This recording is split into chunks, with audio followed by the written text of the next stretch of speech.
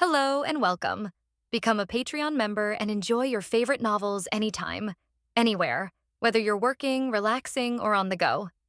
With our vast pre-available audiobook library, or by requesting a custom novel, simply send the novel name or link and we'll convert it into an audiobook for you.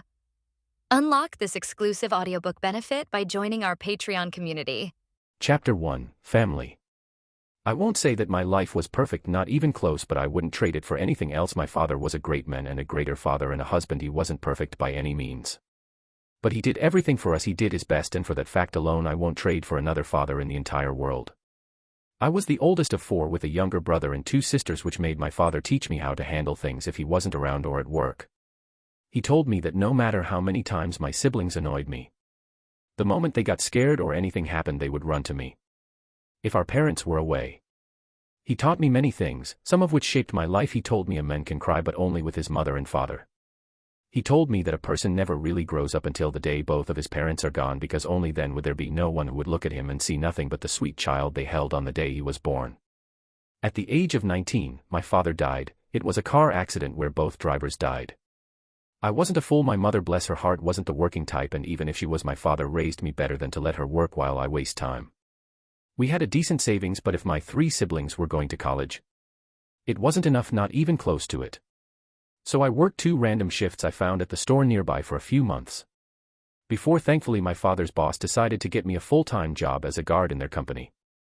I called it a guard job, but it was more of him just wanting an excuse to give me money. Even so, I made sure that I tried my best. Years passed, and finally at the age of 24, 2 of my siblings went to college. I never went to one, nor would I ever, but I made peace with this fact years ago, so I don't regret it, because as I dropped them off with my father's old car, my mother's words were in my head: "Your father would be proud." For me, that was enough. I am 28 years old this year, and my last sibling finally graduated. We now have a lawyer, an engineer, and a nurse in our house. I was proud of them. I wasn't a fool. Most of my siblings got jobs pretty far away from our house, some even outright has to travel. They were hesitant. They didn't want to leave our mother since she was getting through the years by now. I kept nagging on their heads until they agreed, and on the day they left they gave me a surprise. Our home, our father's home, became mine. They all resigned their rights to it, and my mother then signed it in my name. I protested, but they told me a big obvious no. I accepted with shedding a few manly tears, which my brother laughed at before our mother stepped on his leg, silencing him. I made sure to tell them that until the day I die, the doors of our father's home would always be open for them, always. A few years passed by. My siblings have a stable job. I was able to snatch a new car for myself. I have been nagging on my mother for what kind of gift she wanted for her birthday. After a few months of me almost begging, she said she wants us to be healthy, so I have been hitting the gym since then. I wasn't a fool. My mother was a simple woman. She came from the countryside before father fell in love with her, and she moved with him. She misses him. She never dealt with the grief, and since then she was scared that one of her children would die someday. She didn't wish to outlive us. That was my mother. She still sees children in us, no matter how old we grow, how much we advance in life. For her, we were children, and nothing will change that. But I wouldn't have it any other way. 7 a.m., I was walking randomly at some festival. I am not sure it's the right word, but hey, I was bored and I needed something to do since the house was empty, as my mother went to a chess tournament. Yes, she loves watching chess. At least that's better than her nagging me about finding a wife. I have no problems with the idea, but I have zero experience in the field. Like ground level, I spent most of my teens working, and after I realized that most women don't want a guy working all the time while paying for his family's education and life. They want the type of guy who rides a motorcycle and party all the time. So good for them, so to say the least. Yeah, I stopped trying. I kept walking through the place, and finally, after seeing I don't know how many people dressed in customs, I realized I am in a convention. I am really old, aren't I? I kept walking through the customs, and the activities were nice. I wasn't a fan because once I heard a guy say his customs cost $1,000. I knew this hobby wasn't for me. Sure, I think I am quite rich now, or well stable financially, but me dropping a $1,000 for customs? Hard pass. I even felt my wallet wince in pain. I walked until I saw some guy in a Resident Evil merchant costume, which was actually rather spot on, with a sign that says build a random character card for yourself and have the card as a memory. $10 each, with a secret surprise later. Now for my pocket, this sounded much more acceptable, and besides I wouldn't mind a memorial card. So I walked to him and pulled a $10 bill as I said, "One card, my friend." I could not see his face, but I think he was happy. Or was he smirking? Of course, stranger. One card for a big lad like you, coming right up. I waited a few moments as he kept talking, I think more to himself rather than me. First, we randomized the body, origins, and of course the superpowers. He kept mumbling for a while before he finally gave me a rather pink-looking card. I looked at the card details. New body, looks pink diamond/rose quartz, Steven Universe character, plus DNA from an unknown source. Pick. Origins, an experiment in Cadmus of unknown origins, DC Universe, Young Justice plus unknown factors. Don't worry, we won't follow the plot of Young Justice, there will be new factors, the plot will be as derailed as I want it to be, so fear not. Powers, pink diamond powers minus resurrection ability plus Gura Gura no Mi, tremor fruit, Whitebeard devil fruit. I kept staring at the card so. Pink diamond with quakes. To think my card would have the wannabe princess looks, I shrugged as I placed it in my pocket and left as I started walking through the convention for a while more. Finally, a few hours later I decided to bolt out. It was fun. I met a person who is wearing a Hitman custom, so that's a plus. As I walked to my car I stepped in the seat as I started the engine. While I was driving I got a text notification on my phone. As I glanced at it quickly, it was my mother telling me that dinner was ready. She probably came back home much earlier than me. Suddenly as I was driving my pocket started glowing bright pink and the light only intensified. I was panicking a little as I tried to throw whatever was in my pocket out. As I finally pulled the now in my face glowing card I heard a horn sounding in my ears as something smashed into my car from the side and I blacked out. A few days later Alfred Arthur's car was found after a random man ran into his car due to his words about the blinding pink light. As the police investigated the scene, Alfred's car was found melted from the inside out as if a furnace was inside it at the moment of the crash. Yet not a single trace of Alfred was found. Woke up as my mind tried to make my surroundings make sense. I was floating in a glass tank of sorts with pink-greenish water inside. As I woke up I had a 2-second panic attack as I realized that I wasn't breathing but discovered that somehow I wasn't dying. I looked at my body. And to say that my skin looked weird is an understatement. I was confused until I saw a very beautiful, very expensive-looking diamond in my stomach before I was finally able to see my face in the tank. One panic attack later I fainted. I don't know how much time passed, but it was too long for me. I went through so many stages of denial, from the possibility of this being a dream to a coma to then before finally accepting the truth of the face staring back at me through the reflection on the glass of the tank that I was in. As I stared back, I was pink diamond. Or at least a very beautiful, accurate-looking replica, and as I brought the two and two together the only ideas that seemed possible to me was that either that I have gone completely mad, or I somehow, someway, in whatever logic, became my card. I kept staring at my reflection as my body kept floating in the tank as I memorized the pink face and diamond eyes staring back at me with a very somber expression. Did I die to come here? Or maybe my real body is just gone. I hope my siblings get the news before our mother so they can be there for her. As similar thoughts kept running through my mind, one thing became clear to me, that is, I broke my mother's heart. Chapter 2, Acceptance. I didn't know how much time passed as I stayed afloat inside the tank, but quite frankly, I didn't care, not even a little. I had more important matters. First of all, memories not mine but of pink diamond of rose quartz. Thousands of years worth of memories were flooding my head, from homeworld to her being locked in that tower. I saw it and experienced it. All things considered, my few decades of life were nothing compared to it. My personality and mind should have been reshaped completely by it. But it didn't.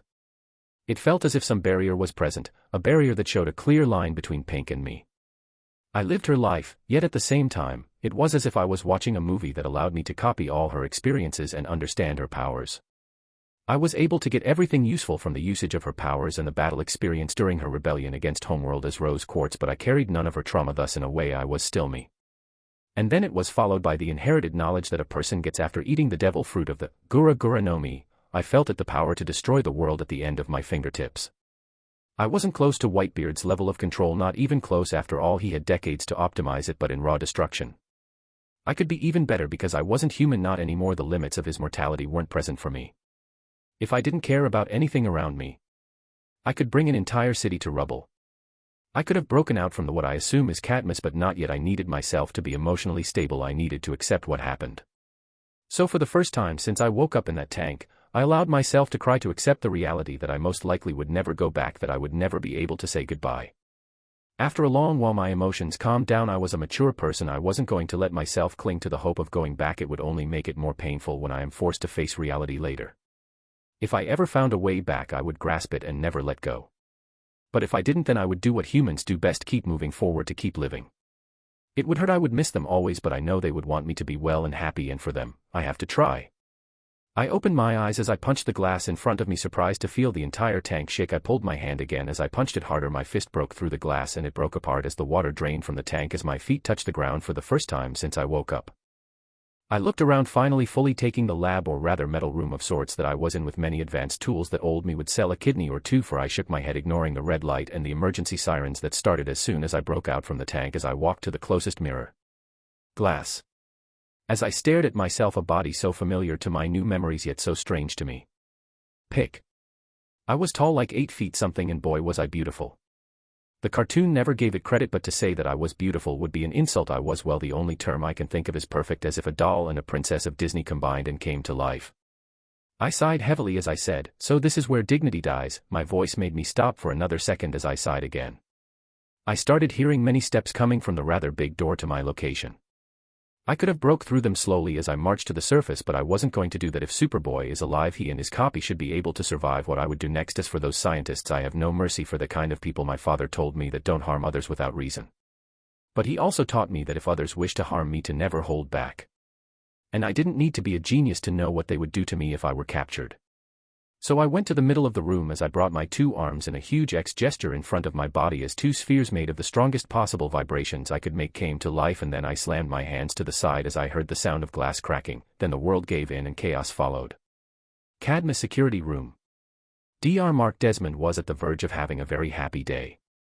That pink diamond that crashed on Earth a few years ago, which radiated enough energy for a nuclear reactor to be put in shame, was alive. Not only did it take the shape of a humanoid creature, but it was awake.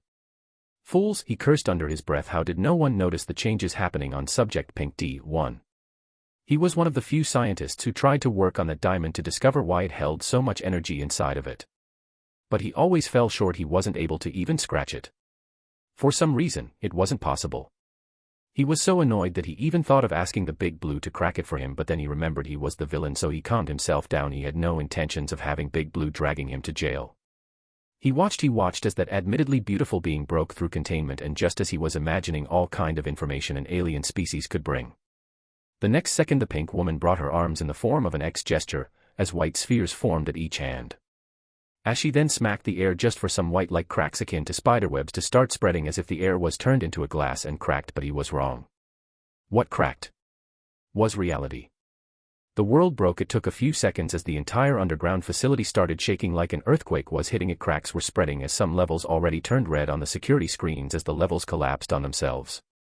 He turned to the closest subordinate he had to see him looking at him with shock and disbelief as he said, 7.5 earthquake and rising. And Cadmus is the center of it. Desmond didn't hesitate as he bolted to what he thought was his only hope of survival. Cadmus was a strong facility. Sure, it could withstand a 7.0 earthquake, but it would never withstand an earthquake happening where Cadmus was the center of it. As he reached the door to what he was seeking, the world caved in as the walls broke, and followed by everything else. Washington, D.C.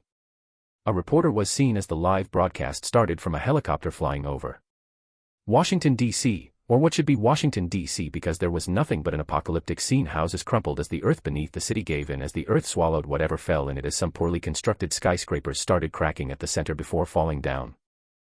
The reporter, a middle-aged man, said, trying to keep himself stable, "Welcome everyone to the live broadcast of what experts estimated to be a 7.8 earthquake hitting in the middle of Washington, D.C. The government is rushing to evacuate and try to contain the catastrophe, but it's obvious that today the live toll would be heavy.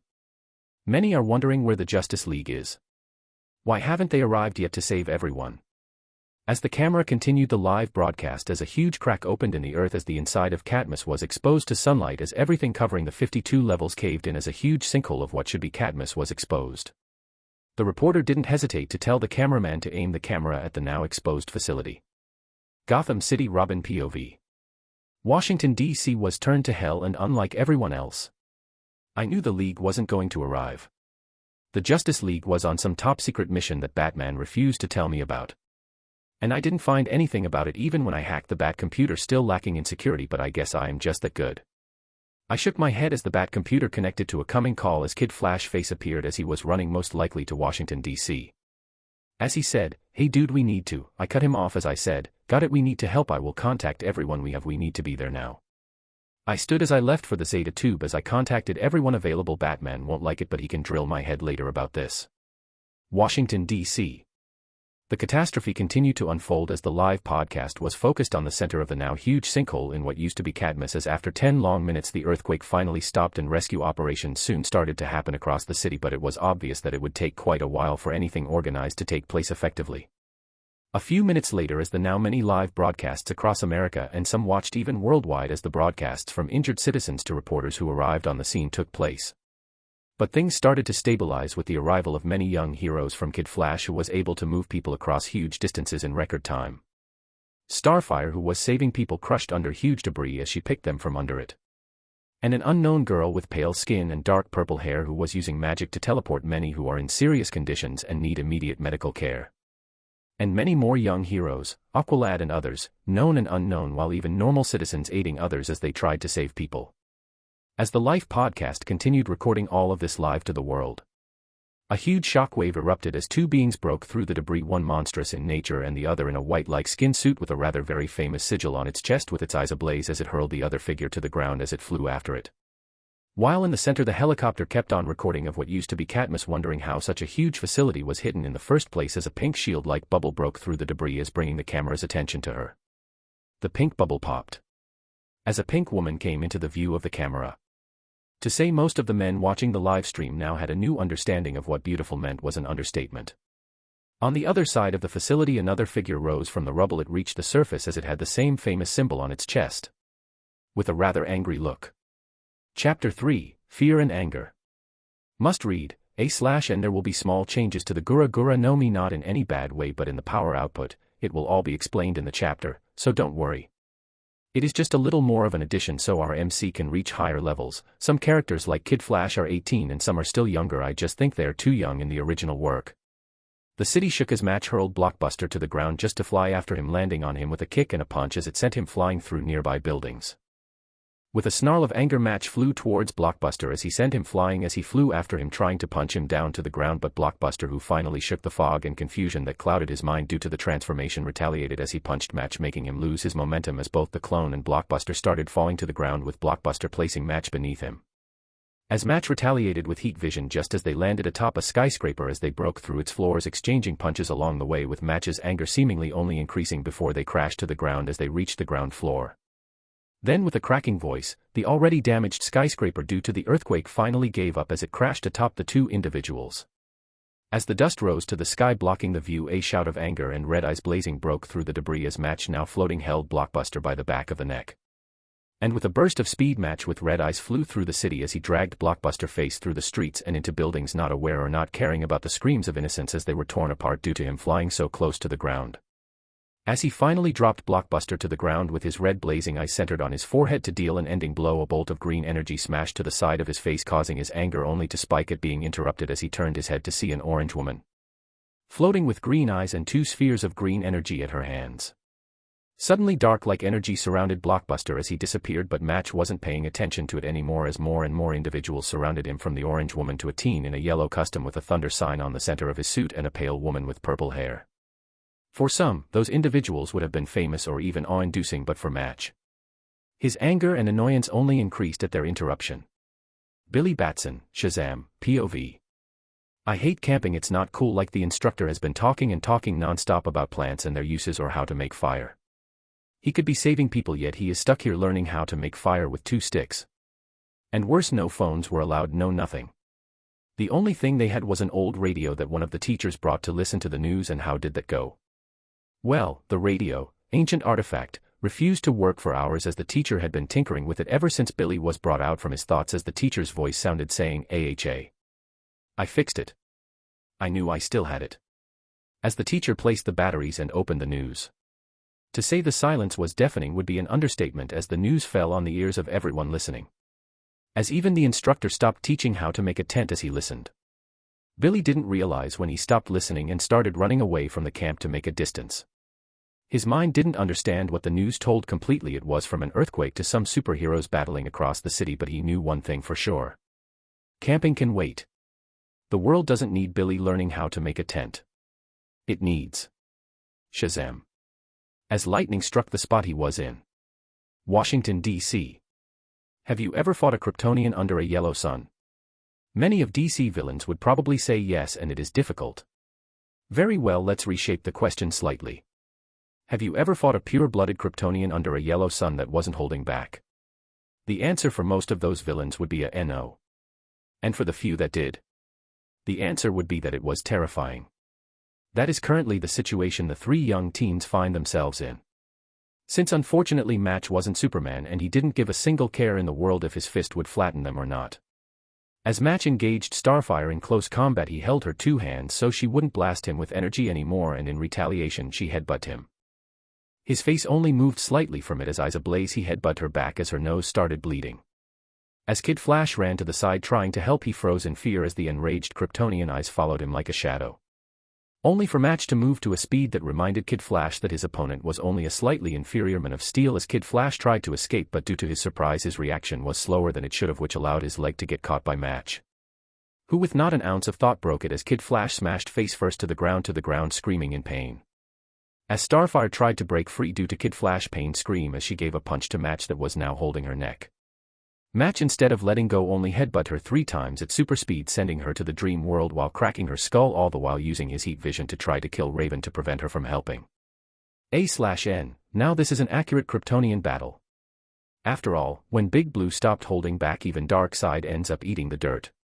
As Match was about to break Starfire's neck, the entire city shook as another earthquake erupted even stronger than before, with the only reason to celebrate is that the city was mostly evacuated already but those under the rubble that were waiting for rescuers. You can guess what their fate is. 30 minutes in the past, Pink Diamond, Alfred, POV. That wasn't what I expected. Sure, I guessed that there would be destruction, but not on this scale. I underestimated how much my current body can withstand from the Gura Gura no Mi. Yes, you heard me right. I don't know if it was something from One Piece or some variation of my Gura Gura no Mi, but the only limit to how much strength the vibrations I create have is limited by how much my body can withstand. This is the difference between Whitebeard and me. Whitebeard was, all things considered, a monster. He could probably fight for days, but he was in the end in a way still human.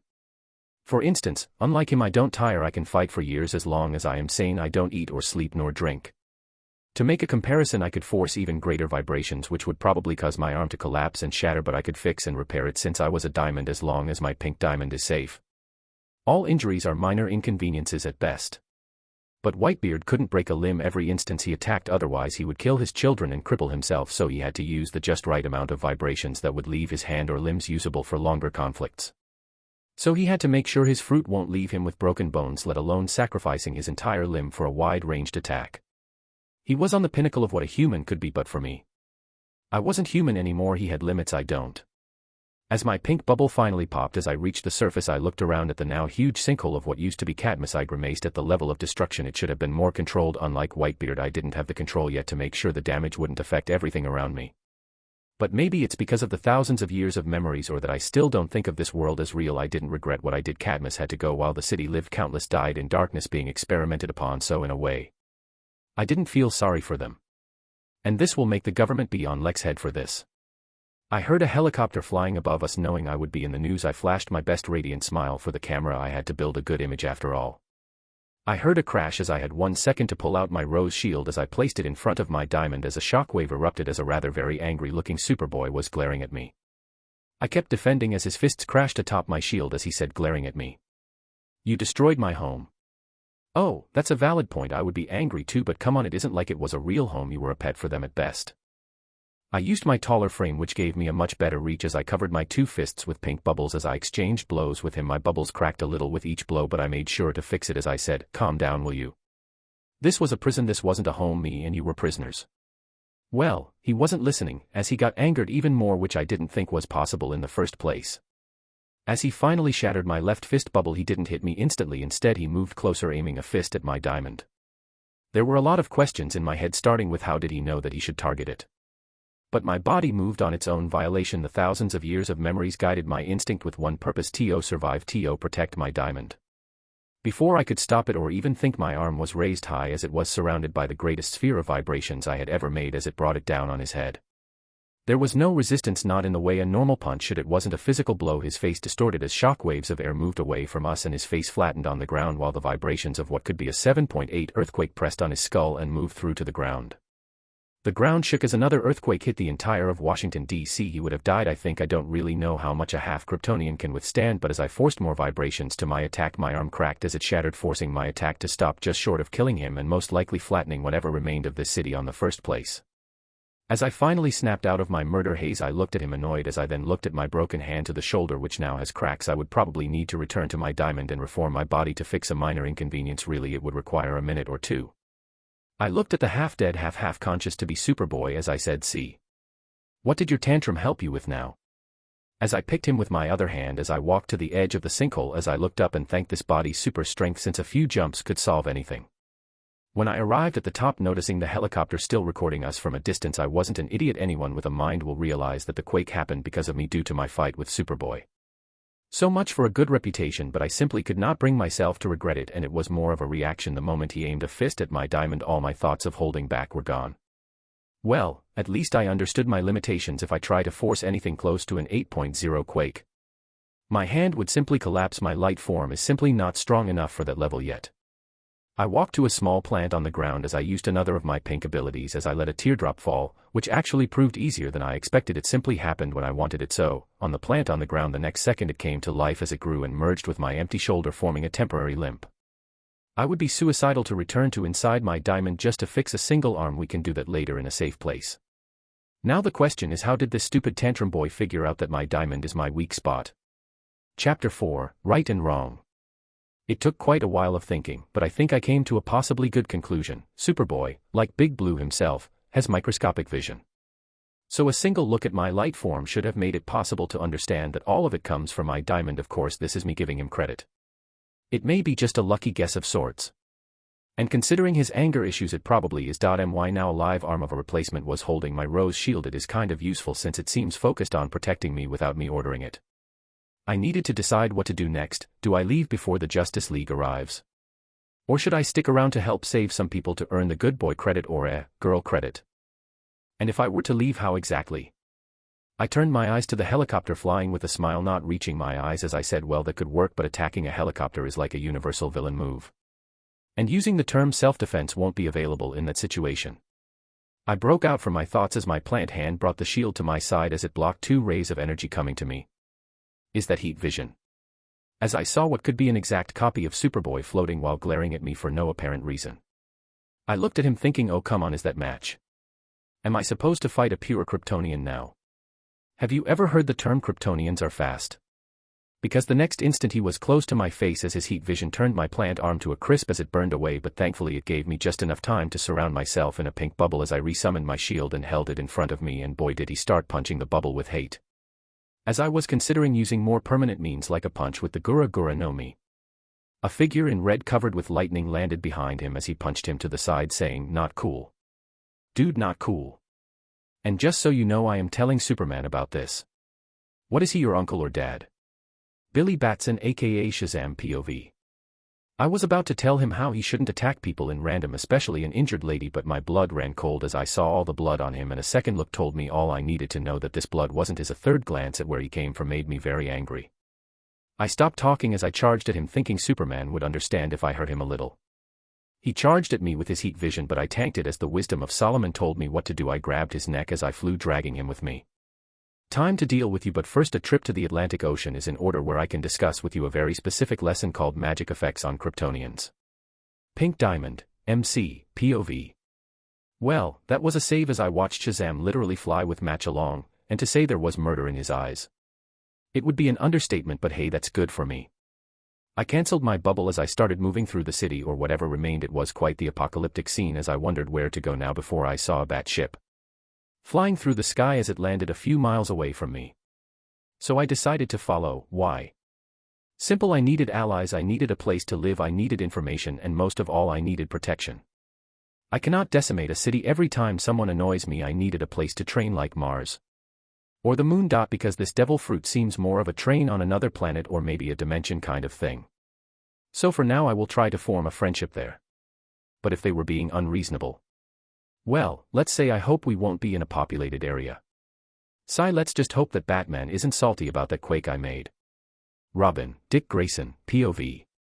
Robin kept cursing under his breath as he finally arrived. He could have arrived much faster, but he needed to go through a lot of Batman protocols as he hacked through them to get the kryptonite Batman keeps hidden after he saw the news of not 1 but 2. Most likely Superman clones. Whatever that Cadmus facility was doing sure seems to have been much more than any expected when Batman and the rest of the League came back from whatever mission that made them go off-grid. He would have to be very busy to deal with whatever this is. As his grip on the lead box tightened, As the Batwing landed, I jumped from it as I ran to Kid Flash, who was on the ground with a broken leg and probably a concussion since he was unconscious, with Starfire looking like a truck hit her head, as her skull is most likely cracked, with some unknown pale girl looking a little better but still a little beaten but actually awake. As Robin started trying to stabilize Starfire, since she seemed the most critical between the three, using whatever medical knowledge he had and what his current tools allowed but to heal a cracked skull enough to show a part of the brain, his skills fell a little short. As he was contemplating whether to drag the three to the Batwing to fly them to get medical care, he heard a crack sound as he turned with a batarang raised.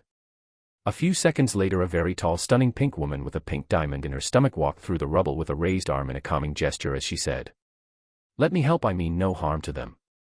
He hesitated, sure that pink lady seemed as if perfection was a word, but otherwise, he had no info on whatever this non-human being actually is. As he contemplated the answer, the pale girl said, "Raven, but if you hadn't realized, this is her debut in this specific AU, so the other characters don't know who she is just yet.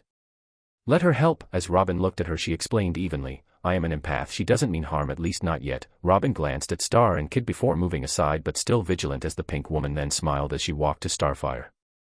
He watched as the pink woman held Starfire's face as she cried pink tears, then her and his face became stunned as the fallen tear touched Starfire's face. She glowed pink as she regenerated in seconds before laying Star back as she went to Kid Flash. Kid Flash, Wally West, POV. They lost, and rather fast. Wally expected to most likely wake up in a hospital with a very angry, disappointed Flash looking at him with a I am disappointed glare. But as he felt a wet sensation on his face, and then he felt all the pain leave his body as he opened his eyes to stare at the stunning pink face staring down on him with diamond-like eyes as tears flew down from them. She was beautiful, more beautiful than even Wonder Woman. He didn't know if it was just him, but for the next seconds, he felt as if he wouldn't mind dying right there. Is she crying? Why? For me? Why is she crying for me? To say that young Wally developed a crush that day would be a big understatement. But unfortunately, he was meant to have a broken heart because of it one day. But for now, he was the happiest person alive as he kept looking at that face in stunned silence as he felt the pink woman pull him up as she placed him on his feet, and she said, "They're good as new." She stood up, dwarfing him while his gaze kept fixed on her stunning face. He found that he for the first time cursed his height. Pink Diamond, MC, POV. It is really awkward to have to heal others with tears. I felt slightly awkward from the looks from the four young heroes, including the newly awakened Starfire, so I decided to do the first thing that came to mind, act oblivious. I gave my best radiant smile as I said, "I see that everyone is healthy, that is a very good outcome." Then I was having my single hand shaking in probably the fastest handshake as Starfire didn't hold back her enthusiasm as she said, "We are thankful for help from you, friend." I tried to return as much enthusiasm as I said, "Pink Diamond at your service," or Pink for short. I thought of using my true name Alfred, but what kind of idiot would give the fact that he is a transmigrator to others? So no using Alfred, since it would bring me questions I don't want to answer. So it was Rose Quartz or Pink Diamond, and well, let's keep the Rose personality a secret for now. After all, I need my own Bruce personality, don't I? As the quick introduction ended, Robin asked me if I could heal more people using my magic tears, as he called it, and once he got a yes, his inner Batman worked. As the now healed up heroes, except Raven, she refused for some reason, started saving whatever people they could find across the city and bringing them up to me. I don't think I had to cry this much in my life, but it was either that or giving kisses, so crying it is.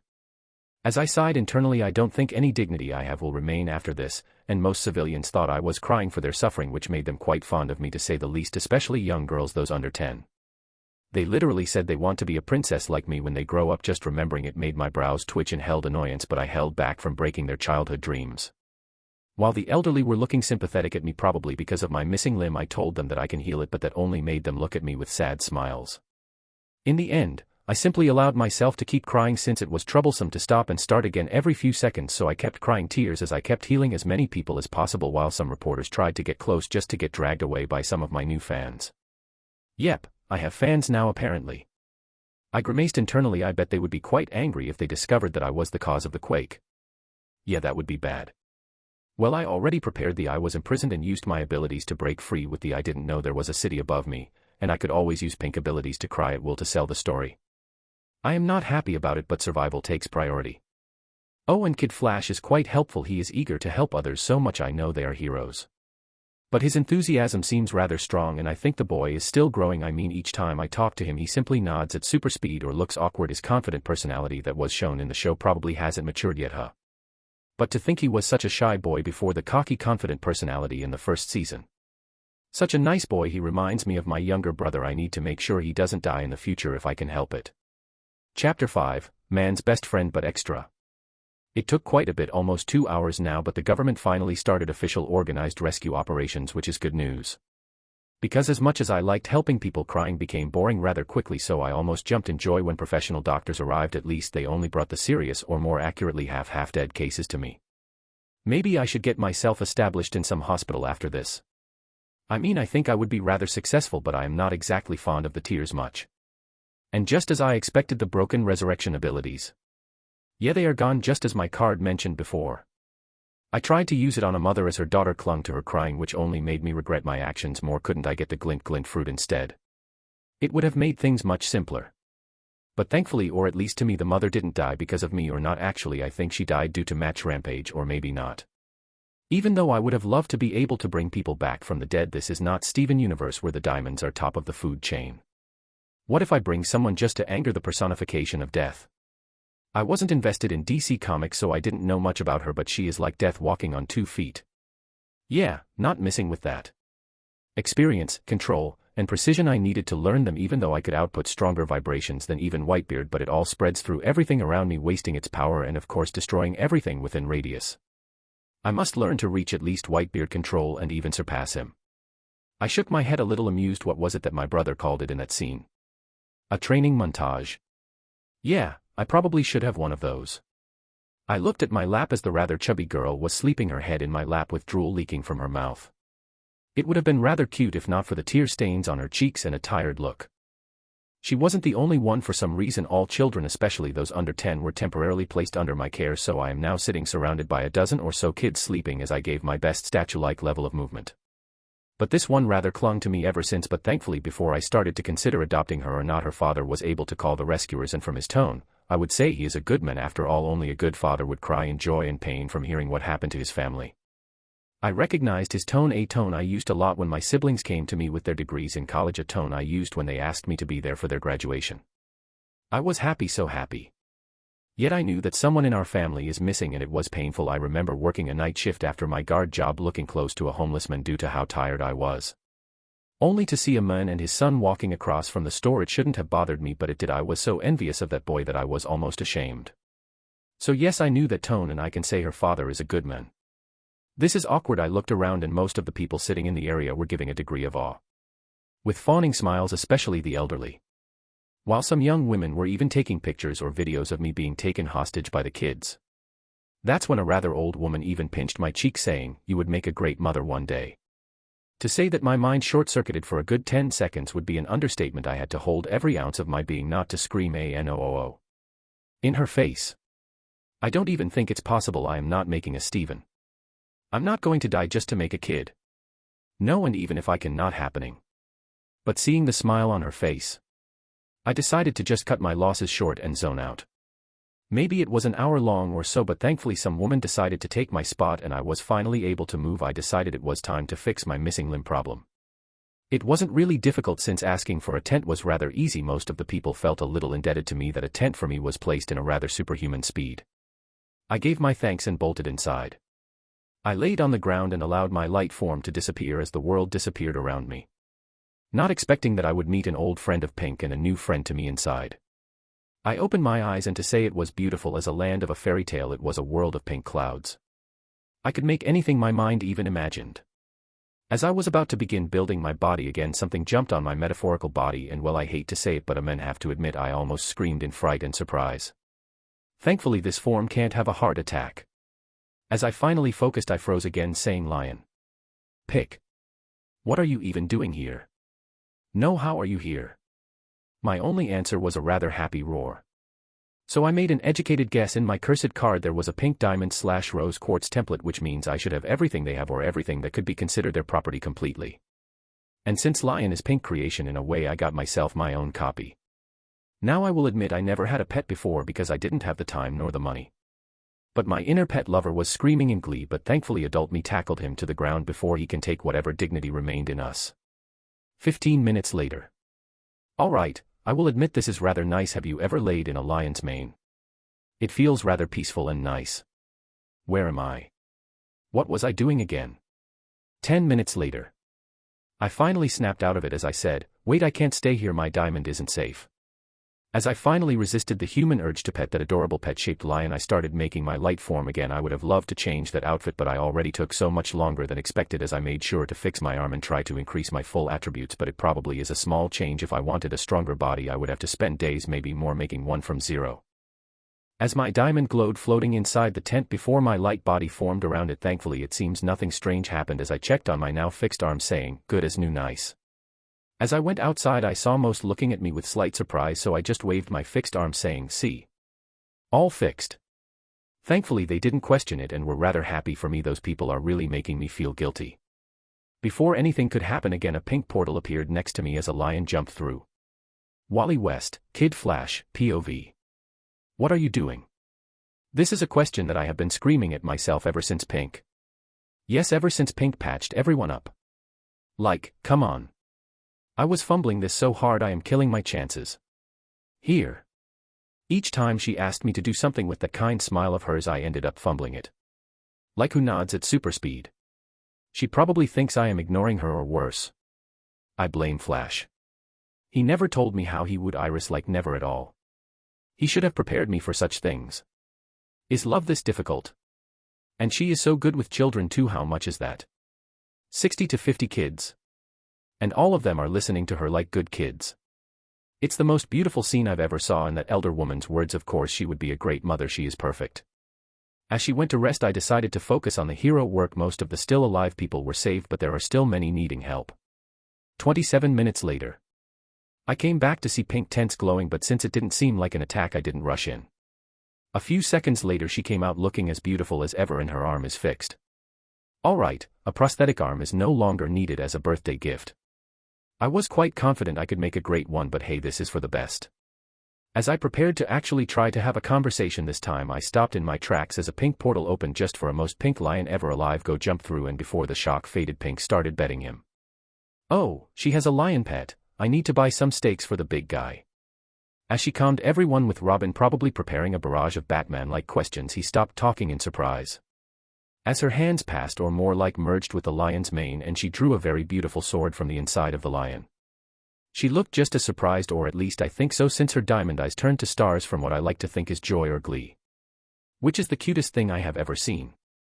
Alright, a pocket dimension lion. With what? Teleportation. Talk about a pet of the year. I hope he still likes steak. I would love to use that main storage someday. Robin, Dick Grayson, POV. Super strength, super endurance, healing, tears, regeneration, and a pet with teleportation and a pocket dimension in the form of a mane. And probably much more. Bruce would have a field day making his anti-Pink plan. I don't trust her completely. I won't cause her trouble since she is helping, and because Batman will investigate her himself. The good news is Captain Marvel just arrived with a beaten-up unconscious Kryptonian clone, and he actually got the second one who was unconscious as well. With a very well-placed kryptonite and with Captain Marvel on guard, he should be able to keep them in check. But I did bring an extra kryptonite bullet, you know, just in case. Ding ding ding. I looked at my watch as I answered the call just to hear Batman's voice on the other side. Details. Tell me everything, so I answered like the professional that I am. Where the hell were you? Chapter 6, The Big Names. I never really thought it would work, but as I pulled the rose quartz sword out of lion mane, I was above the sky at that moment. The sword was beautiful. It was everything I wanted or more. So I have to admit, although a little ashamed, but my eyes probably turned to stars at that moment. First of all, it would be the greatest sword I could possibly have without a long painful experience, and of course without magic enhancement. Although to my true self, it was the first time I held the sword, but to the new me, this is my rebellion sword. This is a sword I used for decades upon decades. I know exactly how to use it. It was my, or more accurately, Pink sword after all. And just from my memories of One Piece, just like Whitebeard, I could use my Gura Gura no Mi with my weapon to strike with vibrations just like Whitebeard. It would lessen the stress on my hands, preventing the previous breakdown of my light form. And even without it, I sure as hell could use it well, so I just got a passive state boost. Seriously, how could Steven give this sword to Connie? That boy was a fool. Scoof, imagine your son giving your most trusted weapon to a girl he met a month ago or so. The audacity of that boy. Well, it's good that I am not making any Stephen anytime soon, and even if I wanted a kid, adoption is much easier option, and all said and done, Stephen life was bad. He needed his mother, yet she had to die for him to even become, leaving him with the three unstable individuals with their own trauma, and his father who was a nice person and a man who tries given a terrible situation, but he was slightly less than optimal to say the least. I shook my head to clear my thoughts. As I placed my head in lion mane and pushed through, I found myself on the other side. There was a sea of pink grass and a small island of sorts. It had everything it had in the show except bismuth. After all, bismuth could not be considered mine, not entirely at least. There was the sword of the rebellion that I took just now. Rose quartz rebellion flag, a chest, and the universe shirt that Pink Diamond had when she started to fall in love with Stephen's dad for the first time. And a picture of Rose quartz and Greg. With an amused smile, I pulled my head out just to have the fright of my existence. I would have made the record of the fastest heart attack if I were still human. Batman, yes, you heard it, the Batman was there staring at me with a not-so-happy look. A quick look around told me that the big names are here. Superman was near his clones and he couldn't look more uncomfortable if he tried. Close enough to help, but far enough so the kryptonite won't annoy him personally. 2 Green Lanterns were flying through the sky, removing debris and doing whatever heroes do. Wonder Woman and Hawkgirl were there as well, but they were giving me a look I couldn't exactly place. With Flash standing near Kid Flash, and he couldn't look more amused, and Kid was very uncomfortable, but it seemed as if Flash was trying to boost Kid Flash's confidence. Good for them. And before I had enough time to look for more names like Tornado or Zatara, Batman the great gentleman he is decided enough was enough. And his investigation mode was active. Who and what are you? Now I couldn't look more amused. Why? Simple, because he was so tiny compared to me that the intimidation was having a minor impact. And second, because I know exactly how to deal with the I am the boss types from my work as a guard. You see, I met a lot of people who think they are in control of everything, and they normally ask me questions, a lot of questions. So how to deal with them? The answer is simple: answer all of them without actually trying to answer. So I answered, I am Pink Diamond. How did you get here? I woke up here. Where? In a lab of sorts, inside a bath tank, probably underground. A bath tank. I shrugged, saying, human names are confusing. Are you the one who caused the earthquake? I was imprisoned without reason for the first time, and the second time was self-defense. Hundreds of thousands of souls died. I gave a raised eyebrow. Does that change that I was imprisoned and attacked without reason and needed to defend myself? So you decide to decimate everything within at least a 10 kilometers radius? When I was underground, how should I have known there was a city above? And besides, if the forces of this planet were efficient, I wouldn't have been in any need to do any of that, now would I? The only answer I got in return was Batman giving me the bat glare, but boy, I was having fun. This is fun. Sorry Batman, but the method of answering without trying to answer never failed me before. I faced greater fears than you, Batsy, like the boss who obeys me, giving me a quick 10 questions because he was bored. He seemed to think it's a waste of time, so he just gave the "you will come with us after we are done, until then don't go running around." 20 minutes later. Now I know that I will sound like a hypocrite, but at the moment I was once again helping to heal people and being a walking child daycare until their parents are found or not. In any case, it was either me or one of the ladies of the league, and to say that all the little girls and most of the kids said Pink Princess. So here we are. Seems that healing them got me the kids' trust, although Black Canary didn't seem to care. But for me, I couldn't hide the smug smile. In my old life, well, let's say me not sleeping much due to work got me the horror look, so I wasn't the favorite uncle whenever there was kids involved, so this was a long overdue satisfaction. So I ignored the princess part and decided to use Lion as a petting toy for them. He seemed to actually listen to me, unlike with Stephen in the series, probably because I am actually his owner, or maybe my Lion is just better than the real/original one. I liked the latter idea better. And my smug smile got a little wider. In any case, the 2 Kryptonian clones were taken by Hal Jordan, aka Green Lantern, most likely to be held in a good place until the League is free to actually think what to do with them. Oh, Canary, Green Arrow, and even Aquaman have arrived a little while ago as well. Green Arrow, Oliver Queen. Seems like you're not the kid's favorite here, eh? Canary only gave me a side glance and said, don't push it, and besides she seems quite happy with herself, so let her have this one. I chuckled, amused at her words. So is it really she that is the cause of all this chaos?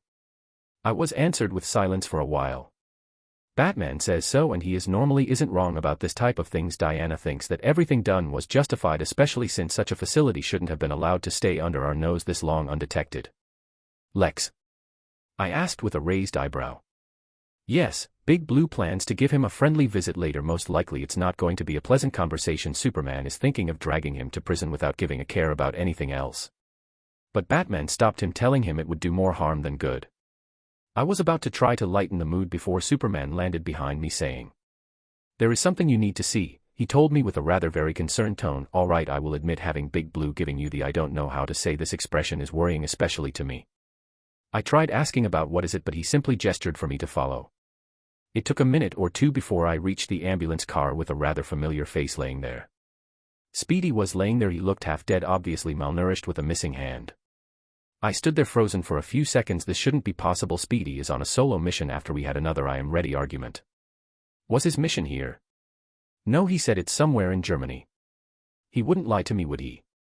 I was brought back to reality with a hand on my shoulder as Canary gave me a concerned look. Oliver dear, you might want to listen to Batman now. As I shook my head and focused on Bruce, he didn't hold back at all. This is not a clone. Otherwise, why would they take the clone hand? What good does it do to them to have a crippled clone? And a quick search of his memories proved my starting theory. This is the original Roy Harper. What you have been working with is most likely a clone used to infiltrate the Justice League. He was found alive beneath the debris of the Cadmus facility, or whatever remained of it. The League has been compromised, and from my observations to Speedy, it is most likely that even the clone doesn't know he is a clone placed to infiltrate the League, only to be controlled by other means, most likely a hidden series of mental commands. Which means that just in this case there could be more replaced without their knowledge. Even I could be a clone, therefore Martin Manhunter would be given full rights to clear all the League member minds of whatever mental commands that could possibly be hidden. Once this matter is settled and all League members are clear, a complete full-scale operation would be planned into action. All and every single one of Cadmus facilities across the globe need to be attacked, controlled, and destroyed. 3 days. We need to destroy it globe-wide in 3 days. Many would sometimes wonder why and how Batman, the world's best detective, outsmarted. How did Cadmus and much more obvious things sometimes pass over his head? The answer is he can't watch everything at the same time. He has to give priorities. And in the cases of Cadmus, Batman knew they were doing things behind the scenes, but since it is supported by the government, he couldn't dismantle it or do anything of substance without making the already scared government more terrified of them. But they crossed a line. No, they crossed lines, and Batman wouldn't let it slide, not this time. If he asked to be given clearance to deal with Cadmus, the government would refuse or remove anything important before giving the clearance. In a way, the Pink Woman brought this matter to his attention. He would deal with her in due time, but for now he had more important matters than a Pink Woman with anger issues like dismantling the entire of Cadmus. So he would deal with the backlash later. Since the government is scared, Batman decided to give them a real reason to be scared. Since they like to play in the shadows, Batman would remind them that he was and always will be the master of the game by flipping the table and forcing them to face reality. Batman would normally be much more calm in his actions, but it just happened that he is still in pain from one of his sons lose. And the idea that one of them could be replaced by a clone was too much for the men beneath the suit, so he made a choice. After all, Batman was nothing if not a man of commitment, dedication, and sheer power of will. Chapter 7, Space. I did not in fact need someone to tell me that problems were on the horizon. I think they found the real Speedy. Which would explain why Green Arrow seemed one step away from starting his villain arc. Which only proved accurate after Canary asked me to heal someone, and surprise, it was Speedy, so I agreed to it. He was rather miserable. I mean, I don't remember the show or how physically injured he was, but well, even ignoring his lost arm, he looked thin, too thin to be healthy or alive. But it wasn't anything a few well-placed tears couldn't fix. Now, I do not like to think that I am an arrogant person, but growing an entire arm as well as removing probably years of muscle degradation, I expected a thank you or maybe confusion. So being punched in the face was not within expectations. Thankfully, he had hurt himself more than me with that punch. Have luck healing that on your own. Green Arrow quickly held him down and started talking to him. I read the room and left. After all, I already know the outcome of it, or more accurately, it was obvious. The anger, the sense of betrayal that the real Speedy feels now would make him lash out even at those he cares about. It didn't take much until the voice of an argument was easy to hear from across the distance. Thankfully, after another half hour, the League decided that the government can deal with the rest and prepared to leave, as they brought even the young heroes to take to the Watchtower in space. Cause if Batman is worth half his name, he should try to make sure other clones have not infiltrated the League already. It was just the obvious course of action to take. And that is how I found myself in the new/unknown group, which consisted of me and Raven, which seems that this is her first public appearance. The Green Lanterns made a box-like shape as they carried those unable to fly to space, while most of the young heroes were gawking at discovering the real Justice League headquarters. But for me, my now star-sparkling eyes were focused on space. On Earth, the beauty that only a few could witness personally was all laid bare before me. I was in love as I kept my eyes on the blue orb of life. My days was cut short with a rather monotone voice. You seem awfully surprised by space for an alien. I didn't give her the attention since my eyes remained glued to the still amazing scene as I said, and you seem rather tame for a demon. Oh boy, the silence from her was tangible, but she deserved it. We are both new individuals to this place that now need to prove that we are good to the league, and she dares and acts suspicious of me as if she has some moral high ground. Last I checked, my dad does not plan to have Earth as an all-you-can-eat buffet. So I gave her the don't mess with me warning. If she tried anything, then I might just have a slip of tongue near a man in a bat costume. I expected interrogation from Batman, or maybe the question if he was in this AU. But being given a tour by the Flash with the rest of the teen heroes was not what I expected, but hey, I don't mind. 1 hour later. Batman should be the league leader. Change my mind. This is the most expensive place I have seen in my life. Oh, and most of the heroes left like they allowed me to sit in the cafeteria with Black Canary while most of them are in the meeting room as I decided to call for some juice. When I asked if something was happening, she just said that she was clear, so she would keep me company, keep watch on me, while the others passed their tests. Now I was drinking some orange juice as I waited. Some heroes started coming out of the room, each giving thumbs up of sorts to those outside.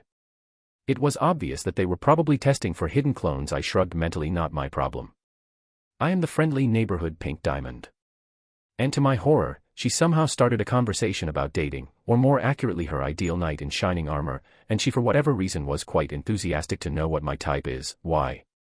Just let me drink my orange juice. Thankfully I was saved by the bell, or in this case a very green-colored alien. The big three were here with Manhunter himself. Just as I was about to start preparing myself for a long talk of who are you from the big three, Martian Manhunter all but dropped to the ground with blood flowing through his eyes as my diamond glowed slightly as if in irritation as some information got sent to me from it. I narrowed my eyes at them as I clenched my left fist, causing the sphere of vibrations to appear as I said, reading people's minds isn't a welcome thing in my opinion, or do you think I wouldn't notice? Yep, that green bald head wanted to read my mind, probably Batman idea, so why is he in the ground in agony? Well, let me explain it. You see, do you think mind reading a random person is the same as reading Superman's mind as in difficulty-wise? Obviously, the answer is no. So what about me? I not only have 2 souls and experienced death twice as Alfred and in Pink memories when Stephen came to be. And I had the memories of my human life, and as well as at least 3,000 plus years of memories from Pink. And I don't have a mind in the first place. So he tried to read information directly from my diamond in some way. Now what did my diamond do? Well, it didn't have an anti-mind reading ability, so it countered his intrusion with a very simple method. It gave him what he wanted, memories, but which memories exactly? Well, Pink Diamond spent centuries upon centuries in that dark tower when she misbehaved, according to White Diamond. To a diamond that time is nothing. But to a normal human mind, they would go insane if all that memories of isolation were thrusted into their mind as once. My mind isn't insane because of some barrier of sorts that lets me know where Pink ends and I begin. So my diamond simply threw at him 600 plus years of absolute darkness and isolation and made it as real as possible for him, and when he tried to escape, well, my diamond wasn't a pushover, so she dragged it as much as possible, so he probably has now 70 plus years of darkness before he escaped. I am impressed he is still sane actually. I gave my diamond a mental thumbs up as I continued my stare down. I would understand caution, but you do not have the authority to touch my mind, you waste of organic material. As I was just 3 seconds away from introducing a new concept of quakes to space, Wonder Woman stepped between us as she said, "We apologize for this, you have my word, such a thing won't happen again. Now let's not do something we will regret." I looked at her for a long second. I was angry. I wasn't going to let this slide, but I needed the aid, so for now I stepped back. For now, if I see that organic near me again, I will cook him. I heard Martians are rather fond of fire. I wasn't joking. I know Manhunter is a kind soul, but if he tried that again, he is going to die. All I got was a firm nod, so I let my sphere disappear as Lion, who was with me all this while, made himself known as he came beside me looking ready to throw hands or paws with me. Sniff, it's nice having someone on your side. 30 minutes later, Robin POV. I can't believe it, Roy was a clone all along, all those years, and I never noticed. How have I never noticed? If Superman was cloned and replaced, Batman would have noticed it. Come on, friend Robin. At least all other friends are okay. I turned to Star, bless her heart, who had been trying to cheer me up even since. I am supposed to be better, Star. All my training, all my missions, they should have made me better. I should have noticed. She looked amused and saddened a little at me as she said, "Friend Robin, no one can expect everything, otherwise life would be unfunny." A. C equals author complaint, man trying to write Star broken English is a pain. I gave her my best smile, but it didn't seem to work much. I looked around at the other with Aqualad training, with Wally looking as absent-minded as he could be. Sometimes having a free spirit like Kid is quite better. I mean, he looked angry, then disappointed, then sad, and then he said, then this just means I will have 2 friends instead of 1. Yep, and he went to play on his phone as if he solved the situation with the larger-than-the-world attitude. I really envy that. Being with Batman doesn't teach much about looking at the bright side. In fact, if you don't end up paranoid, then you are lucky, or you aren't learning, which can be considered to be lucky as well. Hey, Kid, anything interesting on the phone? After trying some more and failing to get anything better than yeah and sure from him. Even Aqualad started looking at him with a raised eyebrow. We exchanged a quick glance between us as we sneaked behind him. Well, that wasn't expected. I mean, I thought of many things, but seeing him fawning over a newly placed video of Pink Diamond wasn't one of them. Sure, the video was cute, with Pink clearly uncomfortable surrounded by 60 or so kids sleeping as she made her best stoic face and statue impression. Oh, so that's why he has been off since before. He has a crush on Pink Diamond. Aqualad and I gave each other another glance, but we forgot that Star was with us, and being subtle isn't her strongest suit, to say the least. Oh. Such a cute video of friend Pink. As she snatched the phone away and started watching it herself, which finally snapped him out of it. He turned his head as we both gave him knowing looks. He was my friend, so I was going to be honest as I said, she is out of your league, buddy, and besides she is obviously older than you by a lot. I don't know about her species age, but she is not a teen. So what, dude? I am a full-grown adult. Last I checked, I can make my own choices. I looked at Aqualad as I said, he has already fallen to the darkness, his soul cannot be saved, as I act devastated. He looked amused as he said, let's hope our new Pink resident has mercy on his soul. Wally all but turned pink in anger, annoyance, and embarrassment. Hey, I heard that. Chapter 8, this wasn't supposed to happen. In the end, although we all calmed down, I was actually given a room. A holding cell. Call it whatever you want. But in any case, it was my room for now. I would bet that good old Batman has this room filled with voice recording devices and maybe a few cameras here and there. Why was I here? Well, according to Batman, and I quote, we have other things to attend to for now, so don't cause troubles. Most of the League heroes actually left. There is Captain Marvel, Flash, Canary, and Green Arrow, who wasn't happy to not be included, but once again, and I quote the Bat, you are in too much emotional turmoil and guilt, you're compromised. Wait here. Other than those 3, there are most of the young to be heroes, from Robin to Starfire to Kid and everyone else. Oh. And of course Lion, my new best friend. Yep, I decided we are best buddies and he didn't seem to mind. You know what?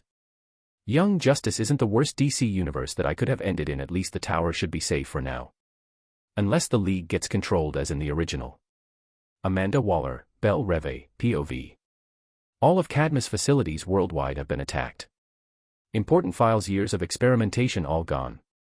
The president is angry, and quite rightfully so, but what does he expect me to do? Arrest the League? Sometimes I wonder if the president is senile already. Saving Lex from this one would be troublesome. They have so much evidence on his name this time, enough to reintroduce the execution penalty to the law. Lex's bank account will actually feel it this time if he wants to not get 7 live sentences, and seeing how Superman alone flew across the globe taking the facilities by himself. Waller won't be surprised if the Big Blue decides to drag Lex to jail no matter the outcome. As Waller turned around to sit in her office, she stopped for a few seconds as she saw him. Batman sitting in her seat as if he owns it. She swallowed a curse as she said. Finally decided to put a visit, huh? You do realize that what the League is doing will only make them more feared, right? Which will make them try harder to make something against your League.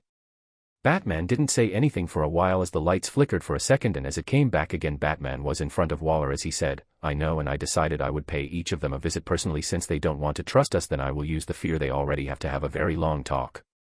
Waller narrowed her eyes as she said, you think that is wise? It would only make it worse. Politicians like to think they are untouchable. You destroy that image and you will soon learn that a cornered animal will always bite back. Instead of answering her question, Batman simply replied, I have been ignoring your projects and games since I thought you knew the limits of what I can and cannot tolerate. You are useful, Waller, but you aren't that useful. She kept a straight face saying, are you threatening me, Batman? I don't threaten, I am simply stating the obvious. And one last question, do you think you are untouchable, Amanda? As the lights flickered off again just to come back on with Batman nowhere to be seen. Bat freak, Waller cursed as she sat in her office saying to the empty office. I am not untouchable, but is your League. Pink Diamond, MC, POV. You know, when Green Arrow told me to help, I expected many things but a paralyzed Superboy. Yeah, wasn't with my line of thought. Match is nowhere to be seen, which means that he was probably taken to have his collapsing DNA stabilized. So I stood at the medical bay looking at Superboy, who was looking back at me with rather a very hateful eyes. Oh, come on, you deserved it. Don't worry, we talked to him, he won't attack anyone unless he wants to be locked up. We are trying to give him a chance, but we can't do that if he can't even walk.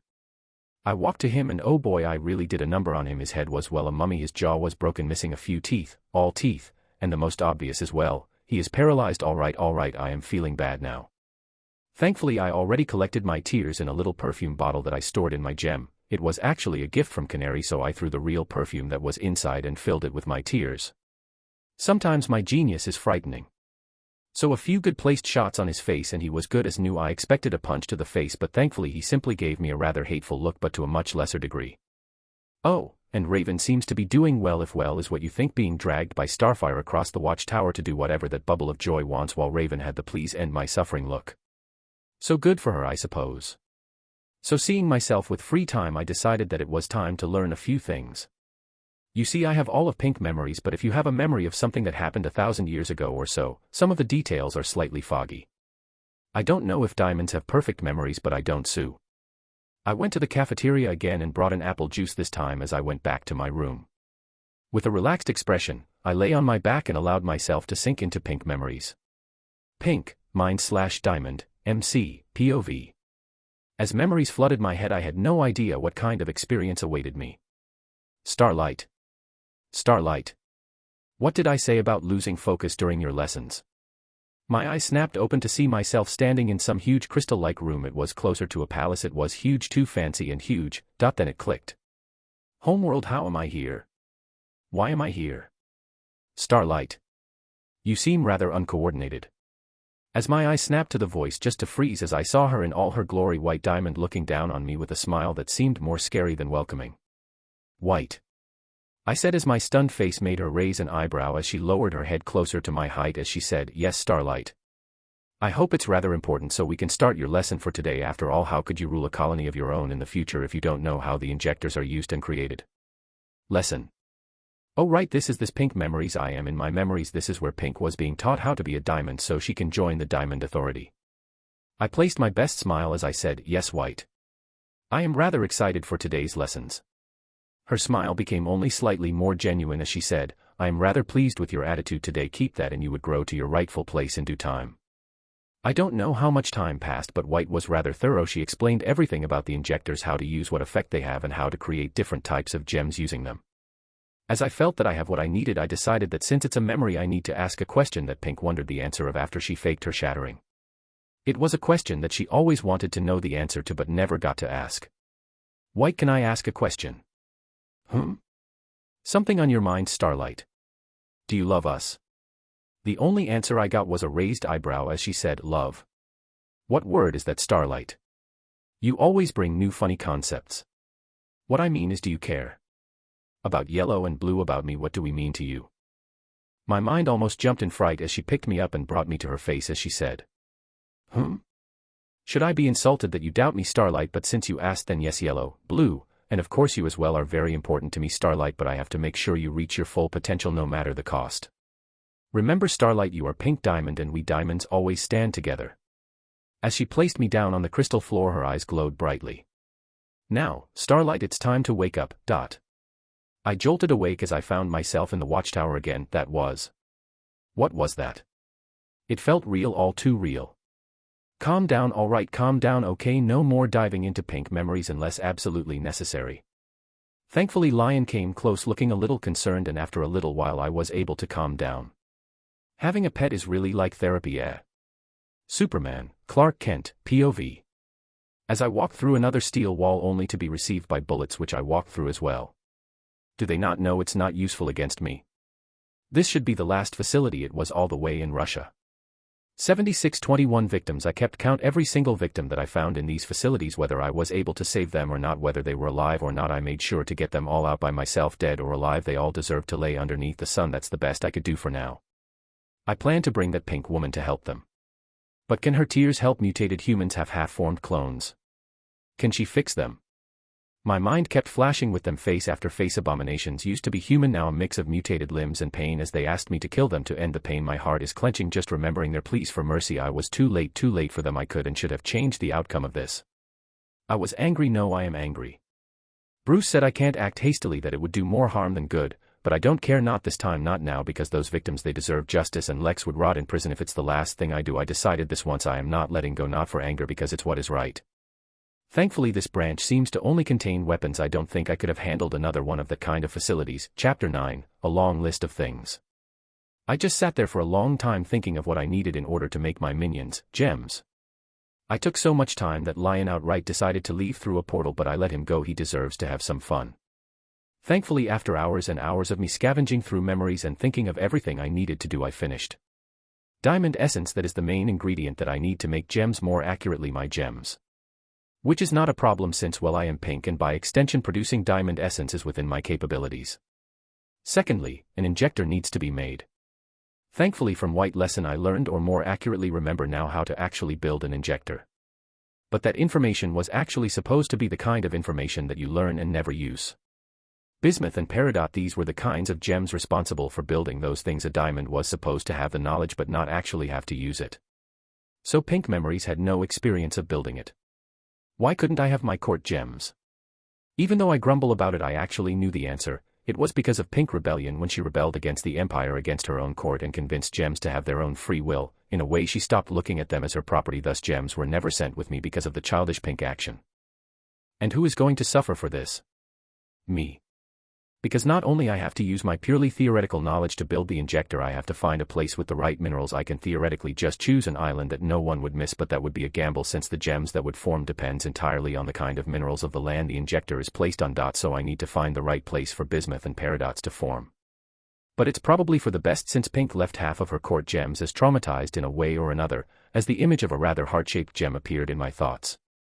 Yeah, making new gems seems far more appealing now. And the second problem is I don't want to doom Earth and turning it into a wasteland, thus I can only make a small number of gems in a place that no one would miss, and then I have to make those small number of gems make a spaceship where I have to choose a new colony. No, not a colony, my new home. I don't plan to do anything like White, not even close.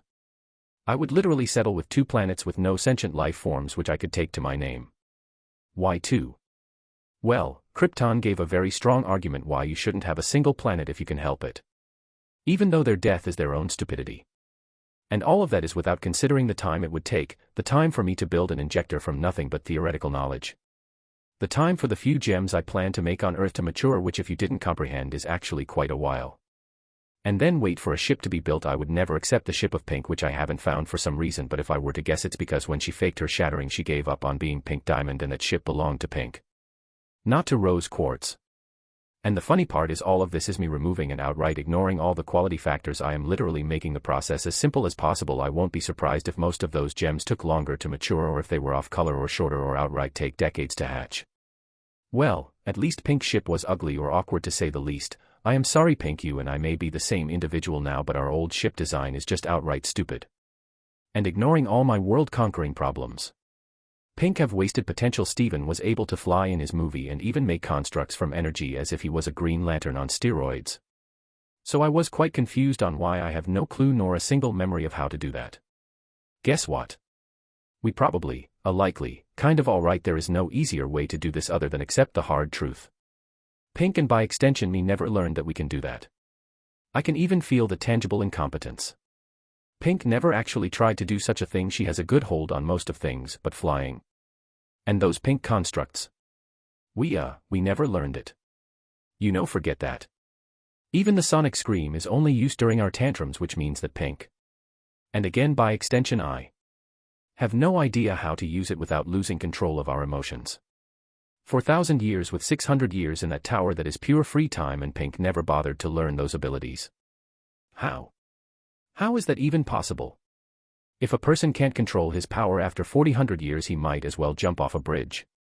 And what is more funny is that if Pink never rebelled against the Empire, she would have been far worse than she is now. Most of the memories of my powers are during her rebellion. As for the time as a diamond, there was a lot of knowledge, but training. No. Not really.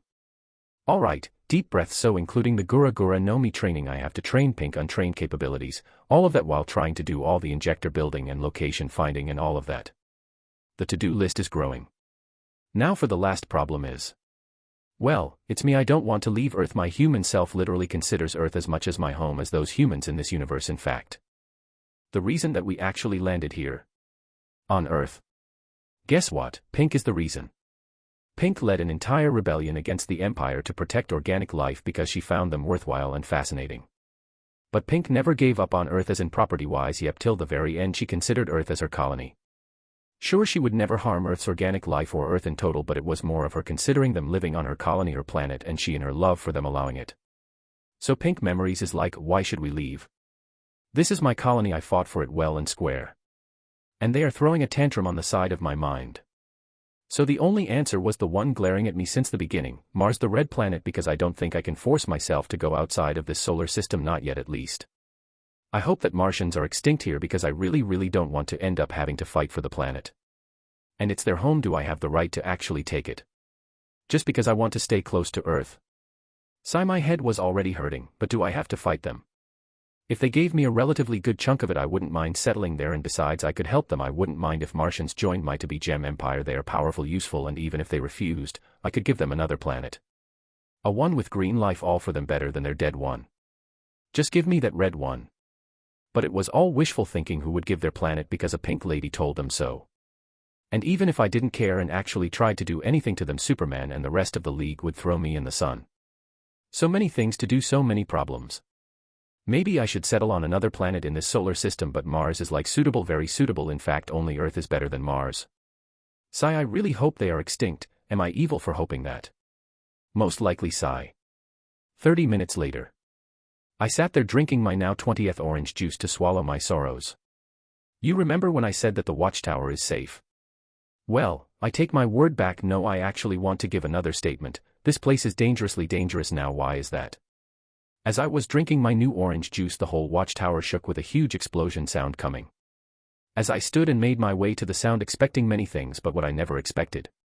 It is to arrive just to witness Captain Marvel get his right hand literally pulled apart from his shoulder by a towering monstrous being before being thrown like a rag doll. Is that? He should not be here. All my thoughts of fighting like a man died at the second my mind linked who that thing is. I just threw my tear perfume to Captain Marvel. If he used it, he used it. If not, well, hope he survives so I can heal him later. Fear, that is the only thing in my mind as I bolted. If you ever read a comic about that thing.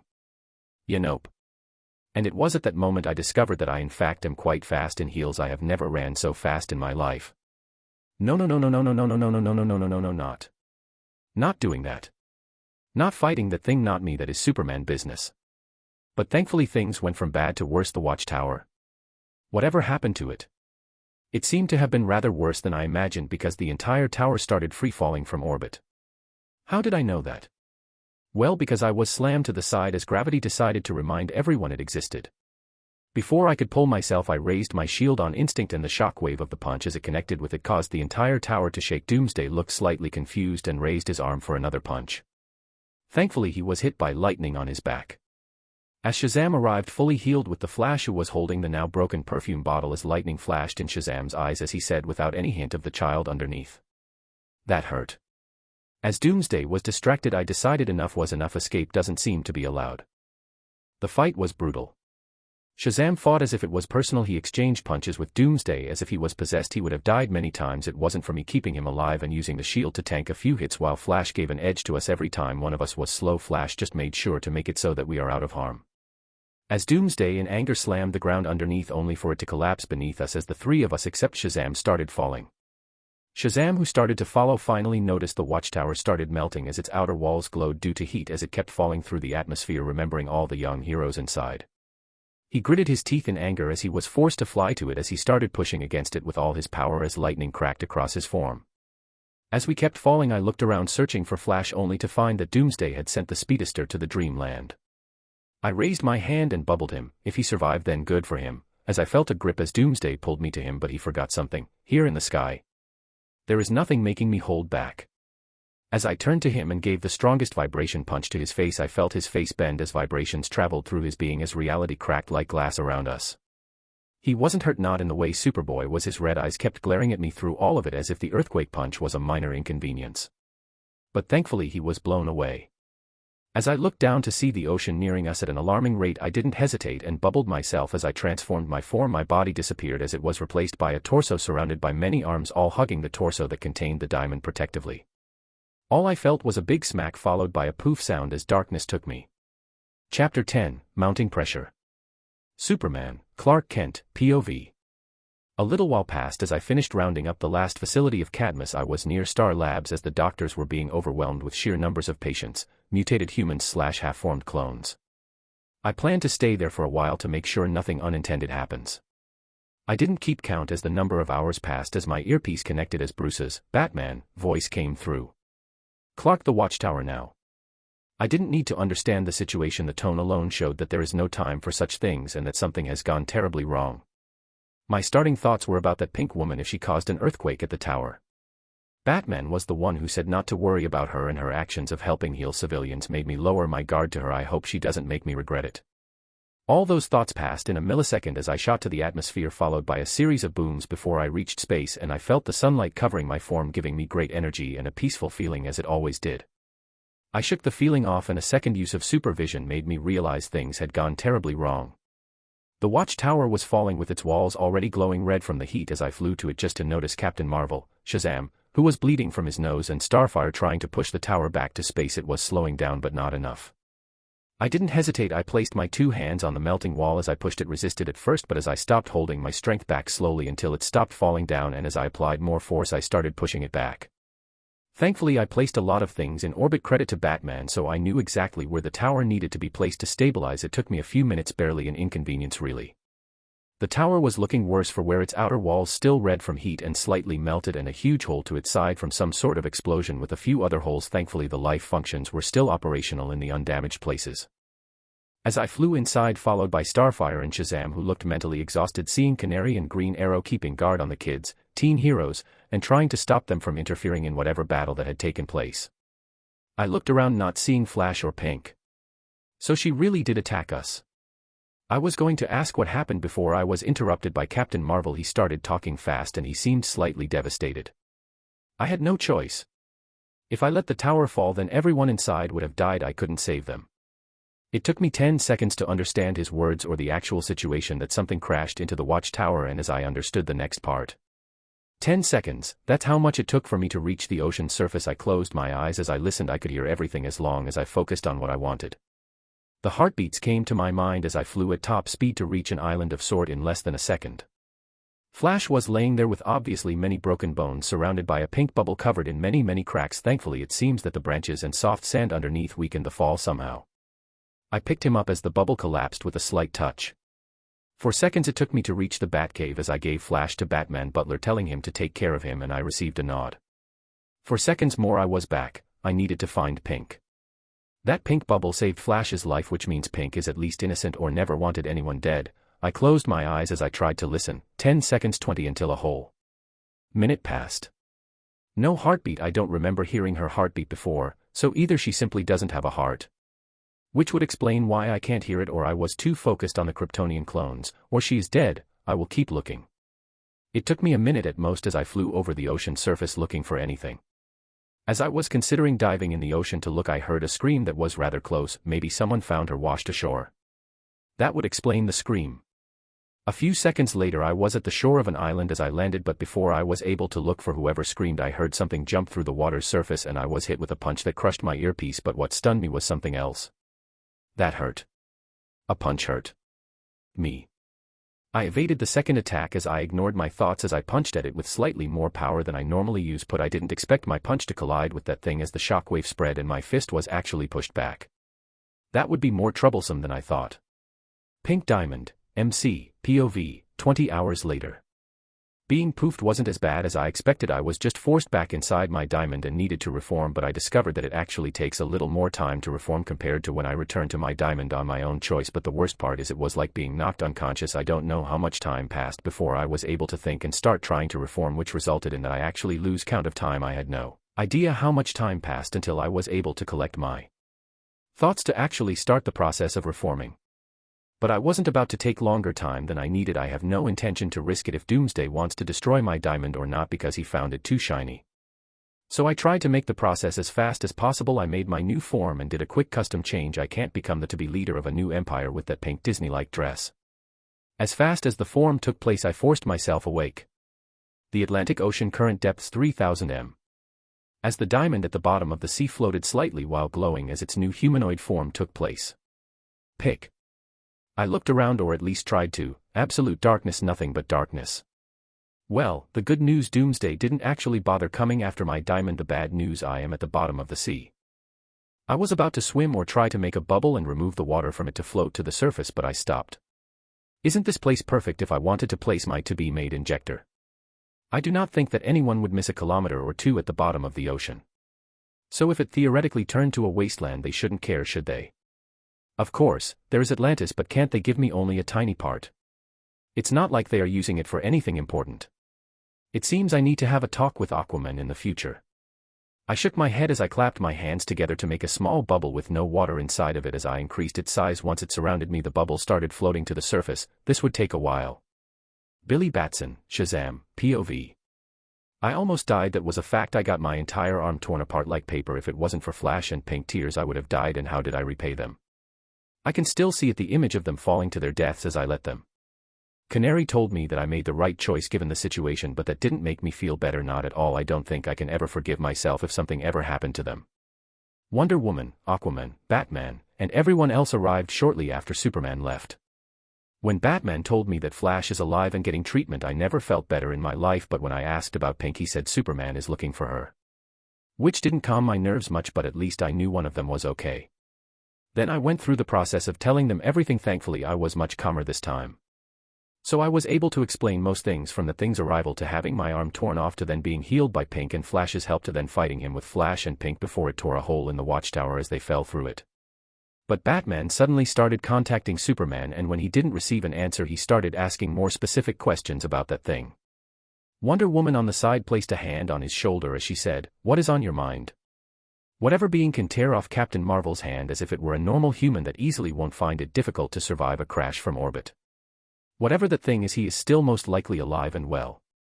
5 minutes later. Batman didn't allow the leak to rush as he kept asking me for as many details as I could remember. Communication with Superman was off, so Batman asked Wonder Woman and Hal and Aquaman, since the place is close to the ocean, to go find Superman and help him if need be in finding Pink, but he told them to expect a fight, and if not, then they should find where that thing landed as well before it reaches a populated place. As I stood to follow, Batman stood in my way saying, "You are not mentally stable, go rest, they would take care of this."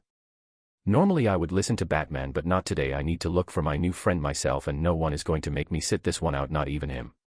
I am going. You are tired and not in the right state of mind. I am not asking for permission, Batman, I am going. He looked at me for a long moment as he stepped aside with a nod, and he patted my shoulder saying, "Then go." I gave him a quick thanks as I followed the other two. Pink saved me, that already makes her a friend in my book, or well, at least she isn't crazy, which makes her already better than most superpowered beings outside the league. Maybe I should try to thank her later. I noticed she drank a lot of orange juice. Maybe that is her favorite fruit. Now that I think of it, how much has it been since I actually had a friend who is equal to my real age? A long time, that is the answer. Well, nothing I can do about that. Chapter 11, A Clash. Superman, Clark Kent, POV. As I punched it away, making the earth crack with a shockwave. I looked around, hearing the screams and seeing the few numbers of villagers on the island. Inhabited, I need to take the fight elsewhere. As with a roar of anger, that thing jumped through the air, its red eyes focused on me. I didn't hesitate and took my chance. I flew towards it with a boom sound. I arrived behind it in a second as I held its back, and I did something I do very rarely. I didn't hold back. I used all the power I could muster as I threw him to the sky as I flew towards it. A second later I was near its face as I punched it with my left, sending it higher while I followed it across the sky. When we almost reached orbit, I was about to give it another punch, but its hand snapped as if he didn't feel any pain, and it punched me in the chin, and I felt my brain shake, making me lose my momentum. I felt my head get gripped while we both started falling as I activated my heat vision, trying to burn through its hand. At first I felt my heat vision burn through his hand, but the more time I used it, it became less effective. I was about to try taking us both to space, but his hand holding my face was gone as a headbutt was given to my nose. I heard a crack as my face exploded in pain, but through it all the only thing registered in my head was the voices from young children to grown adults, cries of grief and happiness of teens and the cries of newborns, voices of people living, voices that grew louder to my super hearing. The more time passed, the more we got closer to crash. Another village. No, the voices are too many for that. A city. We are falling into a city. I cannot let that happen. I opened my eyes, ignoring all the pain from my broken nose as I stared at the being's red eyes while it was preparing to headbutt me again. I have had enough. My eyes glowed red as my heat vision was released to the point that even my eyes felt the strain as I kept forcing more and more energy. I felt his grip on me loosen just slightly, just enough for me to move my hand to get a good grip on his shoulder as I forced my mind to focus. I need someplace quiet and empty. Just as I was about to try to take it to space again, something unexpected happened. Its eyes glowed red as well as its own heat vision released and clashed with mine, and in that second of shock I received a punch to the face that reminded me of Darkseid. You know. Asking for backup doesn't sound so bad at the moment. I forced myself to focus as I altered our falling path. We should crash at the far end of the city. With this, I hope the League can evacuate whoever lives there fast, because I can't be distracted fighting this thing. I kept using all my strength to make sure it doesn't ruin my effort of changing our crash course, but suddenly the bones on its stomach grew to the outside, but as I made sure not to get impaled on them, I received another punch to the chin that left me completely dazed. I didn't come to my mind again until I felt a slight tingle on my back as we crashed through the top of a building and into the ground below. The being didn't waste a second of raining punches on me. They hurt. I felt my muscles strain and even a few bones crack, but my mind wasn't on the pain, wasn't on the danger of the situation, nor the being punching me with no thoughts whatsoever. They are gone. 2 heartbeats are gone. I opened my swollen eye as I looked to where the sound was a few seconds ago, just to be silenced when we crashed. Then I saw it. A small hand was buried beneath the debris, a small girl hugged by her mother protectively, both crushed under the debris from the crash. My super mind stopped working as I forced myself to remember it, and as I focused, the image of them became clearer. Their voices that I had heard a few seconds earlier but hadn't been able to focus on became clear to me. "Mom, can you tell me a story?" asked a drowsy little girl around the age of 5 in her mother's lab. "Dear, didn't mother tell you already? Your storybooks were all finished. I will buy you new ones in the morning," said the older woman, who had a very exhausted voice, obviously tired from the day and wished to rest already. "It's fine, you can make one, Mom, I won't complain." "Fine, but you have to promise you won't complain, all right?" Before the little girl had time to answer, the roof exploded as Superman and Doomsday crashed, bringing the roof down on top of them. The mother had not even registered what happened, but her hands moved on their own, hugging her daughter protectively. The girl, confused, asked, "Mama?" My mind came back to the present as emotions exploded in my chest, from sadness and grief at my failure to an overwhelming guilt at not preventing this. "I am so sorry." Another punch crashed into my face as I focused on the battle. My suit was in tatters, my body was hurting, but as I locked eyes with that thing, there was no fear, no pain. All my emotions transformed to one thing that filled my aching body with energy: anger. As another punch almost crashed on me, my hand moved with speed that only my subconscious knew I was capable of as I held the punch in my grip as the ground beneath me shattered from its force. But for me, it was powerful, sure, but I didn't feel it was as powerful as before, or maybe I simply didn't care if it was. "I will make this painful for you, try not to die for me." I used my other hand as I punched it in the face, sending it to the sky as I heard a crack from my hand. Not that I bothered caring about it as I stood at my feet just as it crashed and rose screaming like the wild beast it always acted like. I didn't care. I moved at super speed as I pushed my hand into his throat and pulled as its tongue tore apart from the inside and came free. I threw it to the ground. It was about to scream again, but I punched it again and again at supersonic speed, sending it flying to the side of a building, crashing through it. I didn't feel anything even as my knuckle bones were exposed. The pain was at the back of my mind at the moment. That building should be empty. I will drive it out from this populated city, and then all rules are off. As I stepped on its tongue that was on the ground, squashing it, I looked at the building, saying, "Come on, we know this won't keep you down, and I am a long way from letting you go this easily. I already told, didn't I? I will make it painful for you, and if you survive or not." I felt a slight hesitation surface at that moment, but just remembering the little girl's confusion before her small life came to an untimely end, all my hesitation was gone, replaced by resolve and anger. As it rose again, its scream was much uglier now without its tongue. I continued my sentence, but it was more for myself than him. It was to cement my choice. If you survive or not, it's none of my concern. Pink Diamond, MC, POV. 20 hours later, or 19 hours and 50 minutes later.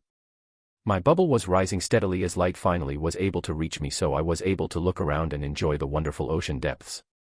This is beautiful, or maybe not having to breathe makes it much easier to appreciate the beauty rather than the danger.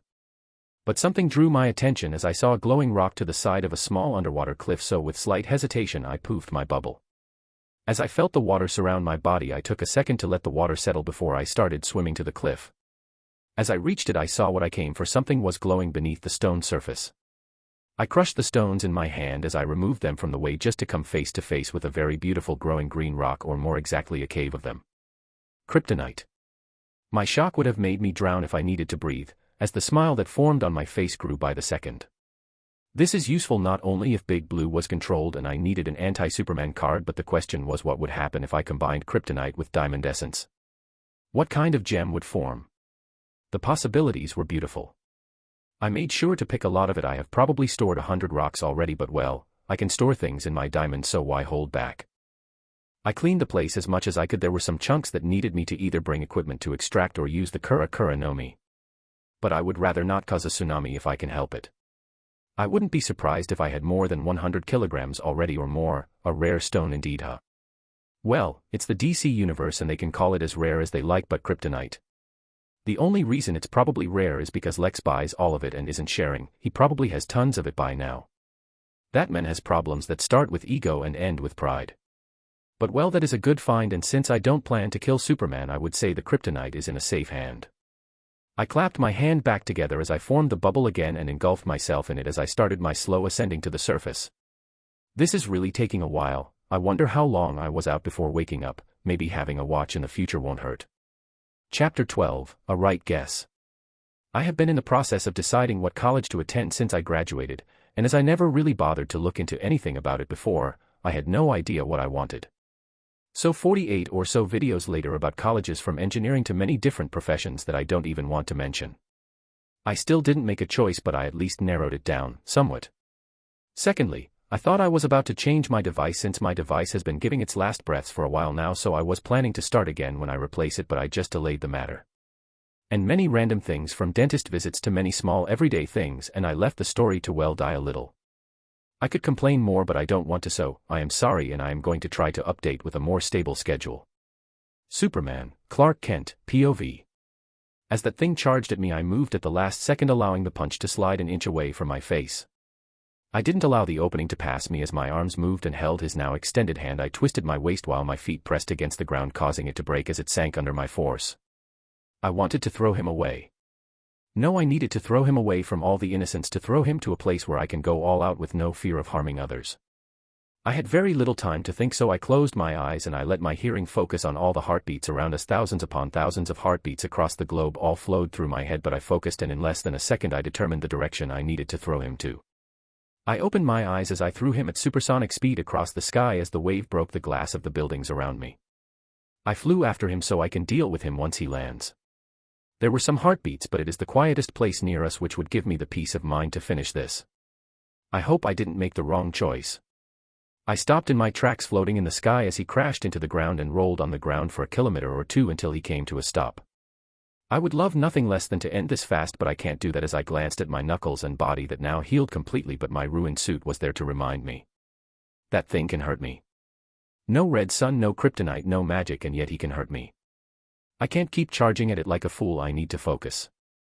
I forced my anger to subside as I used my supervision and scanned the area around us. There were some farms in the distance, but I don't think I can complain about them. It will have to do. I didn't attack it as I kept watching from a distance while it stood glaring at me, but my eyes focused on him, studying him as much as I could, which made me notice something as my mind kept working. He is less hurt. Just like with my heat vision, it seems as if every attack is less effective with time. With another roar, it started charging at me, forcing me to snap out of it. If my guess is right, then I would have to finish this quickly. This is getting more and more troublesome with the second. As it jumped trying to reach me, I moved as our fists met in the air, causing the air to spread in another shockwave. Thankfully, since it can't fly, I was able to send it back crashing to the ground. I didn't waste time as I landed atop it with my feet while the ground broke under the force. I started landing punches at super speed as the ground under us kept sinking, but I ignored it. I focused on the monster under me with my supervision. I was able to see it as a very small change, almost too small to notice. Each punch I landed pushed a little less, hurt him a little less, affected him less. He wasn't being overwhelmed, he was winning, just slowly. I was cut from my thoughts as his hand shot and punched me in the side of the face. Instead of forcing through it, I let the attack force send me flying, since I needed a few seconds to think anyway. So my guess was right. What now? I need to end this before he can become more of a nuisance. I stood from the small crater that my body formed with a small sigh. Seems I will have to get creative with this one. Once it rose to its feet again, it charged at me like a mindless beast. As I met its charge head on, my hands held both of its fists with the palm of my hand. It was a contest of strength for a few seconds. I was about to try and break the contest as I felt sharp pain explode from my hands, as both my hands were impaled with spikes that grew from his fists and directly through my palms. I forced myself to push through the pain as I flew backward as fast as I could, making both spikes tear their way through my palms. I felt a grip on my feet as I tried to back away. Oh no. The next second he pulled my body as I got smacked to the ground, only to feel his feet slam on my back. I forced my head up. Unfortunately, once I tried to get up, I felt another foot slam on my head and my face planted again on the ground. Then the weight atop me disappeared as I was finally free to stand again, when I turned my head to see Wonder Woman with the lasso of truth around the thing's neck as Captain Marvel was hitting it in the face with lightning, which only made it more angry. I finally took a deep breath, feeling slightly lighter. Seems you were in big trouble, Soup. Need a hand? I looked as Hell landed beside me with Aquaman behind him in a green construct, looking slightly amused. I simply shook my head as I glanced at my hands, both with holes through them from the spikes, as I said, "Contact the Watchtower. This thing, whatever it is, it can adapt to things that harm it, and it becomes less effective against it in time. We need to either end it somehow or to send it to the Phantom Zone." All of Hal's amusement was gone when I mentioned ending the thing life. I heard his heartbeat change as he prepared to probably argue with me about killing it, but my serious look and tone made him stop as he nodded at me. I understand his hesitation. After all, I never think of taking a life lightly, even when it is the easiest way to do things, but I noticed that thing is different because normally when I face criminals, even those with no care for others, I can feel and see at the pause or change the moment their faces change for a millisecond. When someone dies, the slightest difference in their heartbeats, when they feel pain, when they struggle. Even Darkseid shows contempt, anger, and arrogance. It proves that they are alive, that they still feel, but that thing's heartbeat never changed, not even for a millisecond. It didn't change during our entire battle, as if he was not even fighting. So yes, I understand Hal's hesitation, but he is not me. He doesn't see the world as I do, because no matter how I look at it, I don't think there is anything living in that thing that we can kill to begin with. I shook my head as I prepared to help Captain Marvel. Pink Diamond, MC, POV. 19 hours and 20 minutes later. With a pop, my bubble finally reached the surface. Finally, this took way longer than I expected, but I guess the trip was worth it. I stood up inside my bubble, looked around, and saw nothing but endless ocean. Well, that's pretty disappointing, to say the least. Not that I expected much, honestly, but after floating all the way up from the bottom of the ocean, the kid in me had hoped for something exciting, since this is the DC universe. As I kept looking for a few more seconds, I sighed heavily. I hope you are happy, Pink, because it would have been very useful if we knew how to fly, so I could either swim or let my bubble take me wherever fate decides to. Sigh. Where is Lion when you need him? That traitor, I bet he was sleeping somewhere while I was failing from orbit. If I were in a cartoon, a light bulb would have started glowing atop my head as a smirk formed on my face. I wonder. I looked down at my hands as I used my transformation ability, forming a shark-like dorsal fin on my back while my fingers connected to each other with webbing like a frog. I looked at the bubble surrounding me as I poofed it and felt the water welcome my body. I didn't bother trying to move as I started sinking slowly. I looked at my legs with a very amused look as I used my ability again. When I opened my eyes, I was greeted with a very beautiful pink tail instead of my legs. Well, at least I could cross being a mermaid from my bucket list, even though I am quite sure I never wrote it in my list to begin with. But hey, new world, new wish list. I am quite sure that I am living someone's dream at the moment. I tried to swim, but it ended with me flapping like a fish on land. This is going to take a while, to say the least. Just kill me. It took what I think is close to half an hour or less, but I got the hang of it as I finally started swimming. I wasn't super fast or anything, but I was certainly faster than with legs, and combine that with super strength, infinite endurance, and the fact that I don't need to breathe, it became slightly less of a struggle and more of me enjoying the freedom that normal humans cannot enjoy. I was still worried that I would keep swimming aimlessly, but Pink understanding of time was the last straw that made me stop worrying. So what if I swim for a few months? I don't age and I have all the time in the world to enjoy this experience. To think a certain red-headed princess gave up all this beauty for a Prince Charming. I would normally hate wasting time. It was a habit I formed due to working a lot, but a memory came to mind that made a smile form on my face. My mother always said there is a difference between resting and wasting time. If you feel troubled as if the world is too heavy, then there is no shame in taking a rest, and if you are smiling and enjoying what you are doing, even if it brings you no physical benefits, even if others think you are wasting your time, then ignore them. After all, is the fact that what you are doing is making you happy not enough? Thus, with pink love for organic life and my human mind knowing that I have no better solution anyway, I simply allowed myself to enjoy the ocean around me. Even across worlds you still find a way to help me, huh? A very familiar face came to my mind, making my smile gain a slight bitterness. You are right, mother, you were always right. Chapter 13, A Heroic Struggle or a Rising Sun. Slade Wilson, Deathstroke, POV. Barksdale, AFB, Louisiana. With a twist and the familiar crack sound, I loosened my grip as the soldier's body slumped to the ground lifeless. I looked at the dead bodies surrounding me as the emergency red lights illuminated the now bloody control room. For a base that has nuclear weapons, this was too easy. Very disappointing. I walked slowly, dragging the commander's cold body until I reached my target. Once I used his body to clean the blood from my sword, I then turned the corpse's head to me and with minimal difficulty pulled the right eye from its socket, and with no care whatsoever I threw the corpse back, saying, I wonder when the government will finally realize that using the eyes of those in command is not in fact a good method. I placed the eyeball in front of the eye scanner as the AI voice answered. Scanning complete, welcome back, Commander. I chuckled, amused. They make it almost too easy. As I pulled the USB from my small compartment while looking at it. 200 million in cash just to place this little cutie inside of here. Seems like Lex is about to do something stupid. For all his genius, he keeps positioning himself in terrible situations. As I plugged the USB and turned to leave. Time for my next mission after all. Can't allow the big capes to get the emergency signal until the toy is launched. Let's hope it's far more enjoyable than this warm-up. Captain Marvel / Shazam, Billy Batson, POV. 1 hour later.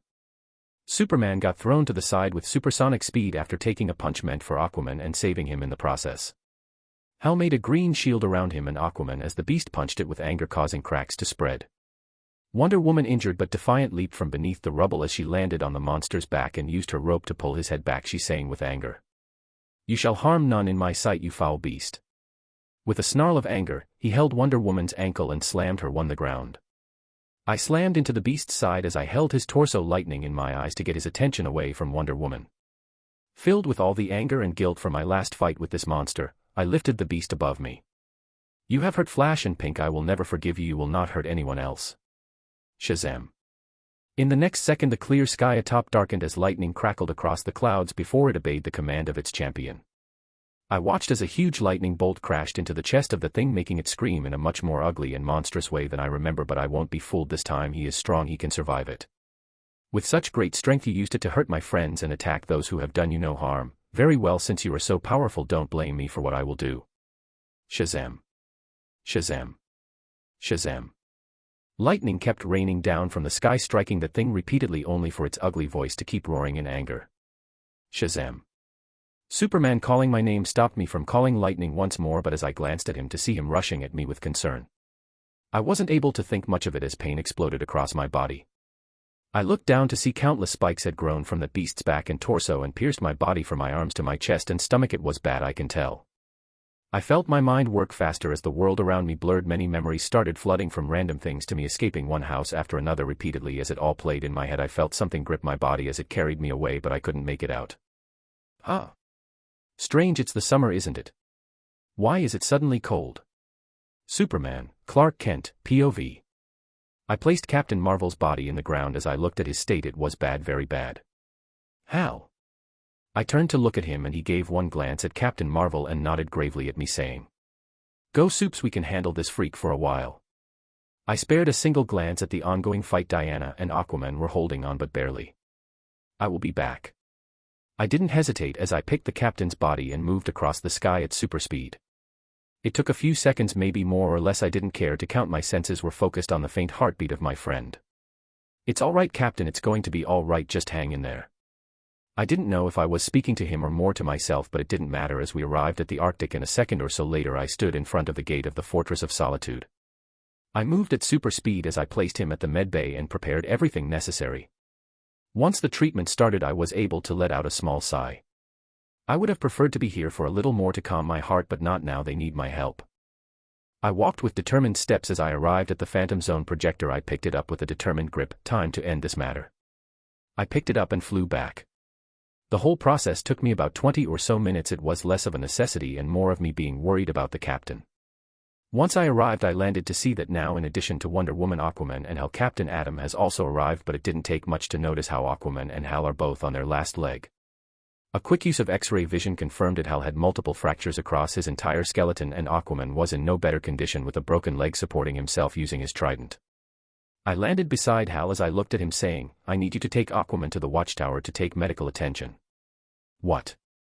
You cannot be serious. Aquaman cannot help at the moment and I am needed here. We will handle it, Hal, so go help Aquaman. Enough people have been hurt by this thing." I can tell he wanted to argue, but thankfully one look at Aquaman made him see the truth in my words as he nodded. Sigh, Hal is a great man, but he never stops trying even when he is outmatched. A great hero trait to have, but it makes convincing him to leave things to others very difficult. Thankfully I convinced him to take Aquaman to safety, because if I asked him to step back since he was hurt, it would have been like talking to a wall. Made from kryptonite with the personality of Batman. I focused back on the battle, seeing Wonder Woman and Captain Atom being thrown aside like with a shockwave. I moved at supersonic speed in front of their bodies. With a deep breath I was preparing to find a way to send him to the Phantom Zone and be done with it. Superman. Batman's voice from my new earpiece cut through my thoughts as he continued, "No time to explain. I need you to bring that thing near orbit above Metropolis City. Meet me there." I hesitated for a second before deciding to try. After all, Batman would not ask that without reason. I handed the Phantom Zone projector to Woman as she gave me a nod. I turned to that thing as I said, "It seems I would have to throw you to orbit after all." Batman, Bruce Wayne, POV. 10 minutes in the past. I looked at the main screen as the entire watchtower was in chaos, from discussions among the young heroes about wanting to help and many other small conversations. But my mind was elsewhere. This doesn't make sense. Something is missing. The fight of Superman with that thing has been going on for a while, 1 hour 30 minutes 33 seconds, since Superman started his battle with what the media is calling Doomsday. And 50 minutes since Captain Marvel, Wonder Woman, Hal and Aquaman went to help. The world was already aware of it, yet something doesn't seem right. Lex Luthor should be more than aware that unless he finds a magical lamp or something of equal magnitude, that he would be thrown in prison for the rest of his life. The amount of evidence that I have on him is enough to make even the president be dragged from his seat to jail like a dog if it goes public. Yet he has done nothing. Or has he? I narrowed my eyes at the monitor. I have made a mental profile for Lex a long time ago. He likes to think that he is meant to lead humanity for a glorious purpose. He is a genius, to be sure, but in a battle between geniuses, the one with the most ego ends up being humiliated. He will not let this distraction go. He will do something to clean his name before the Justice League can turn its attention back to him, but the only way he could clear his name is if suddenly. I cut my thought process as I changed the monitor to show STAR Labs, more specifically the central branch in Metropolis. If he wanted to even have a glimmer of hope of keeping his freedom, then every single subject rescued from Katniss facilities across the globe needs to be dealt with.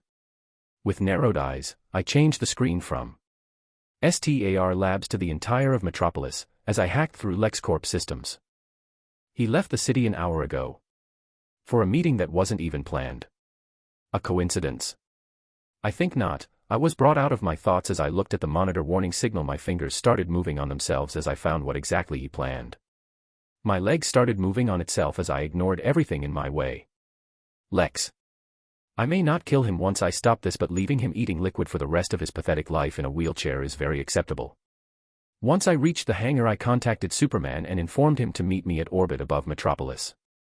Since they are sending me a gift, I might as well use it.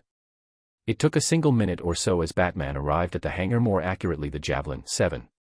Starting emergency drop in 3, 2, 1. As the Javelin 7 was released from the watchtower, Batman controlled the ship and used the Earth's gravity to accelerate its descent. The walls of the ship started to glow from the heat as some parts even began melting. Batman's face didn't change during the entire ordeal. He had a mission and his focus was on completing it. Anything else was secondary, his own survival included. As Javelin 7 finally reached the skies about a few kilometers away from Metropolis City, Batman glanced at the ship radar, confirming his target as the nuclear missile finally came into view. He started guiding the ship closer and closer behind the missile. His thoughts about destroying the nuke were all ignored. After all, he won't risk harm to the city on the horizon. Thus, with a determined grip, he kept closing in on the nuke, and once he was within distance, he activated the Javelin's magnetic field to clamp onto the nuclear missile and started to steer it off course. With a grunt, he pulled with all his strength as he started to guide the nuke and the ship back up to orbit. The Javelin 7 started shaking with Batman inside, but it only made his grip grow stronger as he guided the weapon of mass destruction out of Earth's orbit. Once the ship passed the clouds, a roar was heard across the sky as Superman, bloody with his left hand torn but unshaken, with eyes burning red, dragging a hulking monster, broke through the clouds a few seconds later, battling all the way up.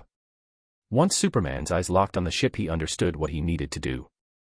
As Superman, using his last strength, threw Doomsday higher into the sky.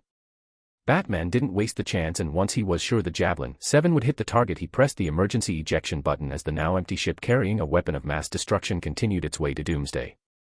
All the citizens of Metropolis witnessed a sun forming in the skies that was followed by a few seconds of silence as the shockwave of the explosion arrived.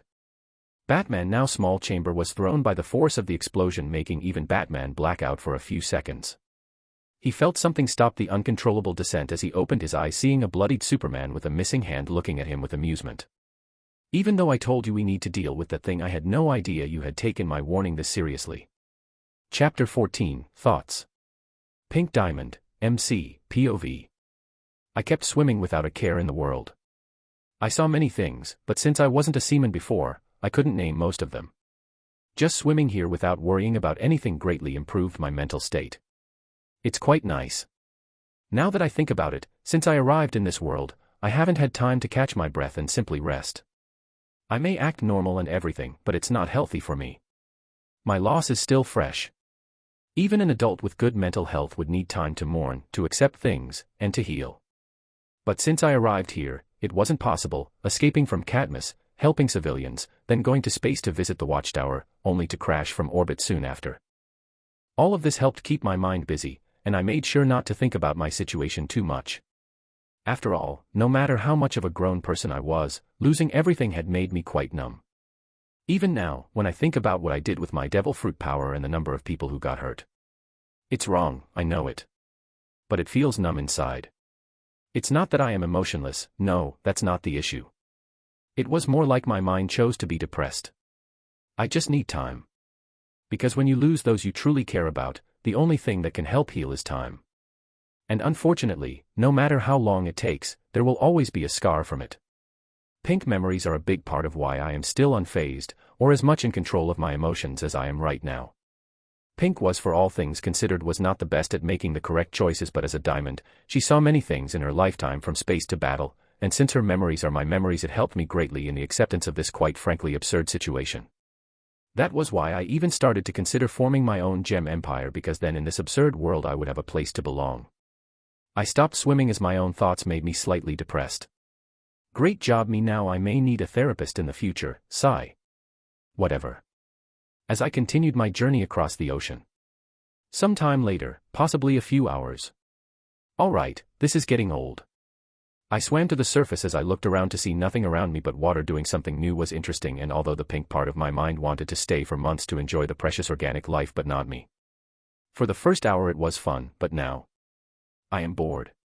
Unlike Pink, I don't care to see different types of fish. For months in my past life, my only care about any sea creature was summarized in a few words.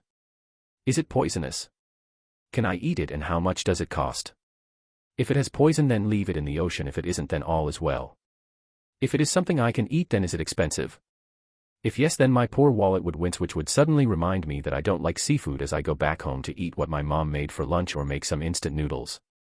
So to say the least, my enjoyment started dying faster than I liked. But thankfully, swimming with nothing but my thoughts as company made me actually come up with a solution to a problem. Time is a problem. Gems take decades to mature, so even if I made the injector and did everything correctly, I would have to wait decades.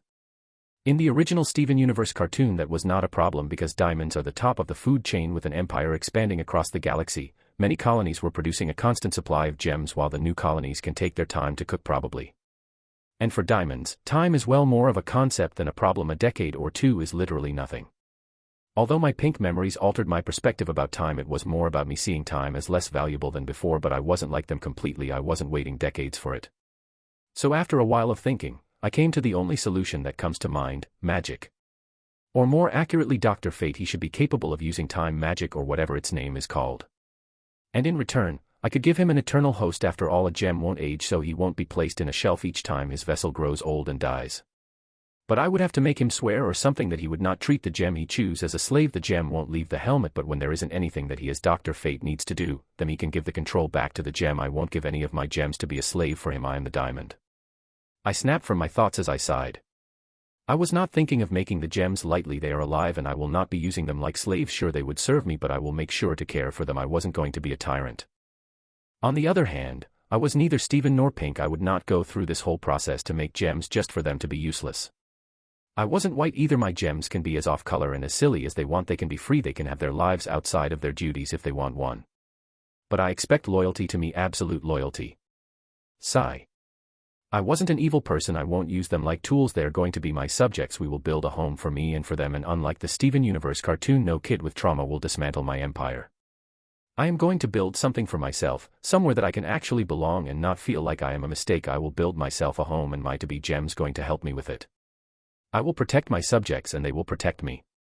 A memory came to my head, making me laugh slightly. What was it my father once said when he was watching some historical movie? The people are servants of the throne, and the throne is the servant of the people. Maybe I am selfish, but unlike Pink, I know what universe this is. If my empire were to live in peace, then we need to be as united as possible, from every rose quartz to bismuth. So yes, I am willing to offer a gem for Dr. Fate's helmet if he helped me, but I would try to make that gem have the best possible contract I could get from him. Well, it's not like it's happening anytime soon. As I swam to the surface, looking around one more time to see nothing but water again, I was about to be disappointed, but a pink portal opened above the water as Lion jumped through, landing atop the water looking majestic. I looked at him with a deadpan stare, saying, "Finally finished nabbing, you overgrown furball." The only answer I got in return was him tilting his head slightly with confusion as he blinked at me very slowly. Sigh, he is too dumb for me to be mad at. I swam to him as he licked my face a few times. Yeah, big guy, I missed you too. Okay, big guy, I need you to take me to the watchtower. He blinked at me again, only slower this time. I sighed heavily. Have you ever tried communicating with a 7-year-old with sign language? If not, then you don't understand how I suffered trying to explain what I want from him. But thankfully he finally gets it, or at least I hope, since he threw my mermaid body on his back and roared a new pink portal. I held on for dear life as he jumped through the portal, and for a few seconds we were in the middle of the sky as he roared again and passed another portal. Each portal he opened got him faster. Each portal teleported us higher until we passed the clouds as he continued ascending with me hanging on his mane with my hands as I kept cursing my fishtail. As with another portal we appeared near orbit. As he stopped I opened my eyes to the stunning look from orbit. Unfortunately I wasn't able to appreciate it for long as I snapped back to Lion just to see him stopping his portal jumps, which made us lose momentum as Earth started pulling us back. Lion, if I end falling from orbit again, I am shaving your mane. He ignored me as he simply roared another portal under us as we landed gracefully in the middle of the watchtower, in the middle of what I think is their meeting room, since almost everyone was there sitting on seats around a huge table, or almost everyone. And by we landed gracefully I meant Lion landed like it owned the place. Meanwhile I smacked the ground with what I imagined was a fish-like sound. I lifted my face to see all the big names sitting in the meeting room with even the young heroes, but they were all on the side, most likely just listening. I was slightly confused as to why they looked slightly baffled and shocked before tracking their eyes to my tail. Oh well, that makes sense. But really? They have Superman around and my fishtail surprises them. I decided that it was enough of this stupid form anyway as I transformed back. Once the webbed fingers and the sharp dorsal fin were gone, I then formed my legs again. Thank God, feet. Toes. Never leave me again. I stood on my feet trying to make sure that I actually remember how to use them as I looked around and tried to act like nothing of importance had happened. What? Can't use the legs in the ocean, so I opted for something more useful. I glanced at Aquaman, who seemed as if he saw a horror movie with the main character falling in love with their parents' killer or something, and a few other things that I couldn't exactly tell from his face, but he seemed disturbed, to say the least. Hope he doesn't think I offended fish kind somehow. I really need that chunk of land under the ocean. Chapter 15, Complicated Feelings. I sat in my underground mansion as I raised the phone to my ear, saying, "So, did you get that thing? What was it that the news called it again? Doomsday." I stood up as I walked to the TV, looking at the news of the same cliché ending of heroes saving the day as I listened to the phone. The nuke didn't work as it was supposed to. Fortunately, it made that alien think he won, and my new Cadmus facility now has the perfect specimen to work with. Oh, don't worry about me, Doctor. Just make sure you keep your new project under the radar. I will make sure someone stays in contact with you. As for me, well, I will be taking a forced vacation in a cell for a while. That is, if they can find me in the first place. Yes, Doctor, don't worry. I am always generous with funds to those who deliver results. I hope our next talk will be face-to-face as you show those results to me. Goodbye, Doctor. Have a nice day. I closed the phone and stared at the TV for a few more minutes. You never disappoint, Batman, never failing to save that alien abomination. But I do have to thank you. After all, thanks to you, my gamble paid off. After all, in a battle of minds, the one who loses is the one who believes he knows everything. I hope you keep working hard, Batman. Otherwise, this game would be far less satisfying when I win. Pink Diamond, MC, POV. Well, this is awkward. I was thinking about how to start a conversation just to find myself being hugged like a teddy bear by Starfire. Oh, friend Pink, we worried about you. It brings us joy that you be back. I stood there awkwardly for a few seconds, patting her back saying, I am fine, it wasn't bad. Swimming in the ocean was a nice change. It is really difficult to get annoyed at this bubble of joy.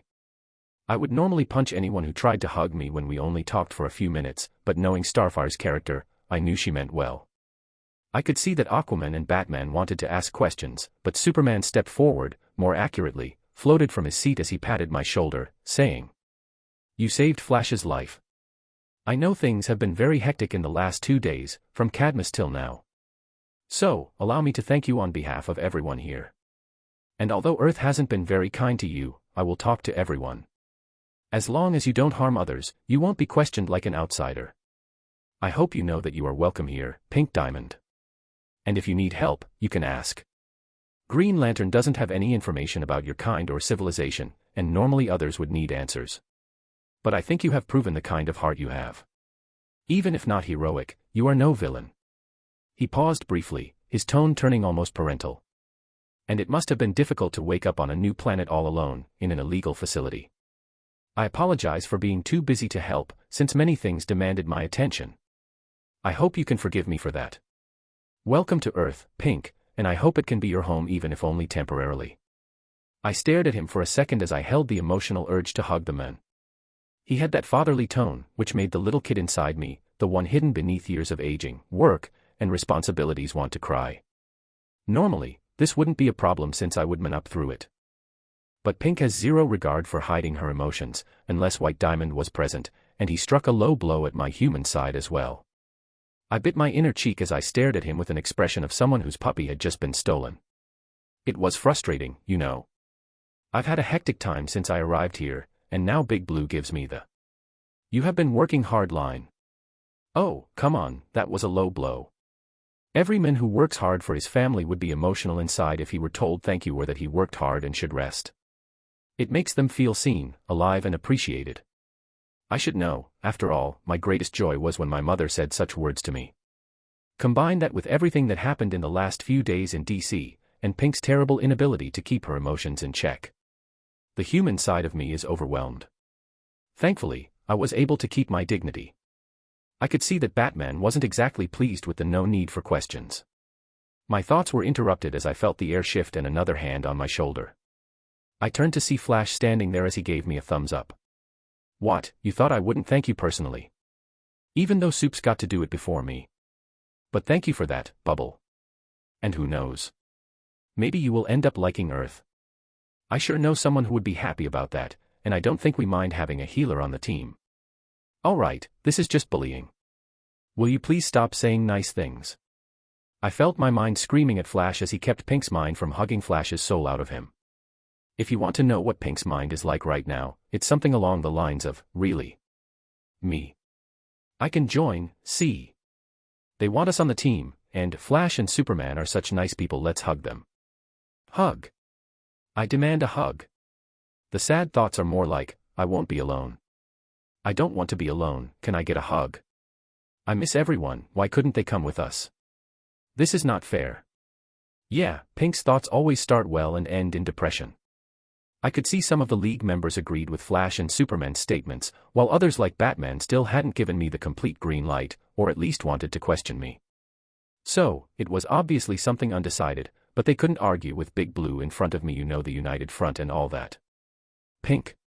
Hearing Superman's words, I snapped out of my thoughts as I felt pink tears across my face. Pink. I swear. Your bad emotional control is going to be added to the training list with everything else.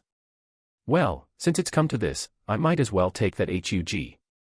So, I brought the Big Blue into what I thought was enough hug force to pop a human like a balloon as he let himself be lifted from the ground.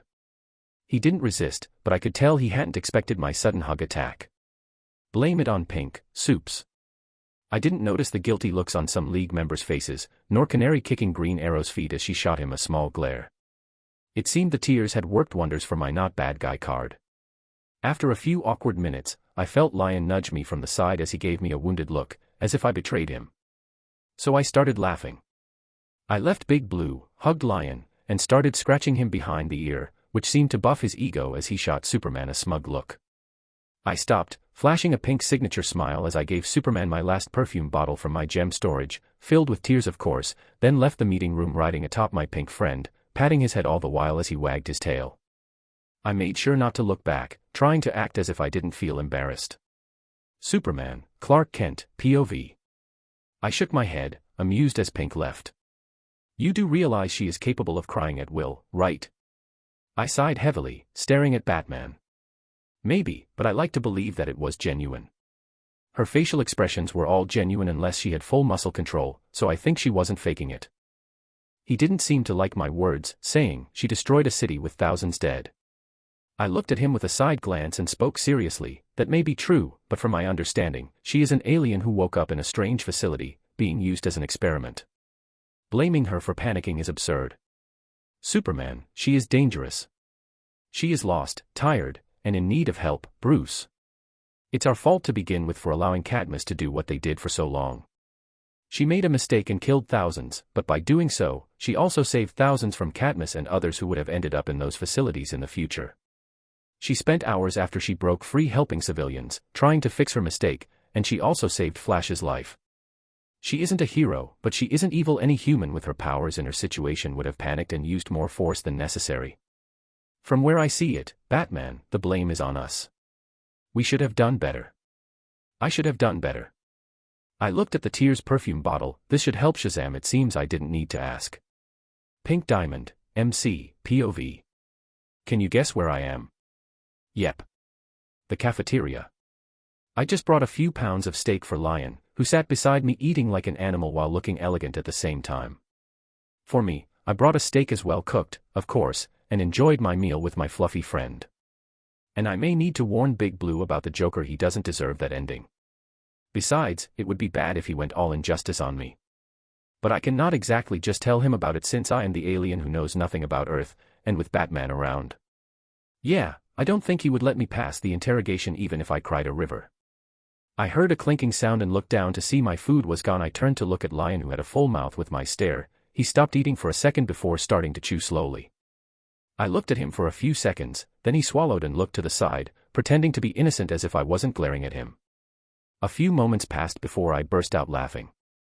I laughed so hard I thought I might die, hugging that stupid overgrown fluff ball. Not noticing that I was crying slightly for the second time today, but I didn't care about it as I kept laughing with my only friend. Maybe things aren't as bad as I thought. Chapter 16, Me.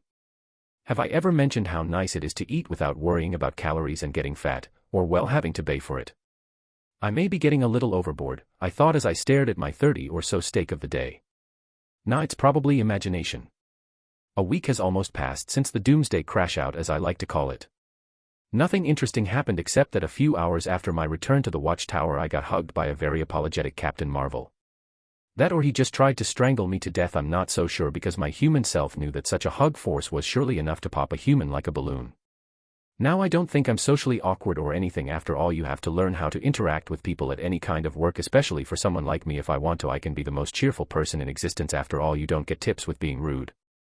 As for dignity, well, dignity doesn't place cash in your account. Sure, I would not accept anything illegal or harm others, but smiling during the job while some customer insults me like I owe him a kidney. I learned that more often than not to lock my dignity in a closet before going to work. I needed money, and for it I learned to smile and tone things out. Let anything you don't like enter from one ear and leave from the other ear.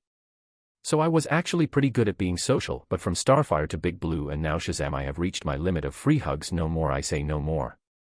The next man, hero or supervillain, alien, whatever kind of creature that this world has that tries to hug me will get a gura gura me to the face. In any case, Shazam, or more accurately Billy, was obviously blaming himself for, Well, everything from the watchtower almost crashing from orbit and not to mention me and Flash almost dying. I didn't blame him. I couldn't bring myself to it. Even if I wanted, I had to work to help my family after high school, especially due to my father's passing, and even then as a legal adult it was overwhelming. Why would I blame Billy, a child, for failing to stop Doomsday? In comics it was fun, but seeing him apologize to me like he owed me something made me unsettled. No matter how cool it is in the book, but Shazam had his arm torn apart as he fought Doomsday, and from Superman's words, he almost died. If I ever meet that wizard who granted a child these powers, he'd better pray that the League are around to stop me from introducing him to what a Quake Punch feels. And the worst part is I can do nothing about it. Absolutely nothing. What can I do? Tell the rest of the League he is a kid. So picture me, a supposed alien who was only on this planet for a week, suddenly discovers a secret that only Billy himself or the Bat Freak knows. Superman was kind to me, but kindness doesn't give me a free of jail card, especially not with Batman around. And even if I told them, they would probably keep Shazam in the team anyway, not like they never brought young children into this hero game before, especially Batman. He has a serious problem. And who could possibly tell a young child with a hero complex to stay home? You sure try to stop him when he can fly faster than sound and can use enough magic to make Big Blue think twice. In the end, the best I can do is keep an eye out for him, maybe give him a few tears for personal usage or something. Although I am quite sure he would end up using it for some innocent civilians rather than himself. Heroes are annoying. In any case, I and Billy became friends after this. It was nice he brought cards for us to play and even let Lion join. Although he ate one of the cards, I am not really sure that he understood the game. Of course, I wasn't wasting my time when I had nothing to do. I did something Pink never did. I trained, which led to interesting things. MC, Pink Diamond, POV. I can float. I needed a place to train and I thought of using the training room in the watchtower itself, but I was willing to bet my diamond that a certain paranoid person would not only watch the camera recordings, analyze them repeatedly more than a stalker would do, before adding me to a file that started with contingency and ended up with plans. I mean, was it even a question? The man added the Big Blue for that list, although Injustice did prove it was needed, but come on, the man was as good as it comes until his wife, child, and his city was gone due to a clown that needed to die long ago. If that happened to me, I would not only start my villain arc trying to hunt that smiling freak, I would nuke Batman for playing cat and mouse with him for so long, so my point stands. In any case, so yeah, but no thanks, I wasn't going to train somewhere Batman can analyze me from. I was cut from my thoughts with a smack to the back of my head. Hey! I turned to the overgrown cat / fluff ball beside me as he gave me a side look. Lion is a very cute best friend and he is extremely loyal, but his personality is that of a cat that doesn't want attention. But if I talk with others for what he deemed too long or ignore him as well for what he deems too long, he would start giving me the stink eye, and when I focus on him, when he glares at me, he just turns his head away as if he is too dignified to ask for game time himself. Oh, and hugs. Yeah. He hates those, not me hugging him. In fact, he likes it, but he hates me hugging others. He literally all but squeezed himself between us when Shazam hugged me while looking at Shazam with what I assume is his own "you shall not pass / this world isn't enough for both of us" look.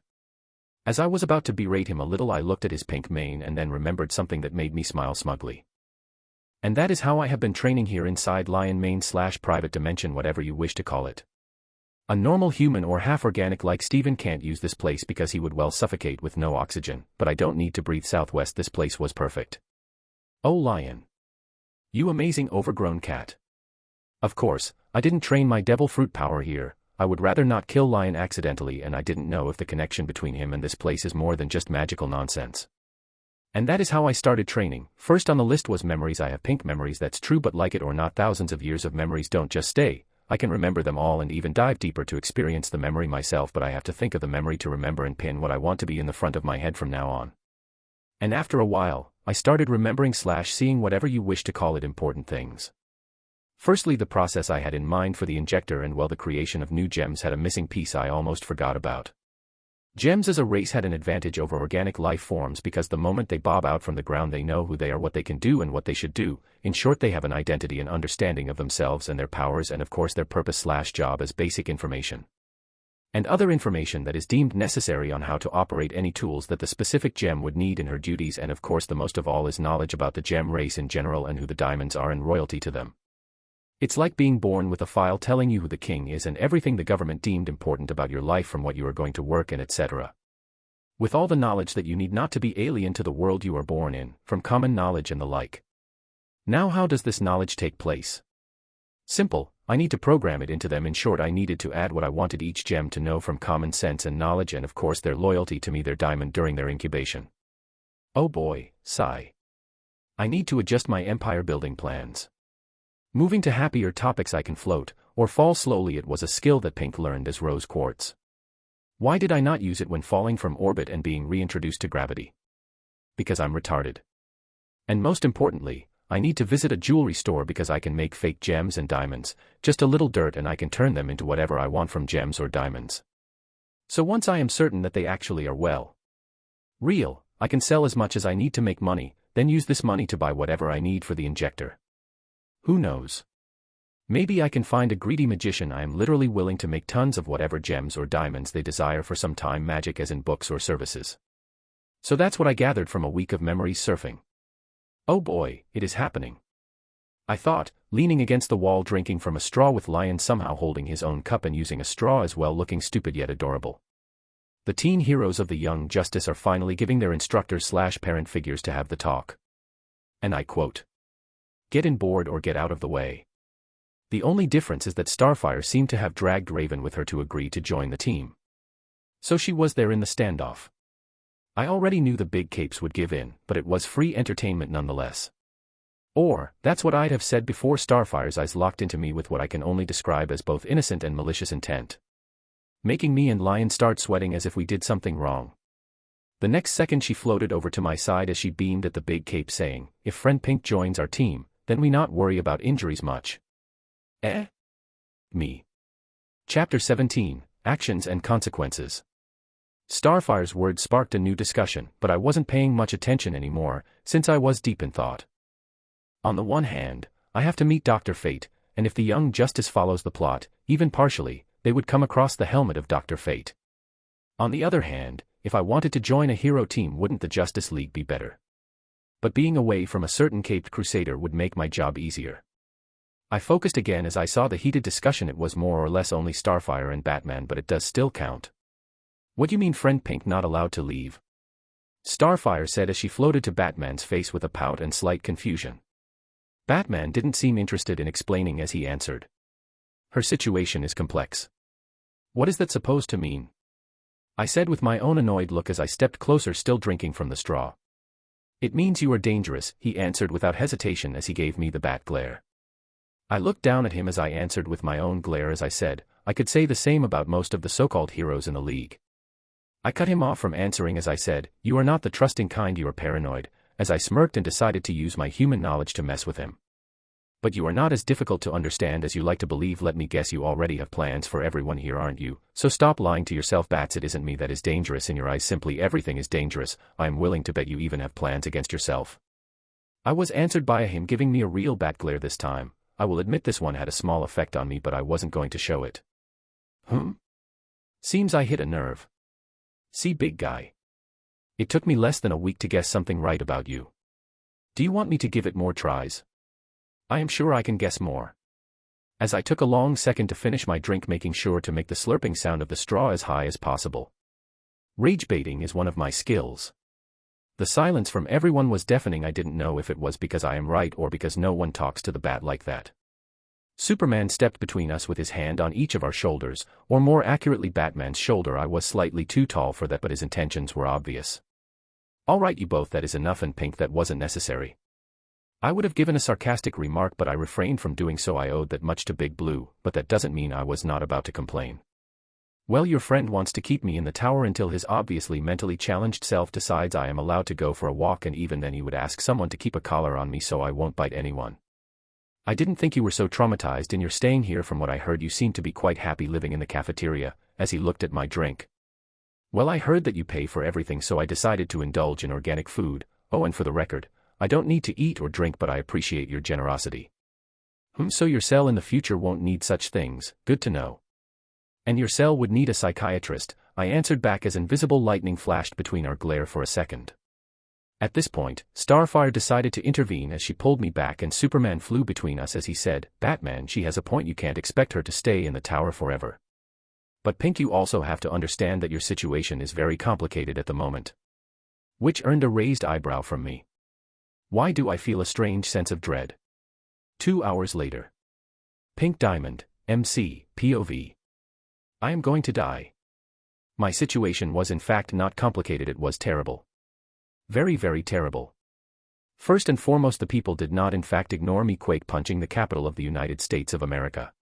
So currently a number of people demand that I get punished for my actions, and the government is feeding those people since, well, they very much didn't like me punching most of their capital away as well. Thankfully a lot of cameras and even witnesses saw me healing victims of the quake, so some people think I am a Disney princess heart or something. Their thought process is that I am an alien who woke up on Earth in the Katniss facility and used excessive force to break out, but as the pure-hearted being that I am, I regretted my actions when I broke free and realized that there was a city above me. While some part of the population is not even caring about me, since many, and I mean many, diplomats and politicians are being sued for treason. Why, you ask? Simple, Katniss, ya Batman did in fact expose everything. He is going in a sort of an all-out war with the government, showing everything to everyone from the human experimentation and many terrifying acts that all happened with the approval of those in power. Since the government didn't approve of his way of dealing with Katniss from the roots, he is rooting the government as well. At this point it may be easier to just throw all of the USA government to prison and appoint a new or temporary one, to be honest. And one of the experiments that he showed to the public was my diamond prison before I came here, and oh boy, there was even a video where they used a drill. I don't know if my diamond is this resilient or simply some universal power wanted to make sure I arrive here. The disadvantage, well, all the planet now knows that my diamond is my real form. The advantages are that a lot of people seeing the evidence of my imprisonment started supporting my panic attack, especially since I helped the victims of my attack afterwards. Now the other problem is I am now the most precious wanted on the planet. Why? Because apparently showing magical tears that can save and cure anything except death is not that great of an idea. Every lap on the planet wants a few drops from my tears, and every sick person with terminal disease that watched the videos of me helping those on the verge of death at Washington, D.C. wants a tear to be able to live, and their families want it for their sick loved ones. A few presidents/tyrants started looking at my tears as a miraculous cure to rule for decades more. Some ruthless people are demanding that I surrender myself for the greater good or for the Justice League to force me to make more tears. How could I possibly cry enough?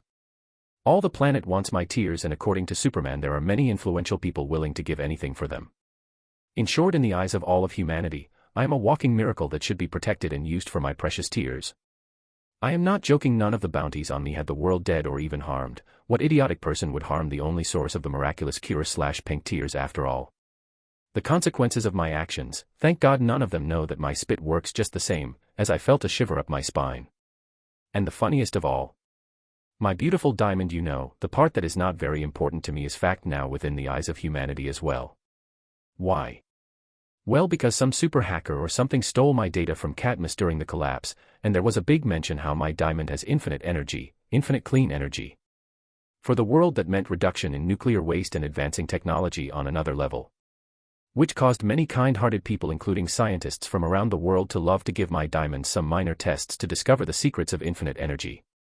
Yeah, my diamond, my not so important source of life. It's not like I would die or anything. Not happening.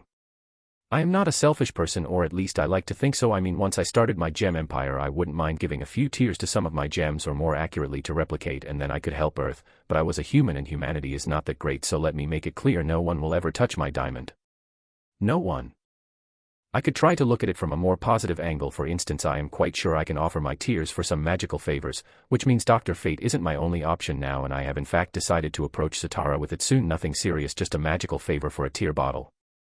If he refused, I could always mention how his daughter would be much safer if she had that bottle of tears with her. Alright, that thought process felt wrong.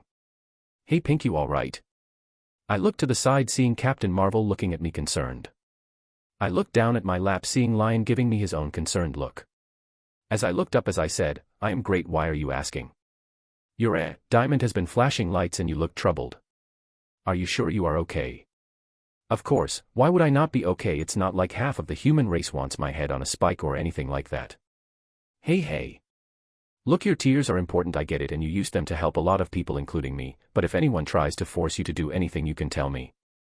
As he struck a stupid heroic pose. I am a hero after all.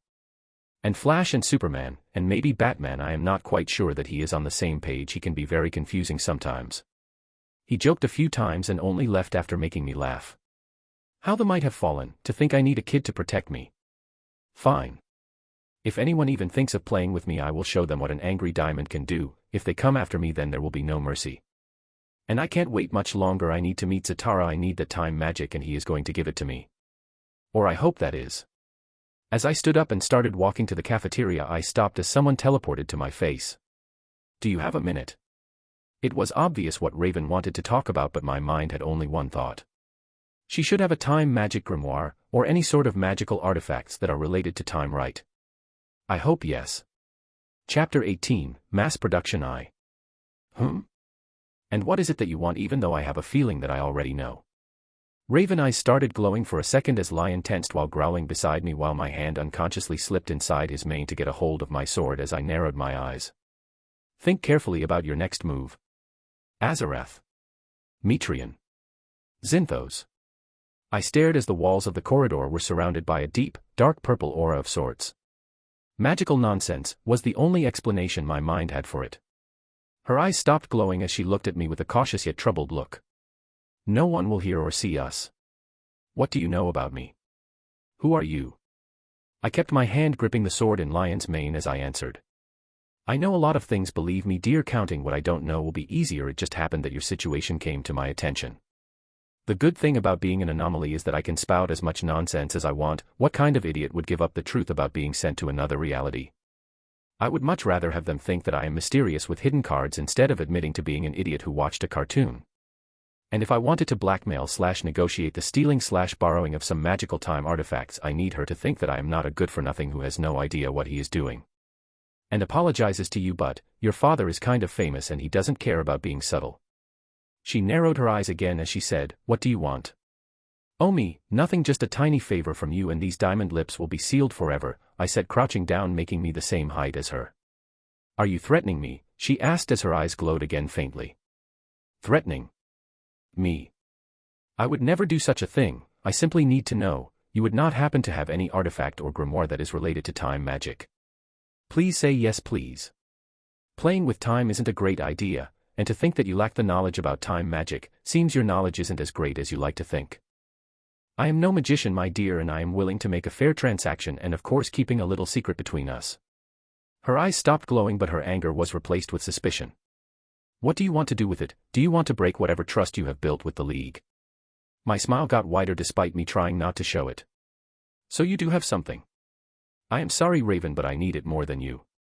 I don't intend to harm anyone nor change anything in the past. I simply need to be able to cast a spell that would accelerate time in a specific area. So think of it as a small one-time favor where you harm no one. To make a new friendship, and as long as it is within my capabilities, I would give you something in return within reasonable reasons, of course. After all, we are both new, we need to support each other. She stared at me for a long second as she said, details. At this point, I brought her in a bone-crushing hug as Lion started grumbling, obviously demanding the hug for him. I knew you would see reason. I want a spell that could at least cover, let's say, 100 meters. The larger the area the better, as for time the longer the better too. As she teleported away with a very annoyed look and what I think is slight surprise at my Starfire-like behavior. 20 bottles of tears and a favor I can ask in the future, and you won't tell anyone anything about me. My mood immediately came crashing down at her demand list. Oh boy, 20 bottles. This would take hours to fill. Isn't that too much? You don't know magic and you obviously won't allow me to do the spell directly since you want to hide what you will use it for. Which means I will have to make a one-time artifact just for this, and I have never tried nor done such a thing before, which means it will take me weeks just to learn enough to try, which means it would take anywhere from 1 month to 4 months at least. Of course, I can just give you a grimoire and let you try to learn it alone, but something tells me you are in a rush and you don't have years to learn magic from zero. 3 hours later. And that is how I have been crying in the cafeteria for the last 2 or so hours, give or take.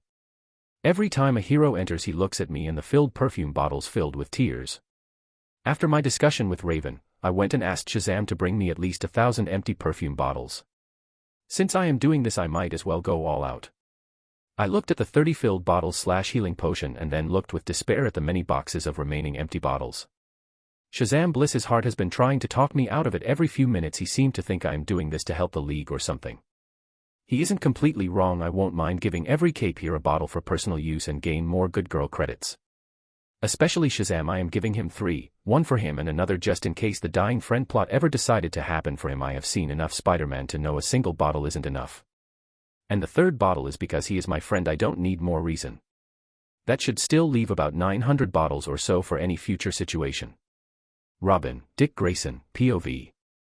For hours, I and the rest of the team sat eating our lunch as we watched. It wasn't just us, some heroes like Canary, Wonder Woman, Aquaman, and even Superman were slightly shocked when they saw it. Although most left after realizing that Pink was not stopping anytime soon. Did Batman threaten to sell her for experimentation if she doesn't make tears?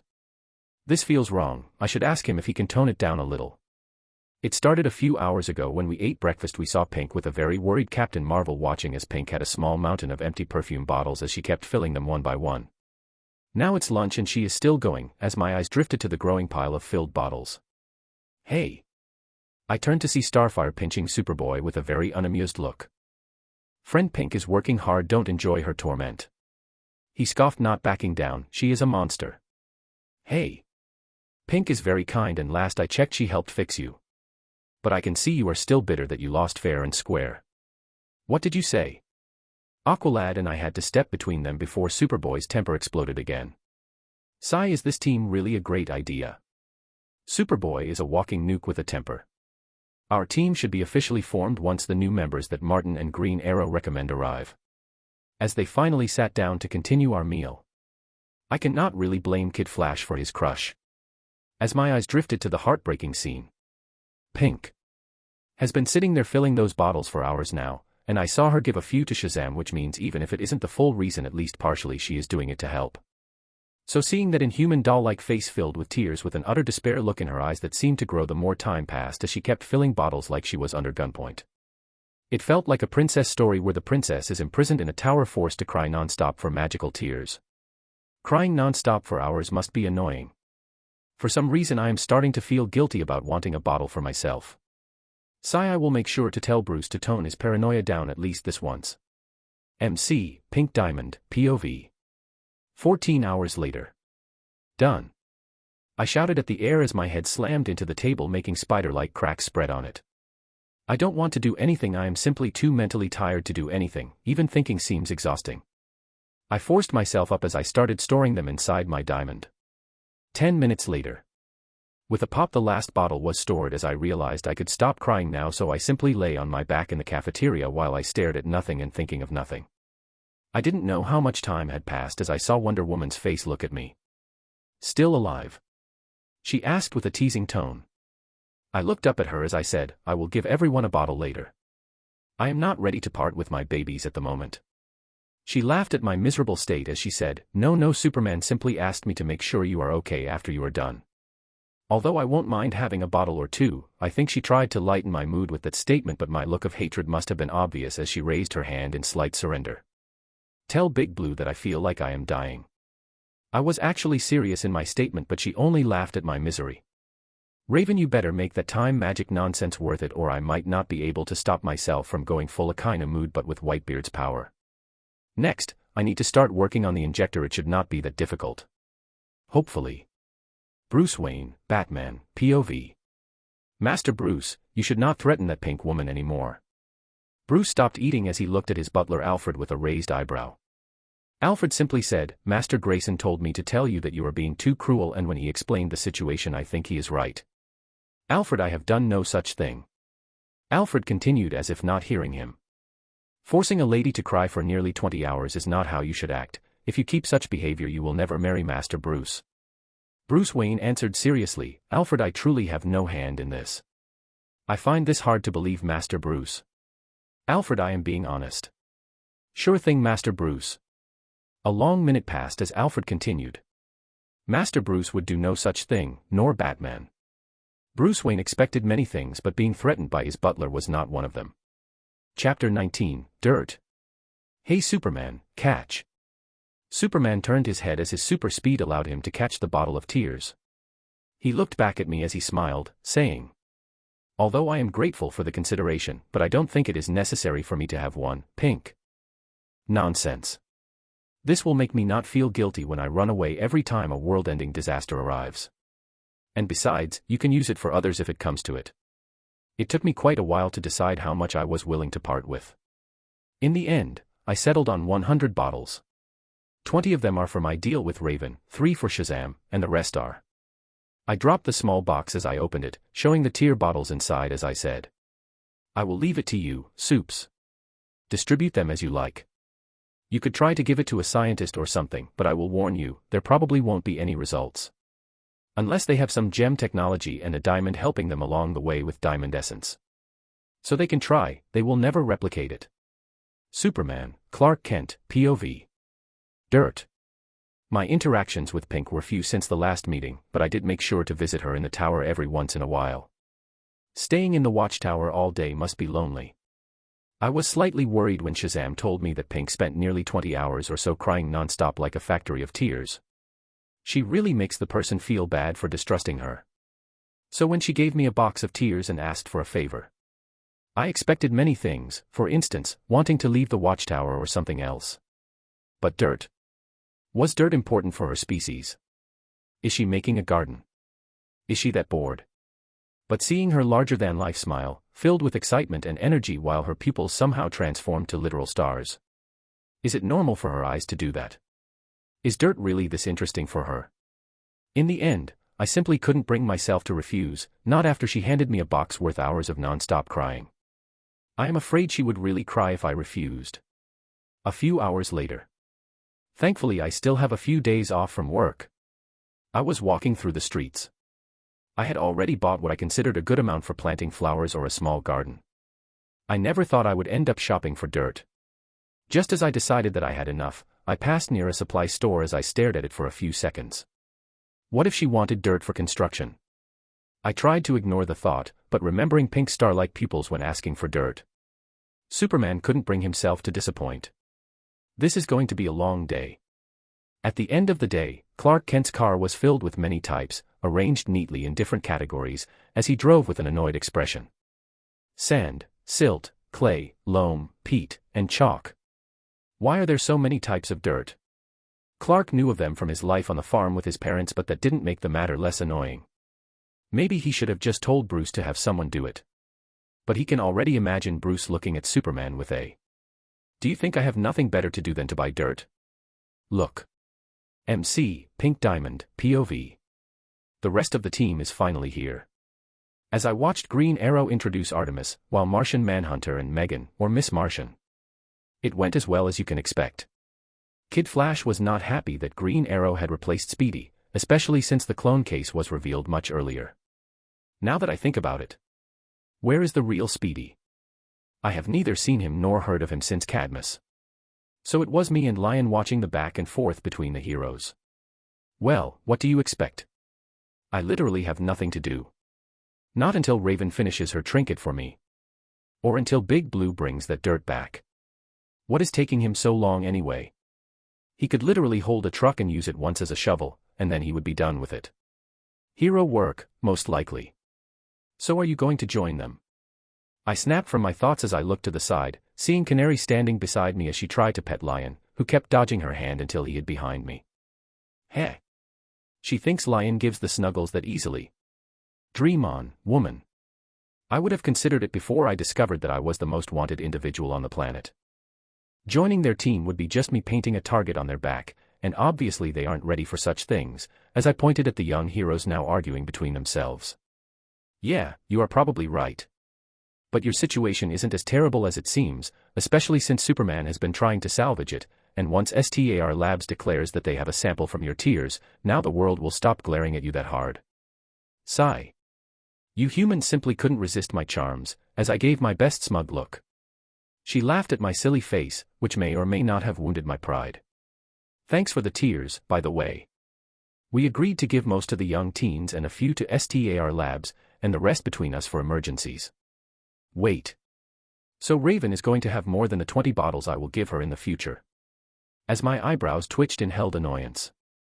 I gave them for Big Blue for a reason, didn't think he distributed them so fast, though. And besides, I gave them so that instead of me being the target of every greedy person on the planet, the Justice League and STAR Labs would be a target as well, once the villains discover that they have tears with them now. It should remove some of the attention from me, giving me slightly more freedom and more trust from the League. My thoughts caused my lips to smirk involuntarily. Seems I have what it takes for the villain persona afterwards. Though it would not help me much, once the big boys realize that the tears can't be replicated without a diamond, or more accurately me, I would probably return to be their target. Not that I am afraid of anyone, to be honest. Pink diamond alone is powerful and versatile. Combine that with my devil fruit. I am a walking apocalypse with a temper. All I need to do is wait for Superman to bring me the dirt. I want the more, the better, and I can mass-produce diamonds and even gems, and even Bat Freak won't be richer than me. Alright, I think he would still be richer, but come on. I can turn dirt into diamonds. Hopefully real diamonds, so technically I have the potential to be richer than Bruce Wayne. Black Canary POV. She really does doze off a lot. As I gave a side glance to Pink, who was looking as smug as her pink face can be. Life is really unfair, as I looked at her face. I would kill for a skin that good. I consider myself good-looking, but I have to try to stay good-looking, so seeing Wonder Woman, who didn't have to worry about any sort of makeup, and now Pink, who was even more exaggerated. If Wonder Woman is beautiful, Pink is simply perfect. And she doesn't diet. Like at all. She eats more than a... I really don't want to say a pig. Being human is sometimes really unfair. The worst part is Pink is very dense. Like a block wall level of dense, or naive. Wonder Woman understands that she is beautiful, while Pink doesn't seem to register that part. Add that to her zero face control. If she likes something, her pupil turns star-like shape. If she is happy, her face blooms like a child having candy. If she gets annoyed, her face pouts. If she is disappointed or bored, she walks like a kicked puppy. I don't think she even realizes it herself.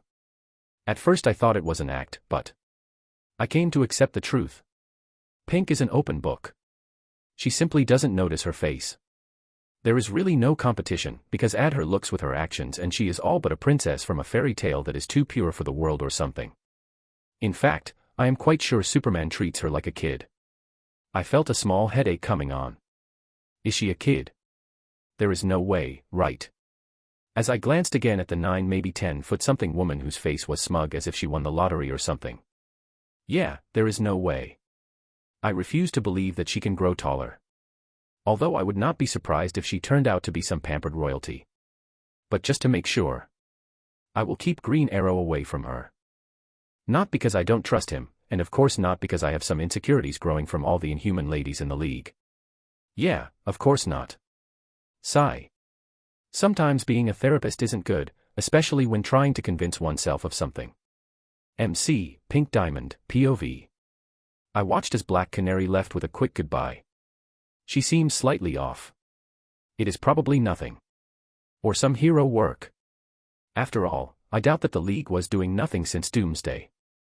This is the DC universe. There is always some world-ending disaster like a deadline.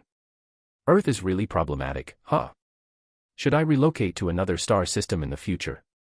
I mean, let's be honest, being away from Earth is the safest option in the galaxy. You know what?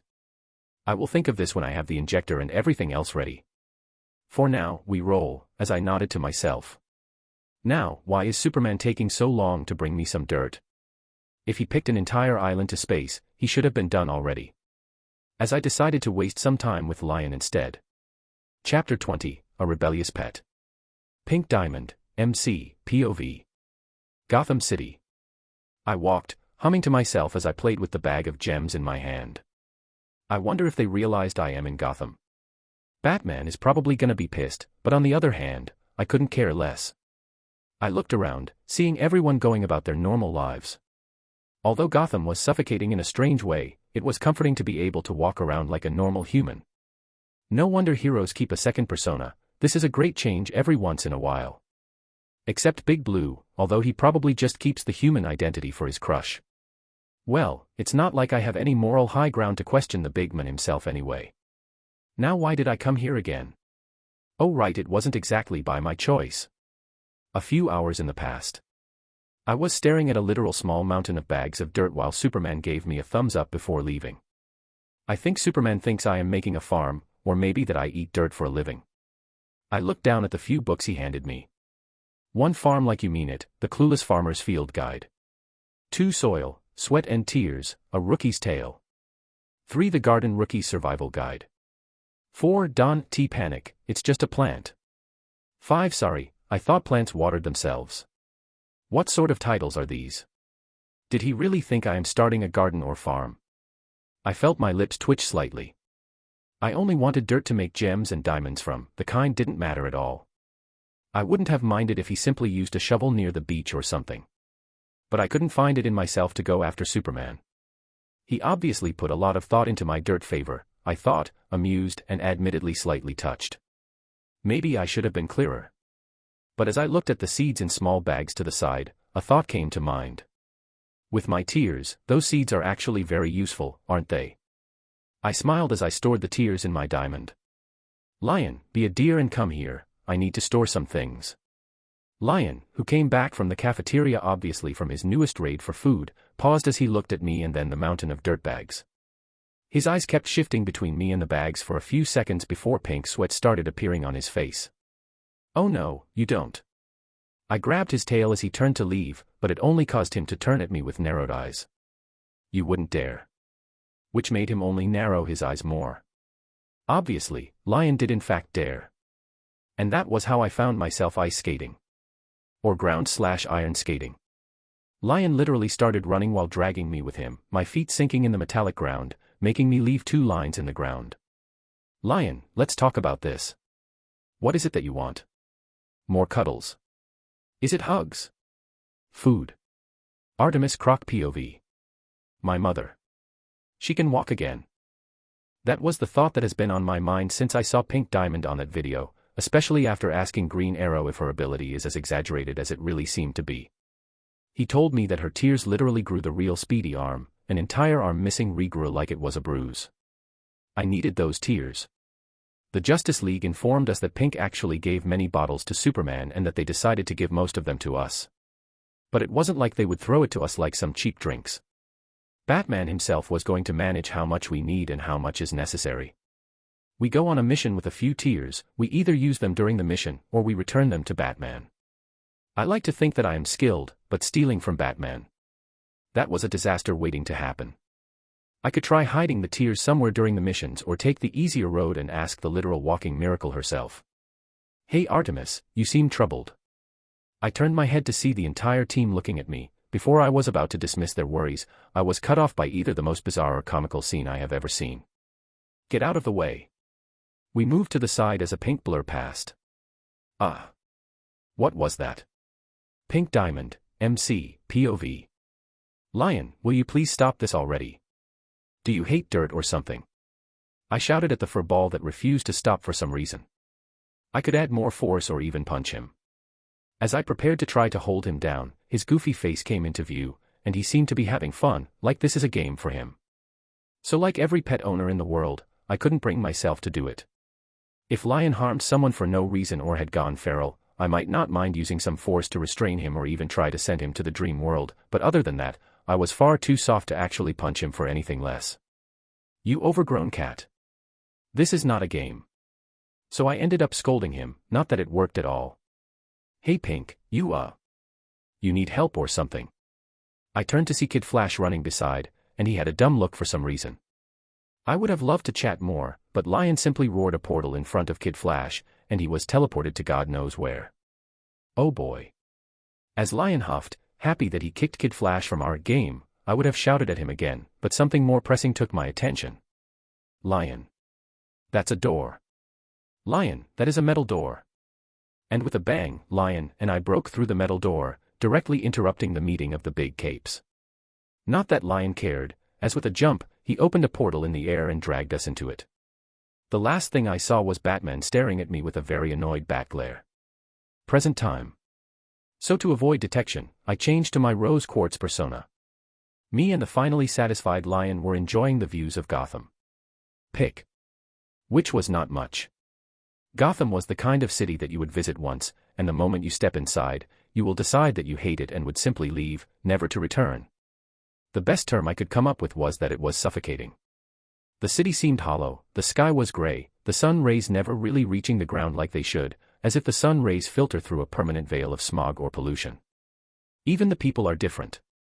People move quickly, shoulders hunched, eyes avoiding contact, as if everyone is always alarmed.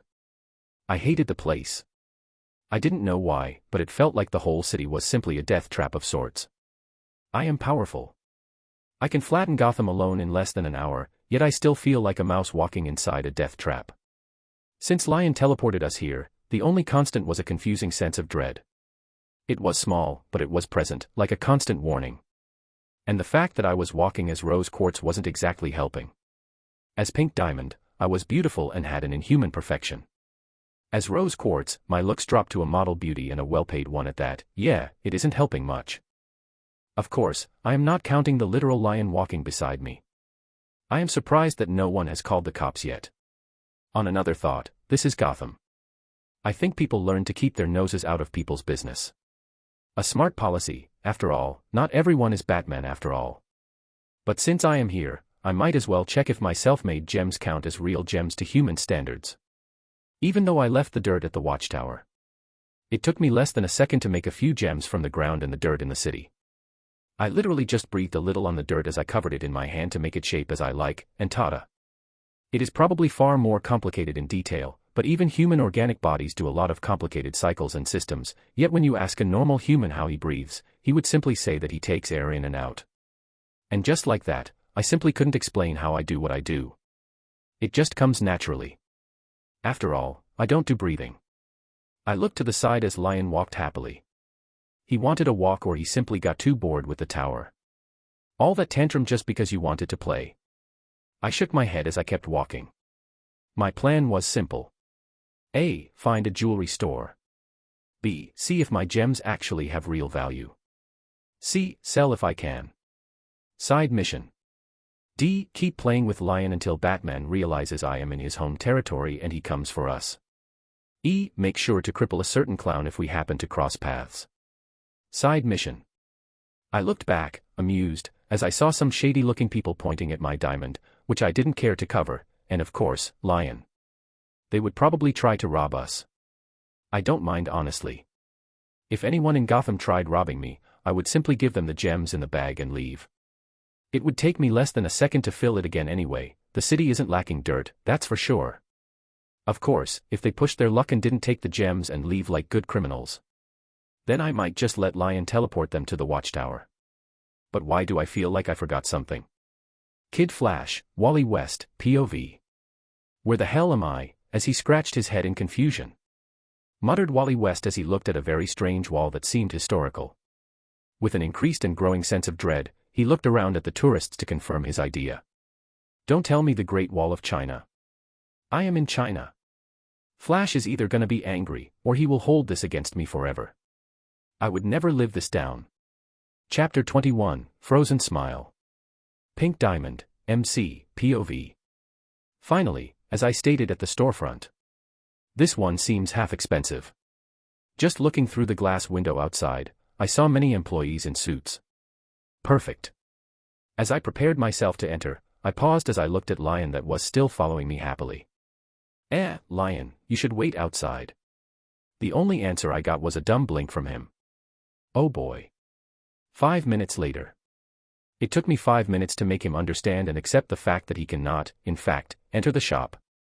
And even now, he lay near the door as he looked at me with a very annoyed look as he turned his face away as if dismissing me. Sigh, I will have to make it up to him later, somehow. I shook my head as I walked inside the shop. Sebastian Moreau POV. They always say not to judge a book by its cover. Sebastian never believed in that statement. There were a lot of things you could learn about a person by his looks. Especially customers. Of course, that doesn't mean that you should ignore those that seem lacking. You should always offer the best service because customers are customers, and sometimes there are exceptions. After all, many people buy a few expensive things in their life. He had rules of conduct that allowed him to be where he is now. That being said, he always dealt with customers that he deemed capable of making huge investments himself. For instance, if a man or a woman enters with expensive clothes, it means one of two things. Either they are actually rich, which is always good for business.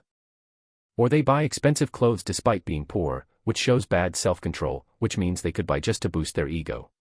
Which is also good for business.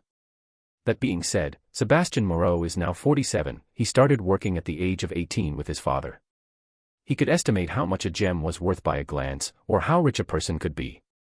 Reading people was simply a must-have skill if he wanted to open a shop in Gotham, after all. So when an admittedly very stunning yet extremely tall woman spent minutes arguing with her lion outside his shop, he didn't mind. In fact, he gestured for his employees to prepare some tea, and even bring some expensive things that he stored for big customers. A single glance was all it took for him to determine that he could make a big deal.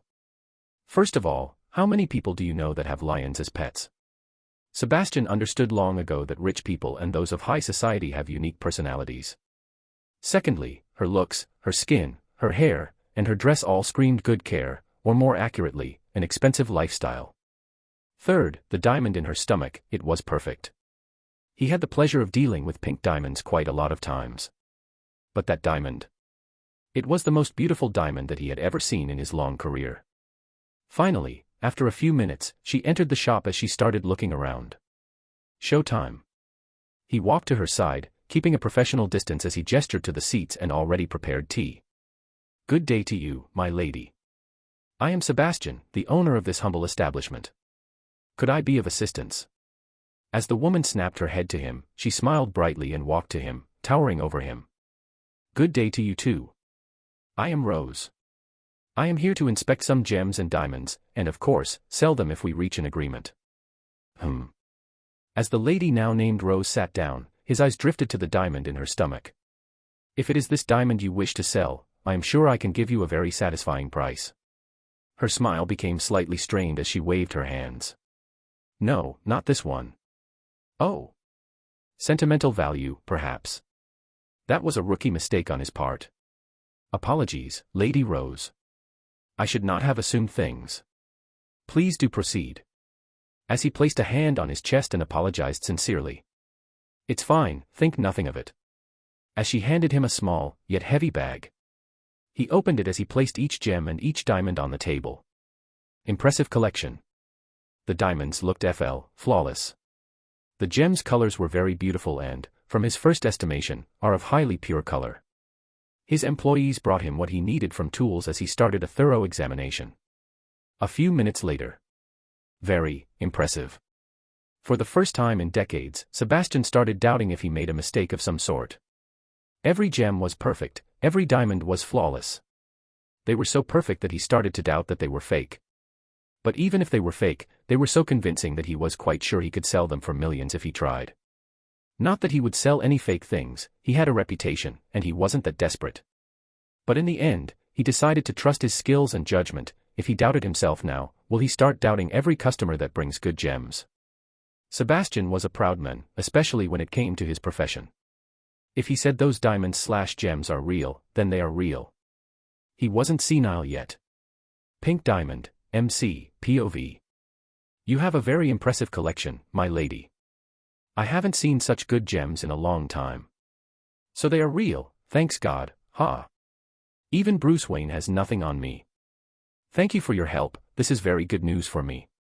As I shook his hand, forgetting myself for a second, he almost flew from his chair for a second due to the force of my hand. Oh. Terribly sorry, I always forget myself when I am excited. As I looked awkwardly as he readjusted his bow tie to look presentable again. Think nothing of it, my lady. Now, do you wish to sell those gems or to auction them? And what difference does it make? As I sipped my teacup that looked comically small in my hand. If you sell them, then I can buy them from you at market price.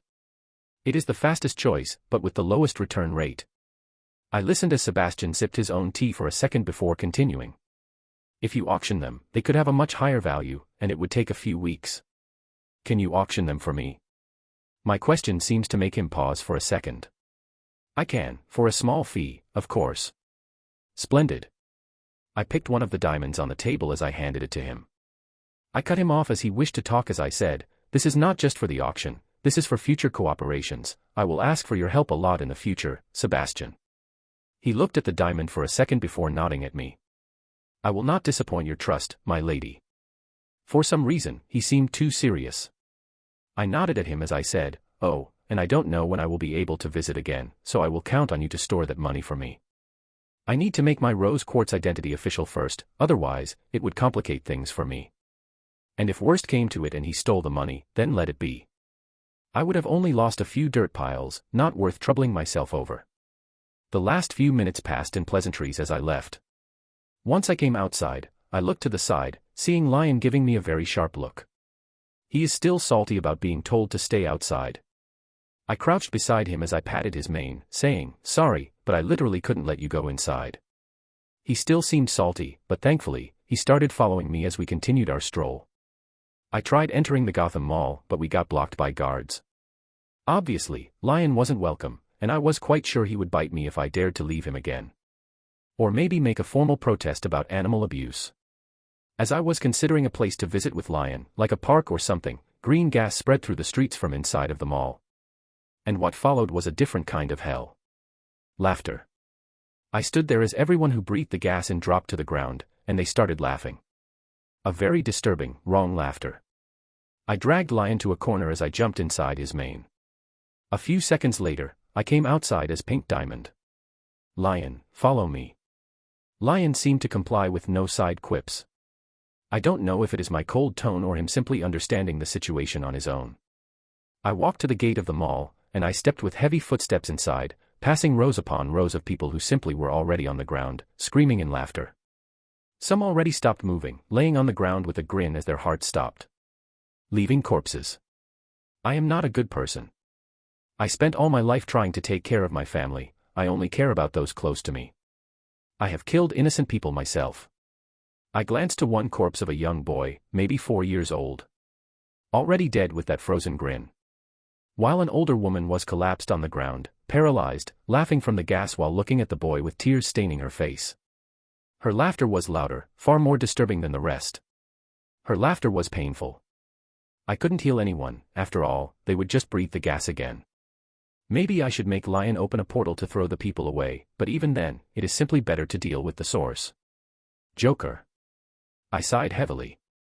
I wasn't heartless, I could accept and even ignore many villains in the DC universe. But not that freak. I can't kill him since there will probably be consequences with the League. So, I will paralyze him from the neck down. Let's see how he keeps playing the punchline when he can't even go to the bathroom by himself. No Injustice Superman will happen in this universe, clown, I will make sure of it. And if I have to cut your strings, so be it. Chapter 22, A Human Fragility. As I kept walking deeper inside the mall, I noticed the gas growing thicker, to the point that the sound of laughter from those on the ground was silent. All dead. Anyone who was in this area was dead already by the time I arrived.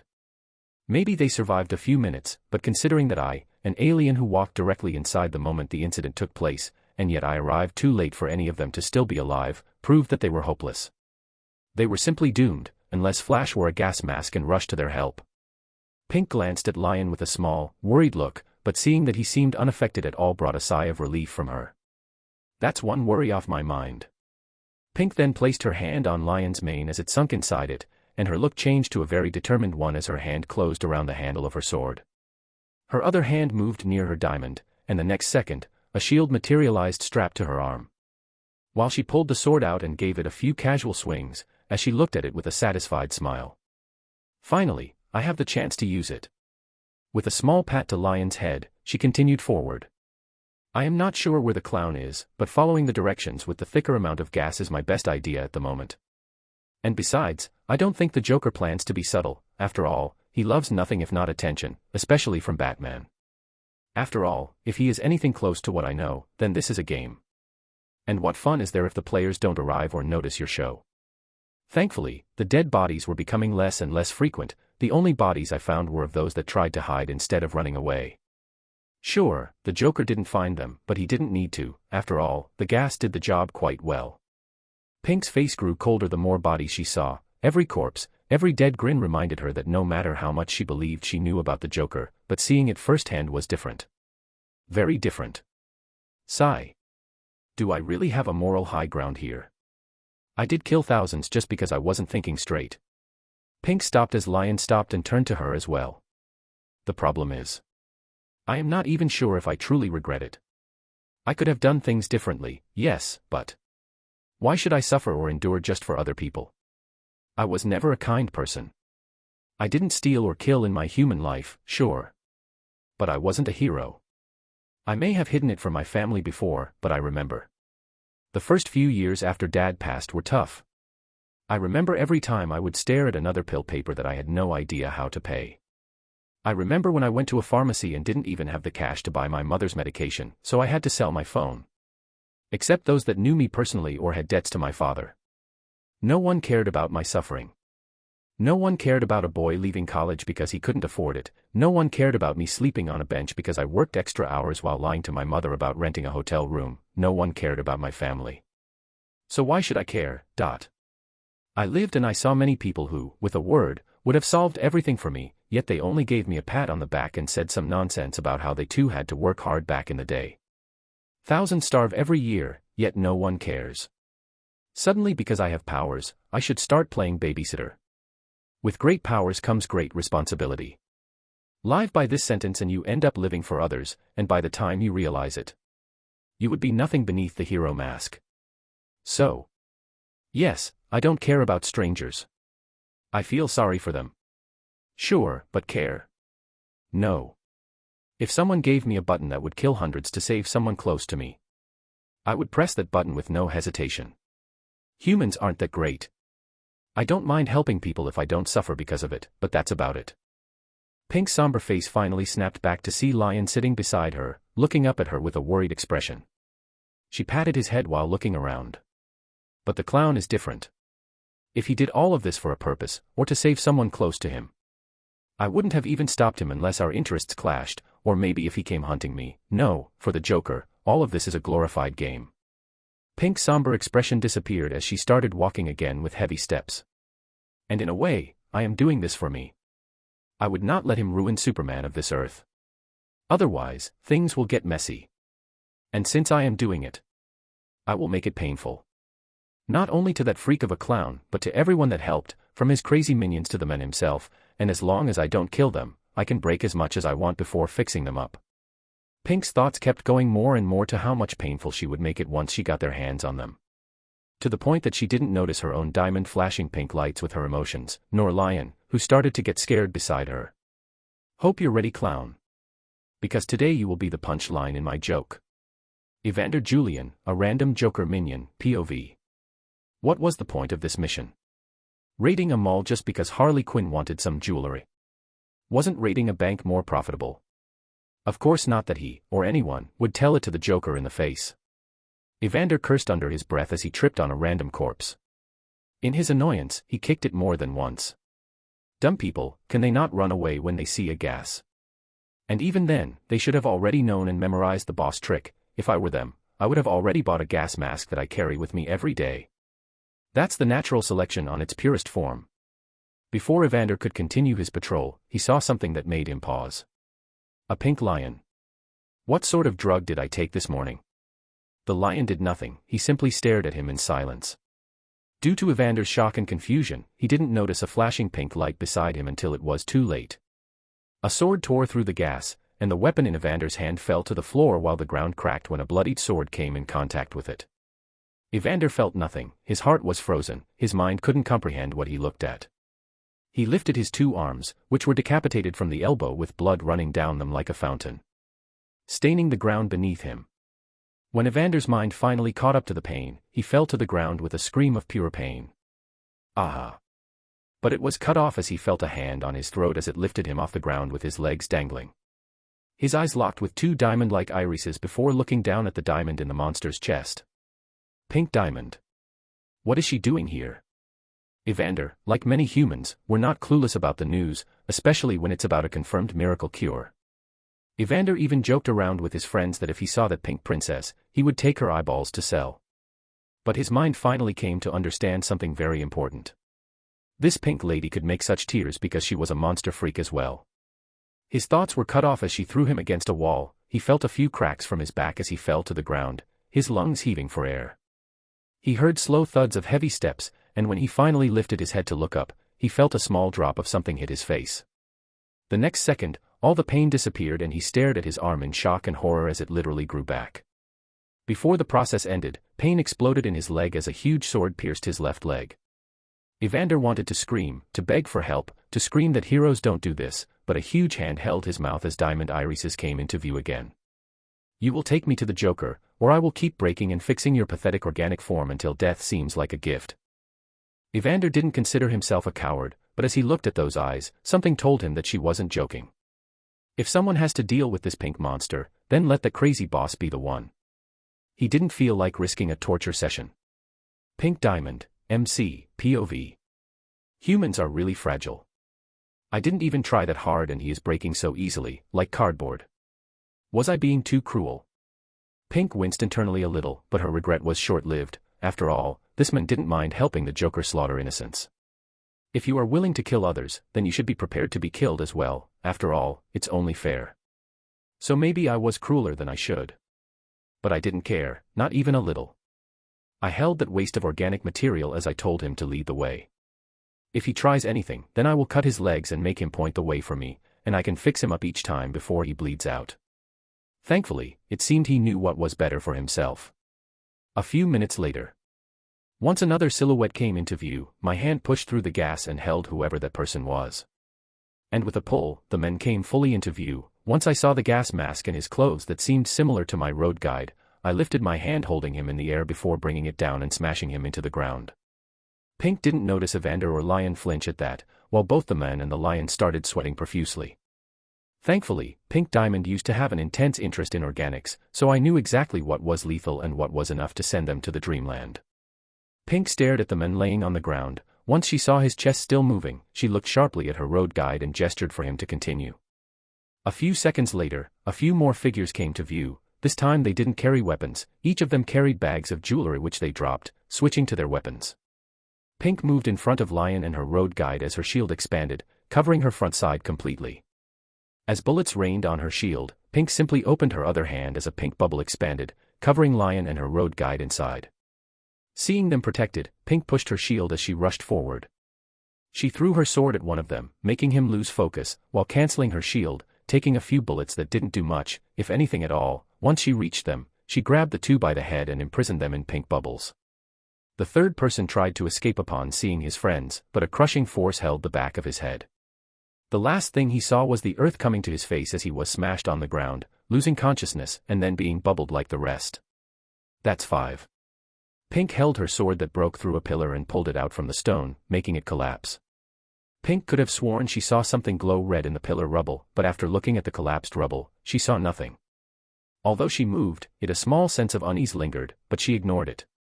Pink moved as she touched each bubble with her palm, making them float and follow her, carrying the prisoners with them. As Pink was about to continue, she heard a very terrifying, yet disturbing laughter coming from a certain direction.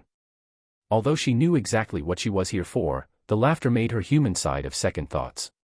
While Pink's face unconsciously then bloomed in a sweet smile as her diamond eyes glowed slightly brighter, not that she noticed any of it as she muttered. Found you. Chapter 23, The Punchline. Pink only gave her guide a side glance, deciding that he has served his purpose. She bubbled him up as well. She ignored his fists punching the pink bubble, as he struggled with no effect, as she turned her head to the rest of the bubbled men. Unless some of them suddenly awaken supernatural strength, then they aren't going anywhere. After all, even bullets shouldn't shatter my bubbles. But just to make sure, as Pink, she raised her hand, making the bubbles float higher and higher, until they reached the ceiling of the mall. Once Pink felt confident that they should break a few bones if they broke out by some magical nonsense or outside help, she turned her head, forgetting about them, as she followed the direction of the laughter. The Joker, and the crazy goat himself, POV. The Joker was bored, as he glanced at his subordinates looting around, while Harley kept trying on new jewelry. Where is Bats? The Joker, after all, prepared a big surprise this time, big enough to have a real blast. The Joker felt his grin grow larger, as he moved his head backward, as a pink hand with a pink shield broke through the pillar that he was standing beside. The hand would have broken his jaw, or more, if he hadn't moved. The Joker turned his head with a snap, as he glanced at two glowing diamond irises. Instead of fear, his bloody lips just stretched into a huge, disturbing smile. Sorry, dear girl, but being dead is such a buzzkill. Pink Diamond, MC, POV. I pulled my hand back, as the pillar collapsed due to my shield cutting it in half from the middle. What, do clowns have plot armor now? Pink felt slight frustration, as the Joker simply dodged what she believed was a finisher move. Fine, the hard way it is, I think I prefer it anyway. As her eyes shifted to see herself already surrounded by many men wearing clown masks with rifles, not that she paid any attention to them. The only two that had her attention were Harley Quinn, that was holding a giant hammer with a red smiley face on it. Talk about a choice of weapon, Harley isn't as hopeless as her pudding. After all, she did break off with him in some shows, and besides, I remember her saving the world once, and I would rather not risk a bet if this earth would need her or not. And of course, the clown himself, who had a raised eyebrow with that wide, disturbing smile, as he glanced at her diamond before looking up at her face. Now, what do we have here? I didn't expect a sideshow before bats arrive, not that I am complaining, mind you, but why so serious? Before the clown had a chance to continue his classic monologue, lion roar came from behind, as pink rings of energy smashed into the man. Pink, seeing it, rushed at the nearest beside her. She didn't use her sword, she used her shield against the bullets, and when she was close enough, she bubbled them as they struggled, trying to break through hopelessly. Harley was after Lion, who simply kept entering a portal after a portal, as she ran after him, just to come out of the portal to find Lion's head sticking from another portal, looking at her with a smug look, which only made her chase him harder. As Pink bubbled another man, she stopped, as she saw the Joker holding a gun to some random man's face. Now, dear, why don't you stop that? After all, I would rather not blow the joke on you before the main show arrives. But Pink simply stopped, while her grip was on the throat of some poor man, as his legs were dangling in the air, as she stared at him for a very long minute before, unnoticed by even herself, her face showed a cruel smile. Joker, you think this is funny? The Joker head turned to a disturbing angle, as he looked at her. What can I say? Comedy is subjective. Yeah, he is as twisted as I expected. But I already checked, there are no cameras here, too bad for you, clown. Do you think I am a hero? If you shoot that man, then it's your mistake, why should I care? You already killed 100 or so in your little joke, what is one more? Shoot him, and then there will be nothing to stop me from breaking all your bones like that pathetic organic creature you are. Pink's hand grabbed the man's neck beside her, as he drifted to the dream world from the lack of oxygen, as she turned to face the Joker and the terrified hostage at the same time. Then I will keep fixing and breaking your body, until I am sure you are paralyzed. And even if you told everyone, it would be the word of a clown against mine. After all, getting emotional and using too much force, after the many humans I saw you end with that gas, is reasonable, isn't it? Of course I am bluffing, maybe, as she tried not to look as Lion, that had teleported Harley somewhere across the earth, was now sneaking on the Joker from behind. Where did he send Harley? To be honest, she did not care. After all, that woman has serious problems, she could use a time off from Gotham and her pudding.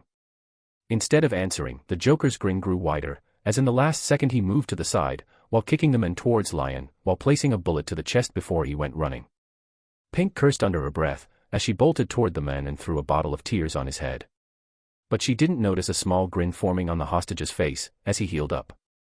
She told Lion to watch the hostage, and then she gave chase, the ground cracking under her super strength, as she pushed her light form to move faster.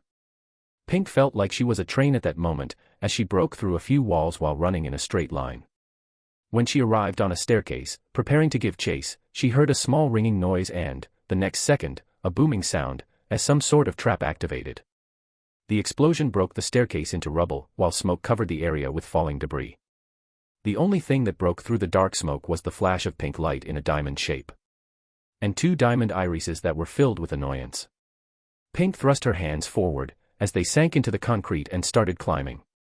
A few minutes later, a pink fist broke through the rooftop of the mall, as the arm moved to the sides to bring the rest of Pink body to the surface. The Joker simply stood on the side of a helicopter, as it prepared for takeoff, there watching with an amused grin on his face, as Pink form, slightly covered in debris, came to view.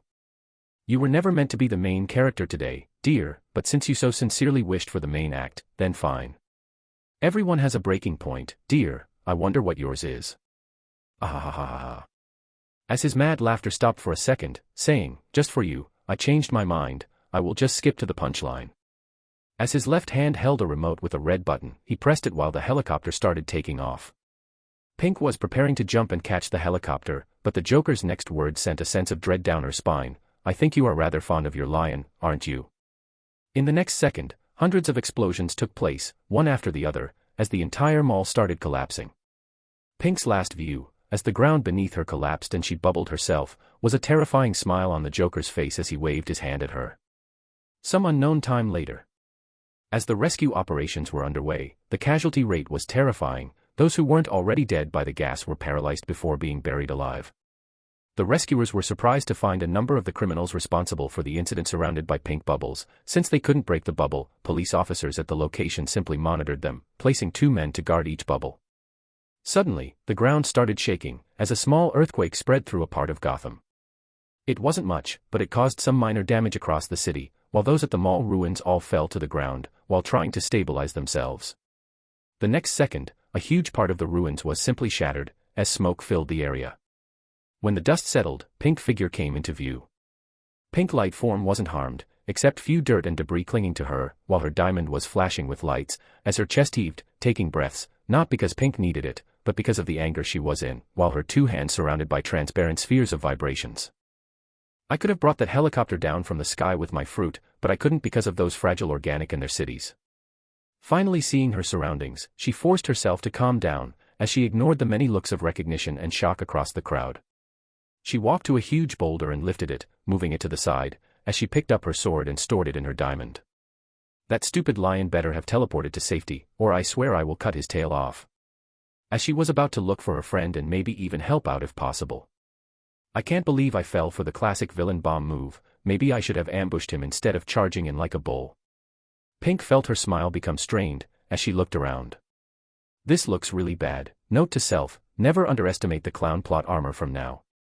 Lion is probably fine, after all, he isn't normal, he can teleport, and even if he is buried, I doubt it could harm him much, Pink muttered under her breath, although her diamond kept flashing with low pink light in worry.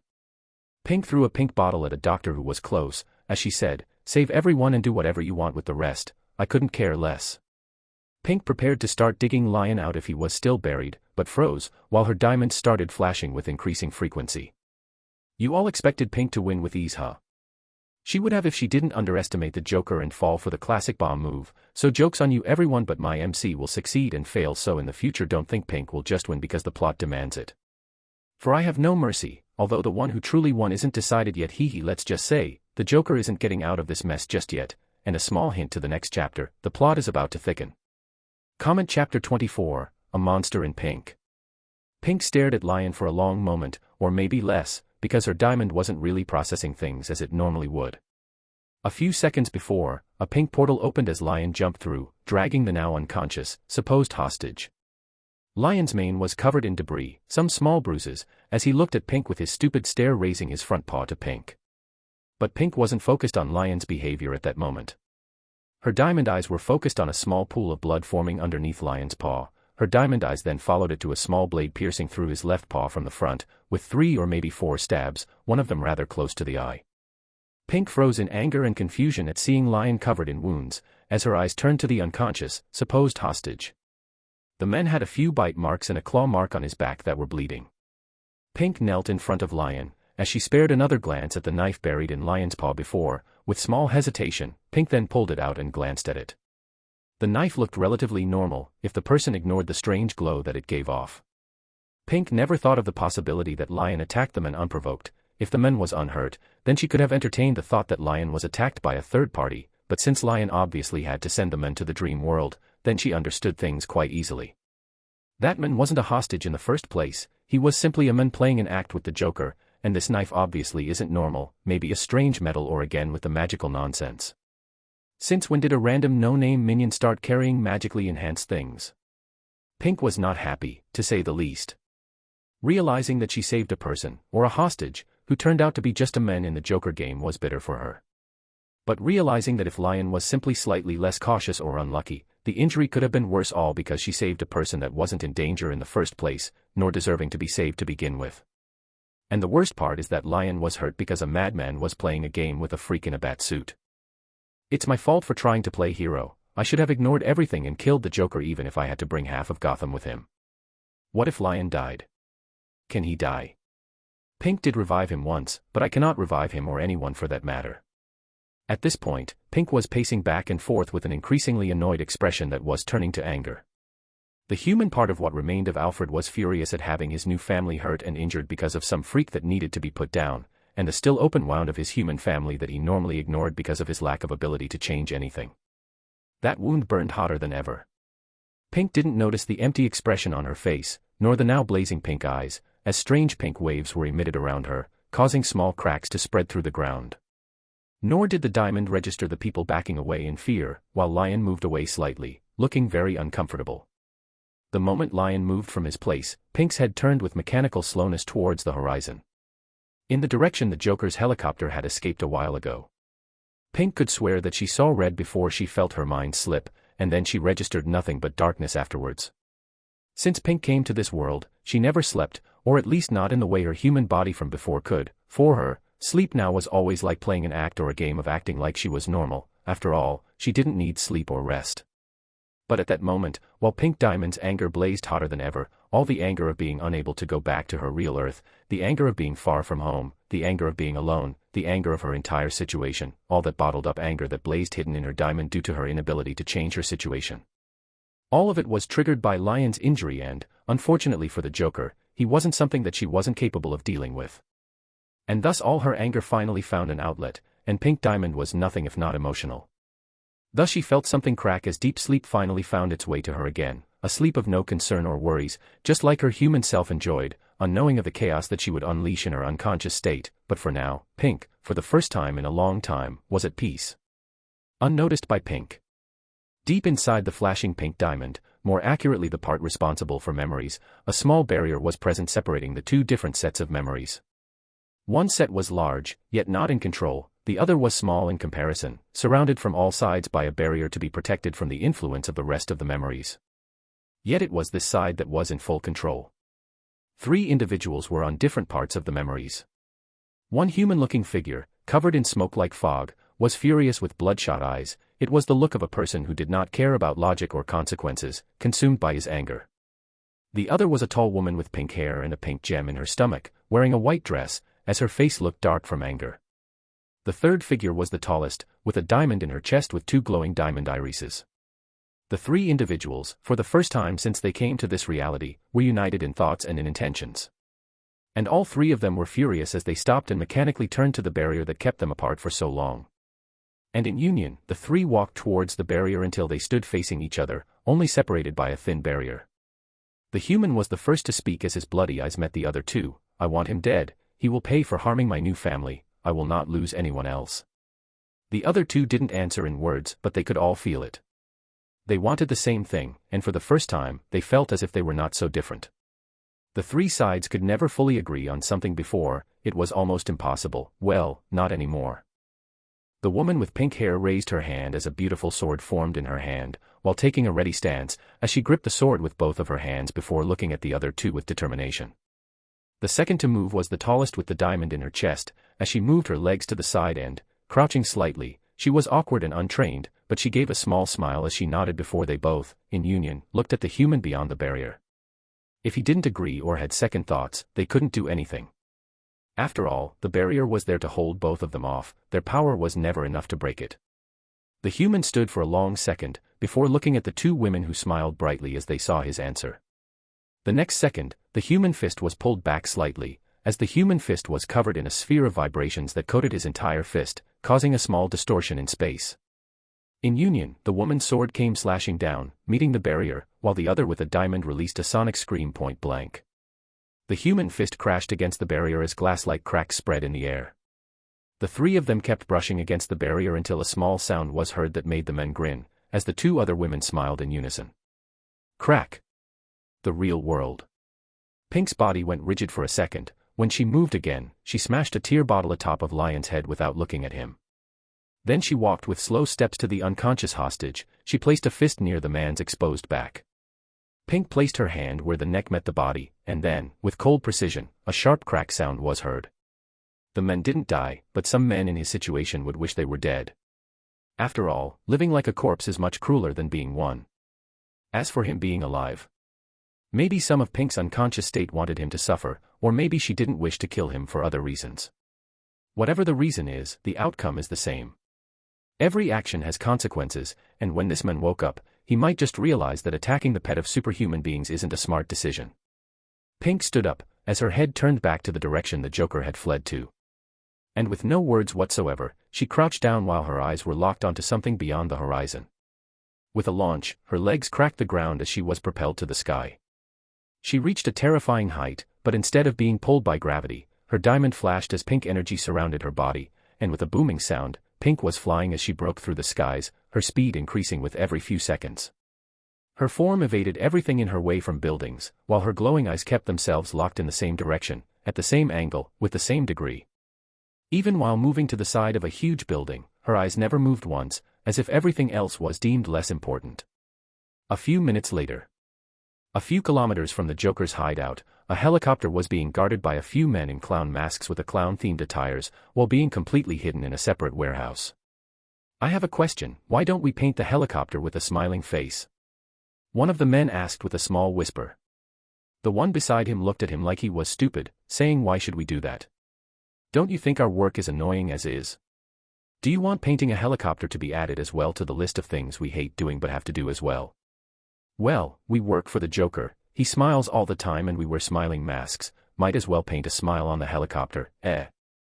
The man beside him was about to argue, but he stopped as he then grinned beneath the mask before saying, "You know what? Fair point, then you can tell the boss about it yourself." The man with the idea looked at him as he laughed dryly, with sweat starting to form under his mask. "You know what? I think the helicopter looks just fine, I always liked green, it's iconic." The next second, a tearing sound was heard as both men turned around to feel their blood freeze solid. The entire ceiling of the warehouse was lifted as two huge pink ethereal-looking hands, that reminded them of Green Lantern, were holding the peeled roof while a pink woman came into view as she was floating just beneath the lifted ceiling, looking at them. The next second, the rooftop was thrown aside as the gigantic pink fist started raining punches on the helicopter, crushing it in the first few tries, yet still continuing to do so as if unsatisfied. A drop sound was heard as one of the men threw his weapon to the ground before turning around to run away. And like a spark, everyone turned to flee from what they were comparing to an angry Superman in their heads. A scream cut through the warehouse as pink transparent chains held their ankles, before surrounding them like a snake, causing them to drop to the ground with a few grunts of pain. Some of them turned to try to break the chain with their knives, while one turned and glared at the pink woman as he pulled his handgun, preparing to shoot the floating figure, but his efforts were cut short as the chain moved like a snake coming to life as it surrounded him and started tightening until a few cracks were heard from his ribs. The gigantic fists disappeared as Pink landed on the ground, still with those empty yet disturbing glowing eyes, as one of her hands held the pink chains while walking to them with heavy steps, leaving cracks in the ground. The next second, a scream of pain drew the attention to one of the men on the ground. They all watched in horror as the chain left the hand of what they remembered being called Pink Diamond, before forming a knife-like edge at the end of the chain. The knife then impaled the man in both of his legs by flying through his knees and closing around his screaming body, before finally, the sharp edge buried itself in the ground deep enough that the wailing man couldn't pull it out.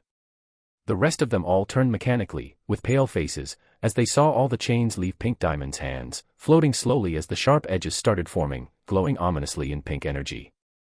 "Wait, wait. I surrender." The man's voice was cut off as his, and the rest of the men's screams followed, as the pink demon stared at them with glowing eyes that somehow felt empty and not a single shred of emotion, not anger nor sympathy, just indifference, as if he was too insignificant for her to consider his pleas. Pink Diamond turned slowly as several gigantic structures that resembled gauntlets formed floating above the warehouse, each one as big as a car, before they started punching and crushing the warehouse, aiming to crush everything. The men watched in horror while the warehouse was reduced to nothing. The warehouse was crushed countless times, leaving nothing but broken pieces behind, yet she didn't seem satisfied as those empty glowing irises kept looking forward, while the gigantic gauntlets continued. After long seconds, Pink turned her head slowly to one of the men on the ground, while her glowing eyes narrowed. She crouched as she held the man's neck and lifted him off the ground, and brought his face a few inches from her doll face, yet seeing the glowing eyes made him freeze in fear as a beautiful yet strange distorted voice, that seemed almost soulless as if she wasn't fully there, spoke. "Where is the clown?" Chapter 25, A Familiar Spark. Pink Diamond was currently walking with heavy steps and glowing eyes, with diamond-like irises, as she walked while dragging a whimpering man by a pink chain. Both his knees were pierced by the chain as it tightened around him like a snake. The man stopped begging for mercy a while ago, his face growing paler as despair and acceptance replaced his hopes and resistance. The man looked pitiful, his cheeks filled with dry tears, his throat dry from the screaming in pain and begging for mercy. He believed that this monster would truly kill him. Even if she found the Joker, he didn't believe he could survive. He wasn't a heartless man, but he did many things that ignored the sufferings of others. Blackmailing, killings, and theft were all fair game as long as it was for survival. As long as he climbed the ranks, as long as he made a profit, and once the first line was crossed, everything else became a routine. He would spare lives when it wasn't necessary to take them, but otherwise, he was a devil in a human skin. Yet, that same man was whimpering and praying for a miracle. And of course, it all became worse the moment he joined the Joker. Survival. That was what he used to justify everything for himself, but for once, feeling the unforgiving consequences of his actions arriving in the form of a pink abomination. He regretted it. He truly regretted it. He just wanted this nightmare to end. I just want to go home. I just want this nightmare to end. I am so sorry, Mama. I should have listened to you. I swear I would become a new man. I just want to go home. I am scared. But unfortunately for him, his nightmare would last a while longer. 20 minutes later. Once Pink arrived at the gate of some strange-looking bunker, she pulled her sword from her diamond and let the whimpering man fall to the ground. She took a side stance, her empty stare locked on the bunker door while she gripped her sword tighter, and the next second, a sphere of vibrations formed at the top of the sword. Her feet cracked the ground as her inhumane strength showed itself, and with a focused mind, the swing came in contact with the bunker entrance. Strange cracks spread through the air as the door fell apart, while the ground started shaking with a small vibration passing through it. Nothing devastating. Yet. Pink stepped inside the bunker as the debris covered everything, except the glowing empty eyes and the diamond that flashed once every few seconds. It didn't take long as Pink was surrounded by men with weapons, all standing around her with weapons raised, some even. A booming sound overcame the tunnel of the bunker as a few of the men threw several grenades, completely ignoring that it could kill or injure their comrades. One of the men who threw the grenade ignored his comrades' shouts of anger and betrayal, as his eyes were locked with the smoke now covering the middle of the tunnel. Some of the men started relaxing, but he saw it. Amid the smoke, a glowing irises were present, and what chilled his soul was that the eyes were locked with his. Another monster.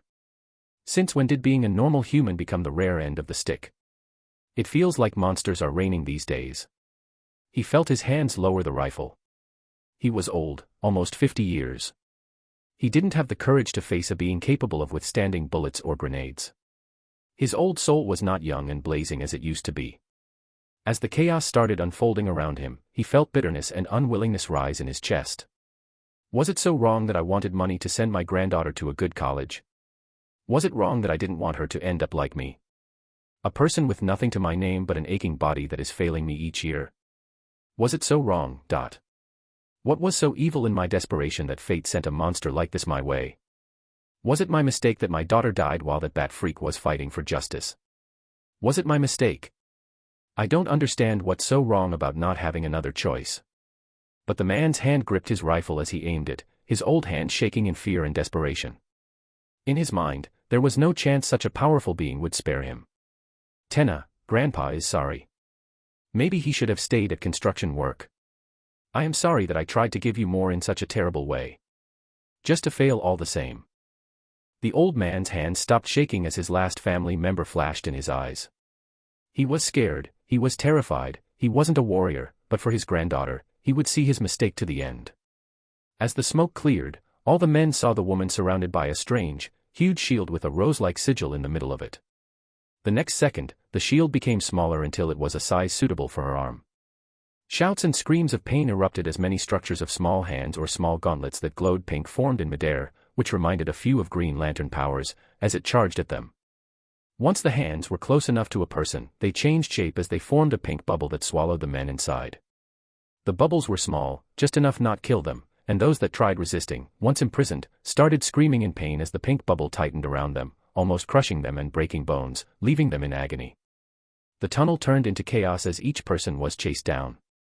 Bullets erupted as men fought, frightened, few even shooting some of their own allies in the chaos and desperation.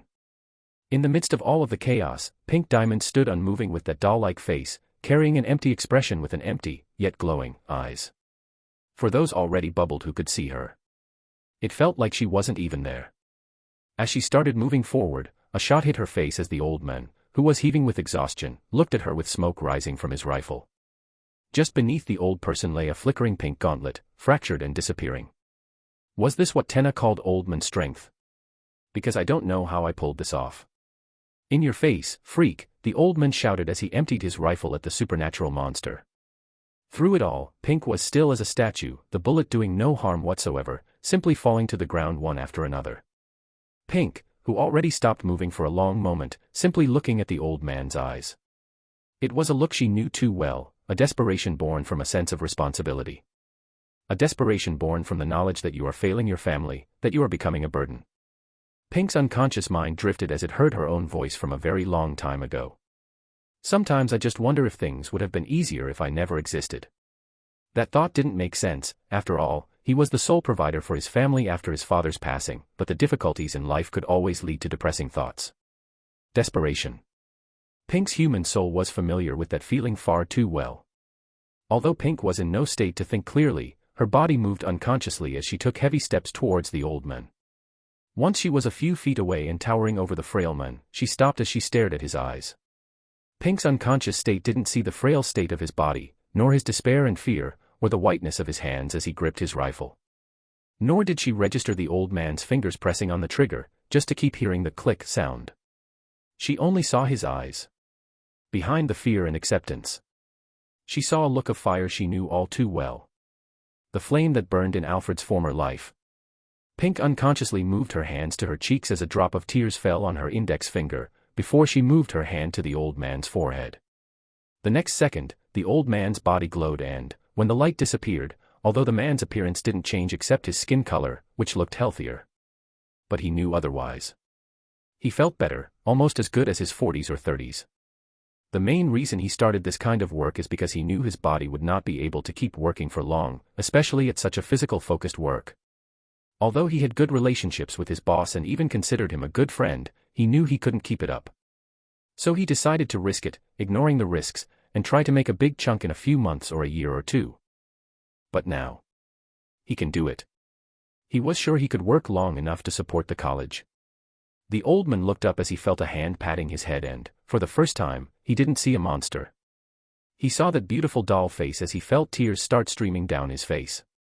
A few seconds passed as he was bubbled in a huge, more comfortable bubble and, as Pink touched the bubble again, it started floating away, leaving the bunker before popping outside. Giving a man in difficult times a much-needed second chance. Back inside the bunker, Pink's eyes stayed looking back to where the bubble left for a few seconds. Before turning back to the other side, she started walking deeper while ignoring the other bubbled people's shouts. Back at the old warehouse. A man wearing a green glowing ring floated above a warehouse. Or whatever remained of it. While his ring had a small transparent box with a pink lion lazing inside, enjoying the trip. As he glanced at the men around with bleeding knees, his face turned slightly grim.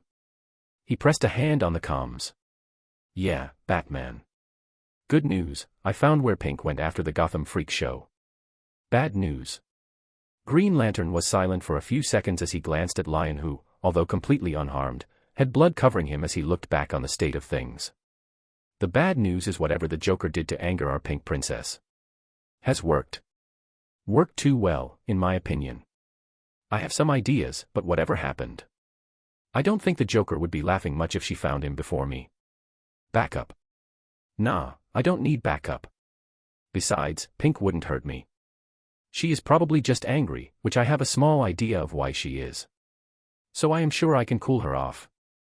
As he cut the comms off while dropping to the ground, Green Lantern needed to know where that pink bubble of joy left. And to try stopping her rampage before she brings another quake and reshapes the world maps.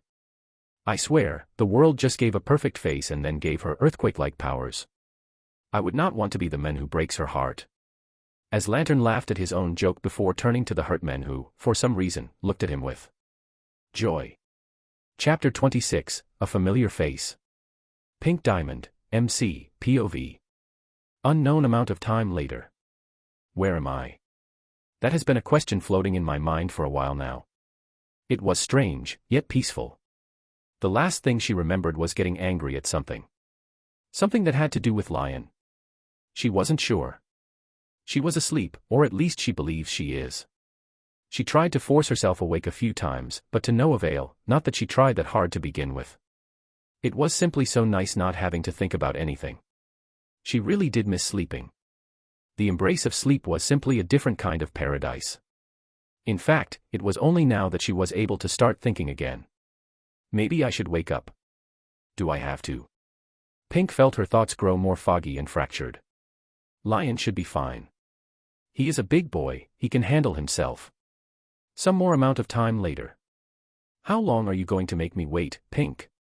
A commanding, yet annoyed voice cut through Pink's sleep, as she opened her eyes finding herself in a strange, yet familiar room made of yellow crystals. Pink's mind struggled to understand, as she finally registered a beautiful melody being played in the background. Not that it mattered, because her attention was all on the figure sitting on a huge throne of yellow-colored crystals. At last. Finally decide to stop wasting time, Pink. The huge figure said with a bored tone, as she raised an eyebrow at her. Pink simply stared dumbfounded, as she stood up, looking up to meet the eyes of a figure she was unfamiliar with, yet she knew her very well. Yellow Diamond.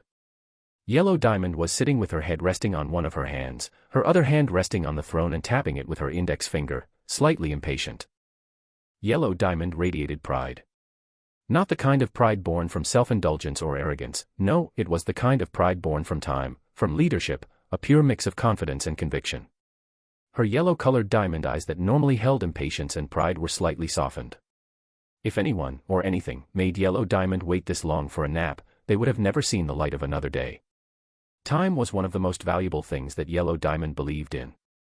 After all, she had an empire to manage, fleets to order, colonies to manage, and incompetence to be extracted from the perfect machine that was the Gem Empire. Yellow simply never wasted time, and she always grew angry at anyone wasting her precious time that could be better spent. But, strangely enough, Yellow didn't shout, didn't turn angry. She didn't even talk again while Pink stared for a long while. She simply waited. Impatiently. Yes, but she waited. Even Blue would not have gotten this far in wasting Yellow's time before she started getting angry. After all, they always had more time to talk. After all, no matter how much time passed for a diamond, there will always be a second time to meet. After all, time was a concept at best, never a real concern. Right. Yellow's gaze turned dangerous for a few seconds before she forced it down. Or it should have been the case, but for reasons unknown, Yellow seemed content to wait for Pink. She didn't work while keeping a single ear open for Pink. She didn't ask Pearl to escort Pink outside until she was in a better state to talk, no, she simply waited. The most busy figure in the Empire didn't even glance at her so-called responsibility. Yellow was willing to wait for their youngest. After a few minutes passed, and Yellow deemed Pink calm enough, she glanced to the side at her own Pearl, saying, "Pearl, that would be all. You can stop." Pink snapped her head to the side, seeing a short yellow gem that stopped singing, as she bowed with perfect posture while retreating slowly. "Yes, my diamond." Pink gave another look at the place, placing memories together. Yellow ship. This is Yellow ship. Am I in a memory again? Pink snapped from her thoughts, as a huge yellow-gloved palm opened near her. She stared at the open palm for a while, before slowly, she climbed on it. Yellow lifted her palm up, until it was close to her face, while looking at Pink closely for a long minute. Something in Yellow's gaze softened from pure boredom and annoyance to slight nostalgia, as she gazed at Pink, seemingly buried in her own thoughts, before closing her eyes once, and her gaze returned to normal. "Pink, I am very disappointed in your performance. Care to guess why?" Yellow asked with furrowed brows, simply waiting for an answer. Pink gave her memories a quick check, and realized that well. Pink has disappointed Yellow on many occasions. So many, in fact, that she gave up on guessing which one of them this is. Pink looked up with an awkward smile, saying, "I am not sure, Yellow." Yellow simply sighed, rubbing her forehead as if expecting a headache, before looking at Pink sternly. "Pink, tell me what the injectors do." Yellow asked with the patience of someone preparing for a stupid conversation with a child. It injects diamond essence, and gives the necessary information to newly formed gems." Yellow nodded slowly, saying, "A rather very short answer, and lacking in details, but yes, you are rather barely correct. Pink, the injectors were made because diamond essence is a valuable resource." Pink crossed her arms, while her face unconsciously pouting, saying, "I know that." "Yes you do, but you don't seem to understand what that actually means. Do you realize how annoying it is to see your lack of efficiency?" Yellow was rubbing her head with annoyance while questioning her life choices. Pink wanted to ask a question, but Yellow cut her off, saying, "The injectors were made because diamond essence can only be made by us, which means 4 diamonds needed to produce enough for thousands of colonies." At that, Yellow stood up, walking while placing Pink on her shoulder, as she marched with heavy, gigantic steps, as the huge door opened, showing a passageway made from yellow crystals as well. Which is why the injectors were needed, pink. The injector controls how much exactly each gem needs from diamond essence to form with the perfect standards. There are some failures, but that's a small price for the maintenance of all the colonies. Yellow Tone was bored, as if she was reading information from a book. Now, pink.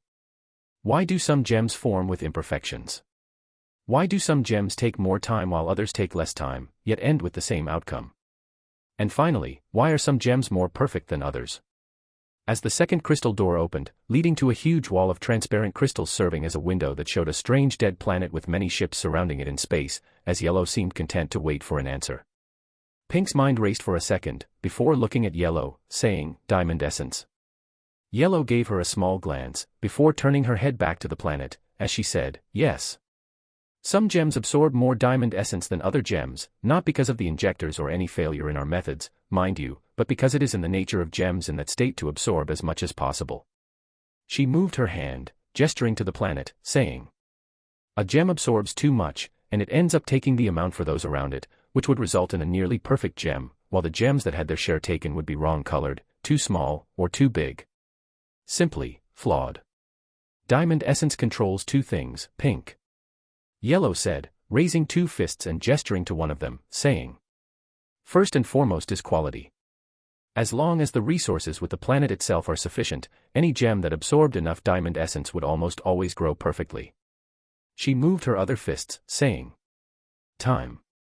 A gem has limits. Once it absorbs too much diamond essence, any more would only make the gem absorb nutrients from the environment faster." Yellow turned her head to the wide-eyed looking Pink, saying, "It's very wasteful to use that much of diamond essence for a small number of gems, but considering your situation, I would allow it." "Does that mean?" Pink said, while unconsciously doing small jumps of excitement on Yellow's shoulder. Yellow, who glanced at Pink happily jumping on her shoulder, couldn't stop a small smile from forming. "Yes, Pink, it means as long as an adequate amount of diamond essence is provided. A gem growth time would be reduced from centuries to theoretically months, even less." Yellow eyes turned stern, as her voice turned slightly stern again. "So get yourself some gems, and start a foundation for your court. It's rather embarrassing that a diamond has to work doing such mundane tasks.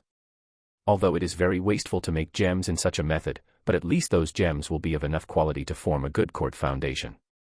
A very small one, but at least it's a positive point." A heavy, yet comfortable silence settled, as both turned to look at the planet. Yellow. "Is this a memory?" All she got in answer was a snort with a dismissive answer. "Be grateful that Blue convinced White to let me help, Pink. Since White wanted you to figure it out on your own." Seeing Yellow not elaborating further, she knew she would not get another word out of her. Yellow was always firmer in her choices, and Pink doubted she could force any answer out of her. Pink had many questions, but she was sure of one thing. The original Pink Diamond had no such memory. "You need to get your tantrums in check, Pink. This time you made a real mess for yourself." Pink looked at Yellow, saying, "This time? Oh. You don't remember? It seems your tantrums have gotten worse than I thought. That would be troublesome." Yellow looked at the now slowly panicking Pink, as with a sigh, she picked her up and brought her other hand covered in small yellow-like energy, as she said, "Blue will complain for centuries if I don't help a little, so I will give you the important parts. If you can remember the rest or not is not my concern. After all, it's about time to learn that your tantrums have consequences.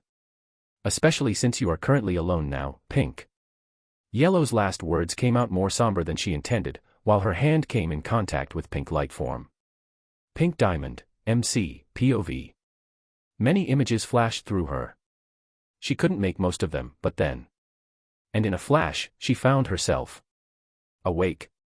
She looked around, heaving for breaths, not because she needed it, but from the chaos and overwhelming situation of it all. Pink was kneeling on the ground, and she was in a rather terrible condition, her light form covered in countless cracks spreading across it, even reaching her face. Her panic only grew, as she looked to see one of her arms shattered and destroyed, while the other one, although covered in cracks, held firm with her shield attached to it. Did I overuse my devil fruit? There is simply no way the Joker forced me to do that. Right. With an increasing sense of dread, Pink pushed herself up on shaking legs, as the cracks spread slightly more, as she looked around. chaos. The landscape around her felt as if someone flipped the ground on itself repeatedly. Some pieces of earth were higher, forming small hills, and some were lower. It was simply chaotic. She turned her head slowly, as she froze, her diamond flashing repeatedly as she tried to understand what she was seeing. A very iconic ring was thrown on the ground, glowing slightly with a finger near it. All the while flickering slowly with fading green light. As she turned her head to see Green Lantern, or now simply held Jordan, laying on the ground. Both of his arms tilted to very sickening angles, with one of his hands missing many of its fingers. Did I? There's no way. Right. She looked around more with increasing panic, as she froze completely. Tornado, the red robot, was crushed beneath a huge rock, removing his lower body completely. He wasn't dead, but he needed fixing. Pink looked around, seeing many more corpses. Thankfully, she didn't recognize them, but her cracked light form moved slowly with unsteady steps to held Jordan's body, which was barely breathing, but looking paler by the second, as she finally noticed his caved-in abdomen. No no no no. Hey Green Lantern, this isn't funny. Look, I think I messed up. I messed up big time. Just let me fix you, okay? This will be all right. Before Pink could take another step, she felt something block the sun, as she looked up, seeing Wonder Woman flying a few meters high in the sky. She was covered in wounds, the most obvious being the huge stab in her stomach, and her lower jaw was completely ripped off. What drew Pink's attention was the look in Wonder Woman's eyes. It wasn't the amusement or slight fondness she had in any of the previous interaction. It was anger. No, it was resentment. Pure resentment. The next second, she felt the wind change slightly, and when she looked down, she saw the Flash in front of her, his hand vibrating as it was plunged into her chest, holding her diamond. Sorry, Pink. But I have to do this. Flash's determined look showed small hesitation when his eyes met Pink's now terrified and panicking eyes. But he forced his hand free from her chest, pulling a glowing pink diamond, as Pink light form eyes became empty before poofing away. Pink snapped awake to see herself in Yellow Palm, in the same scene, as if nothing happened. So Pink, do you still remember my lessons about your tantrums and emotional control? Because I am very disappointed. Chapter 27, Don't Leave Me. Pink, this is highly unacceptable behavior. Yellow Diamond all but shouted in annoyance while looking at her left ankle, which Pink was hugging with enough determination and strength enough to crack stone, while refusing to let go. The scene was rather comical as Yellow tried shaking her off by lifting her leg and shaking it, to no success whatsoever. Pink, what is it with you now? You can't send me off. Yellow, you have to help me. Pink shouted, while refusing to let Yellow's ankle go. Pink was actually embarrassed about her behavior. In fact, her human soul was dying from embarrassment, but after understanding how big of a trouble she got herself in, she decided she needed help, which is why, guided by her memories from Pink, she went full Pink mode. In simple terms, she was being childish, but Pink truly didn't know what to do. No one in the real world would care enough to help her, and if the League decided to throw her in a place like the Phantom Zone, she truly had no idea what she would do. The only creature strong enough to help her was the diamonds, and she trusted them to a degree. At least, she was sure that they would not kill a fellow diamond. Hopefully. The scene continued for a few seconds as Pink Diamond, without a shred of dignity, begged Yellow for help. Instead of two rulers of the Gem Empire, there was only an older sibling trying to shake off its younger sibling, which got itself in trouble. Pink. I already helped you. Yellow answered with an agitated tone, looking down at Pink Diamond that refused to let go. The only answer she got was Pink blowing her eyes out in tears while looking up at her. It was such a familiar sight for Yellow. She saw it countless times before, but somehow, it still worked.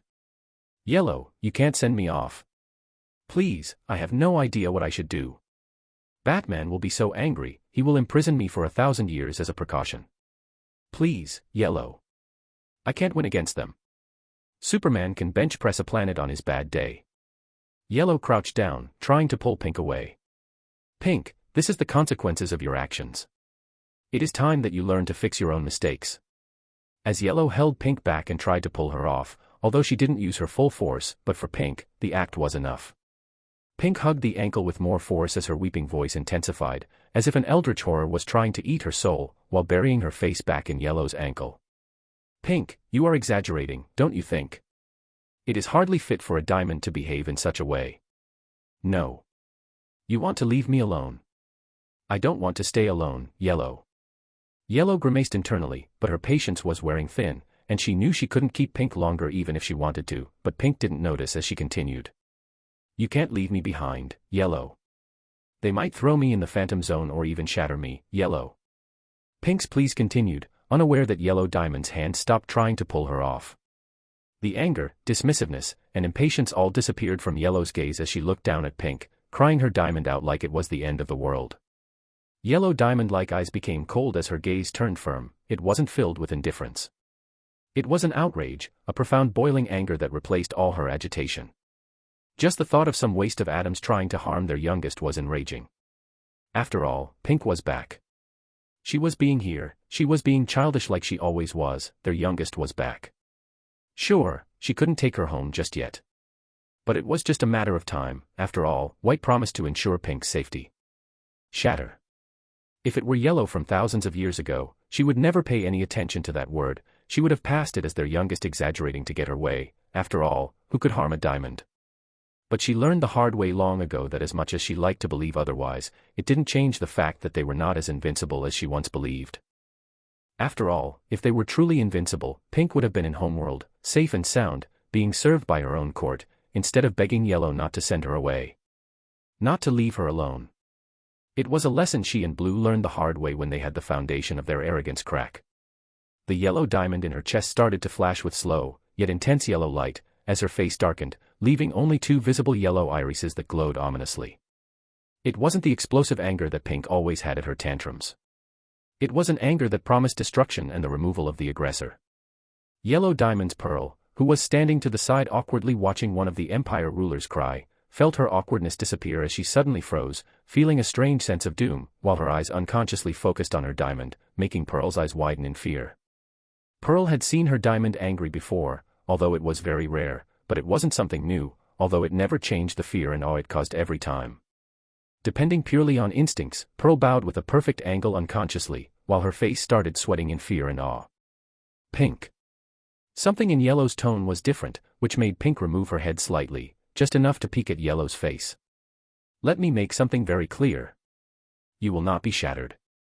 Yellow's hand grabbed Pink again as she placed her on her open palm and brought her closer to her face, making Pink meet Yellow's enraged eyes. No waste of organic material will ever place a single crack on your diamond. Don't you ever dare mention such a terrible thing again. Am I clear, Pink? Pink nodded slowly as her panic finally stopped, while Yellow placed her huge finger on Pink's fluffy hair, patting it slowly. Pink, first of all, you aren't in that much danger as you think, and if, and I mean if, you were in such a terrible situation, then White would have helped already, especially Blue. She would probably leave all her responsibilities to help you.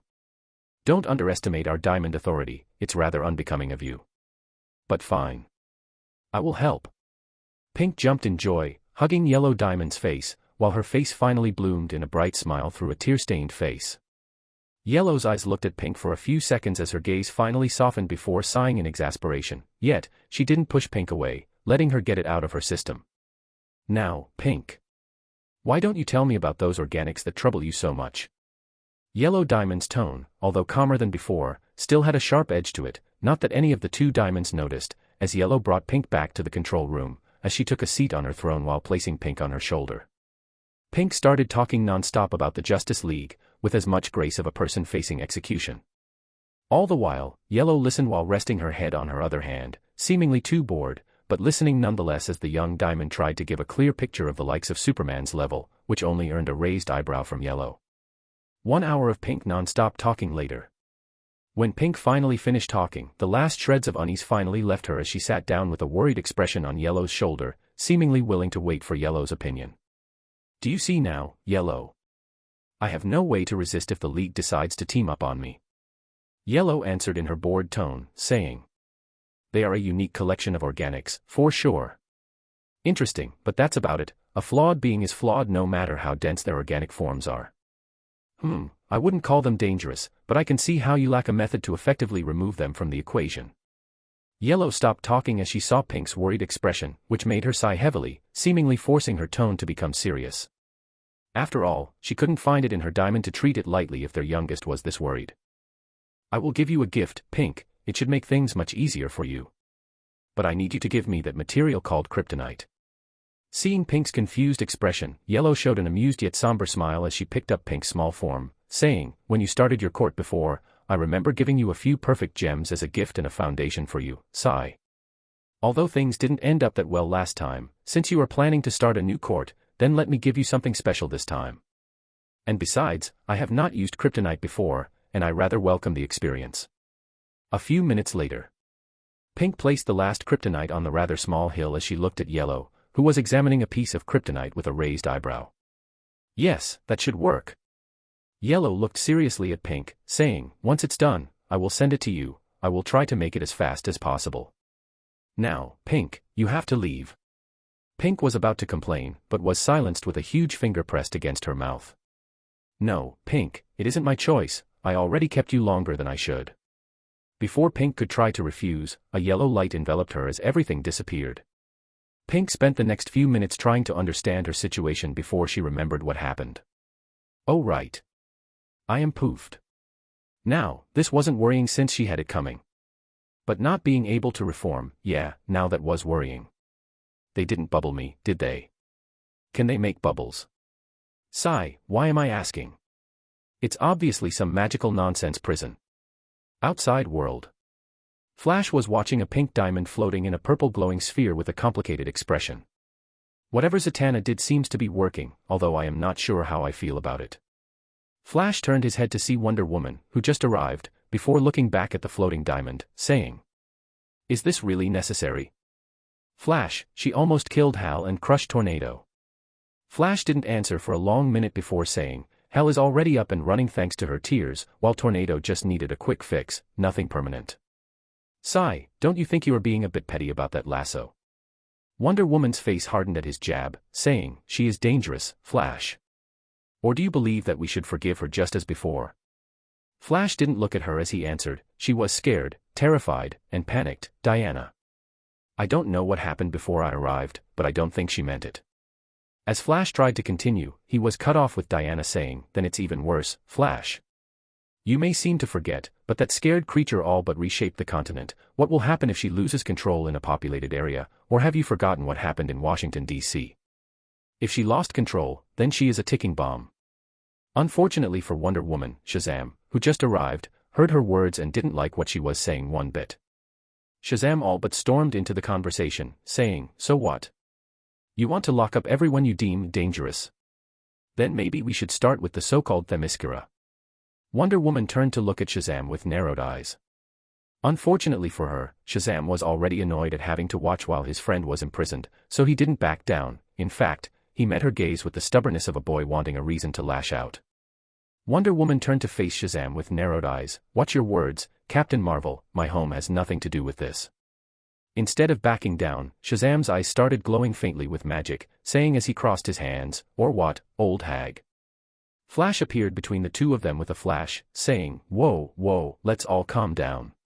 Pink's case will be decided on in the next meeting, there is no point in arguing over it now." Shazam held Wonder Woman's gaze for a long second before turning around to leave, throwing out whatever as he stormed off. Chapter 28, A Conflict. Almost half a day in the past. Green Lantern broke through the surface of a hidden bunker with a huge drill as he landed inside, still carrying Lion in a small transparent cage. Hal Jordan glanced around, seeing countless men bubbled in rather obviously small pink bubbles, many of them groaning in obvious pain from being forced in such a small space. The unlucky ones had some bones dislocated. The lucky ones were unharmed but obviously in huge discomfort. Well, the good news is she isn't killing anyone. As for the injuries, Batman probably gives them worse than those on a good day, and besides, they deserve it. Hal laughed at his own thought process, imagining Batman caving a man's teeth in before starting to question him. Hal shook his head as he glanced around. Hal glanced at the bubbled men again before deciding to leave them as they were for now. Now where is that pink bundle of joy and gluttony? Green glow surrounded his body as he floated over the ground, taking Lion with him while he made his way deeper into the bunker. A few minutes later, Green Lantern arrived at a huge open room filled with more bubbled men as he heard a sickening sound similar to twigs snapping, followed by laughter filled with madness. He didn't need to look further as his eyes caught sight of his search objective. Pink was standing in the middle of the large underground room. There were a few more bubbled men around, but Hal ignored their painful grunts as the bubbles tightened around them. Hal dropped to the ground as he raised both hands, looking at Pink, who held the Joker by the neck, her grip tightening, while her other hand held a bloodied sword. The Joker's body was mutilated, his right hand completely cut clean, his left hand twisted, completely broken, his face bloodied beyond recognition, if not for his pale skin and twisted smile that only showed the rows of now broken teeth. Green Lantern immediately activated his ring as a huge glove formed in the air and held Pink before slamming her into the wall. Hal forced a deep breath from his chest as he felt a small amount of guilt forming there. Maybe I should have bubbled the Joker instead of slamming her away, curse you, muscle memory. Now, Pink, I understand that he is disgusting, annoying, and everything between evil and malicious. Trust me, I know, but I am afraid that you are taking things a little too far.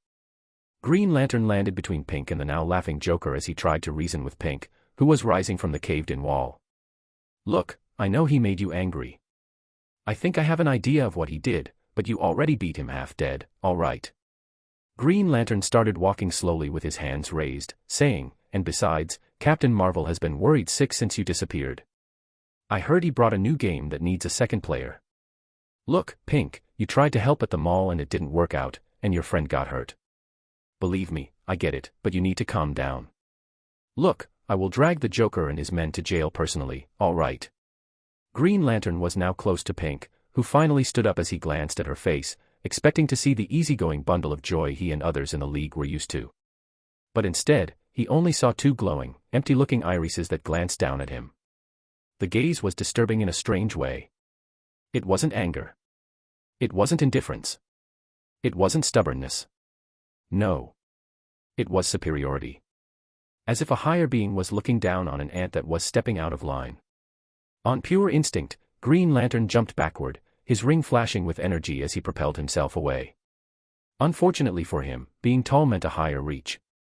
Thus, Pink's hands gripped both his forearms, and with zero resistance, both of them snapped like a twig with a twist. He felt a scream tearing through his throat as he forced his will to focus, making his ring glow as pure energy slammed Pink again into the wall, making it collapse on her. With no hesitation, he pressed a button on his comms, signaling for support as he glanced at his hands, both twisted to terrifying angles. While his focus was on Pink, who was rising from the rubble, he felt his cage construct start to crack. He turned his head with a glance, seeing lion roaring waves of pink energy, making the construct surrounding Lion crack slowly. Oh yeah, almost forgot about that guy, maybe bringing him wasn't a good idea. At the same time, both Pink rose up and Lion broke through the construct.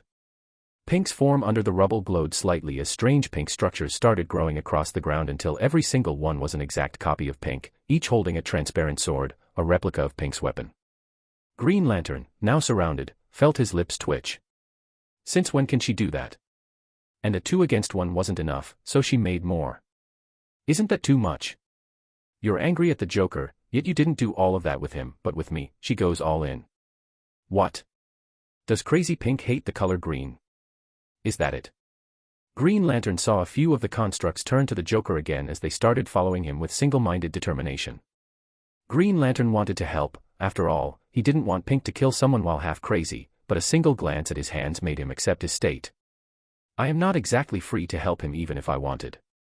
And besides, there is something wrong with Pink, unless she has multiple personality disorder or she has obviously gone crazy. Hal shook his head as he glanced at the original Pink, who ran at him with a raised fist. He quickly formed a green shield surrounding him.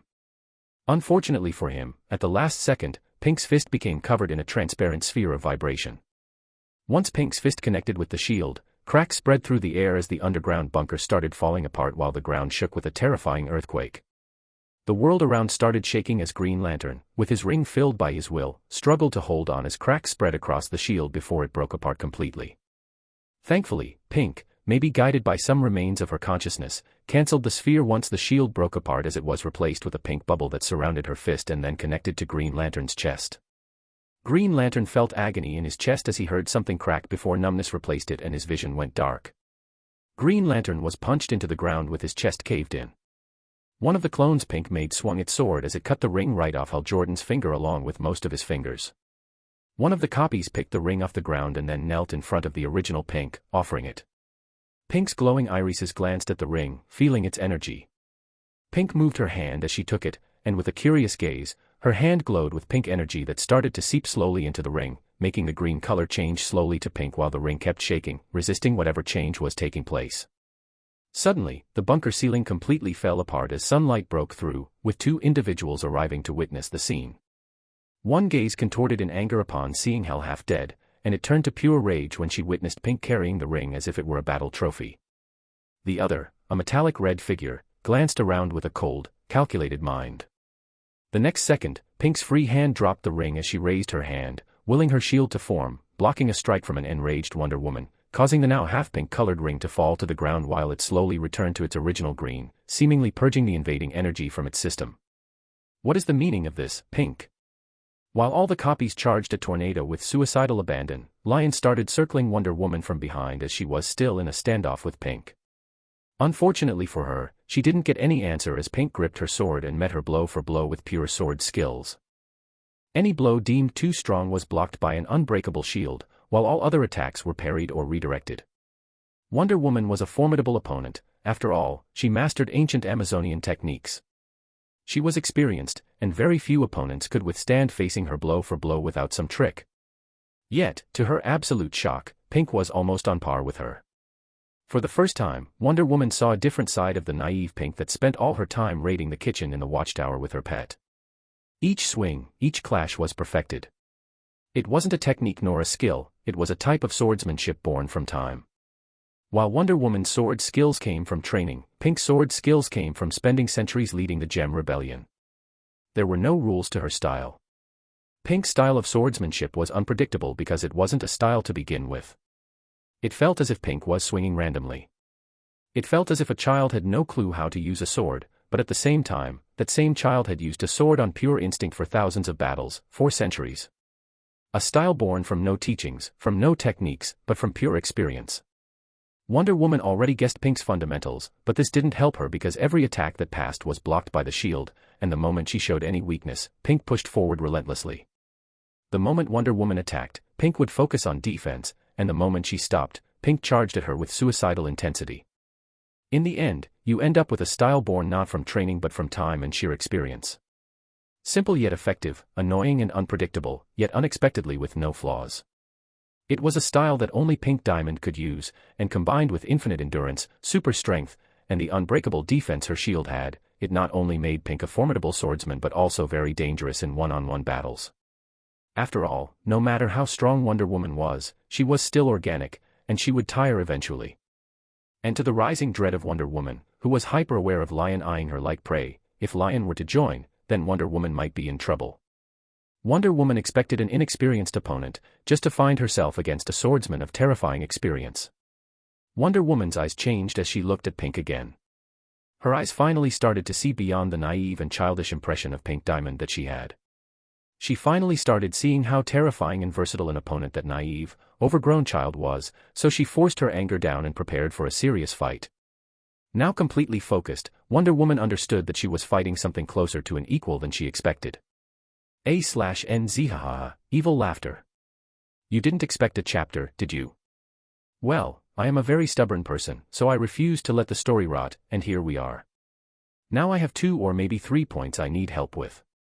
First, I used a different method to, let's say, refine my writing grammatically speaking. So how does it compare to other chapters so I know to stick with it or not? Second, the next chapters one will work on will be for my other work. Sombra has been waiting for too long. Who knows, maybe I will write 2 chapters for both works. I am certainly stubborn that way. Third, thanks to everyone reading the story and wishing me good luck on my tests. I truly appreciate it, and a special shout out to those who stuck with this story since the beginning. You shall not be forgotten. Oh, and I may or may not be thinking of starting a new story. The passion of writing sometimes burns bright. Nothing is decided till now, but how does Thrag sound? Or maybe a custodian. Or a scanner. A system or without. DC or MHA. Now, as much as I hate it, I am going to read medical terminology. So until then, goodbye. Chapter 29, A Conflict 2. The Battle Above. Tornado moved through the sky as both of his hands aimed at different directions, forming strong tornadoes that forced most of the clones to be separated and pushed back. Tornado floated higher as a pink sword slashed his previous position.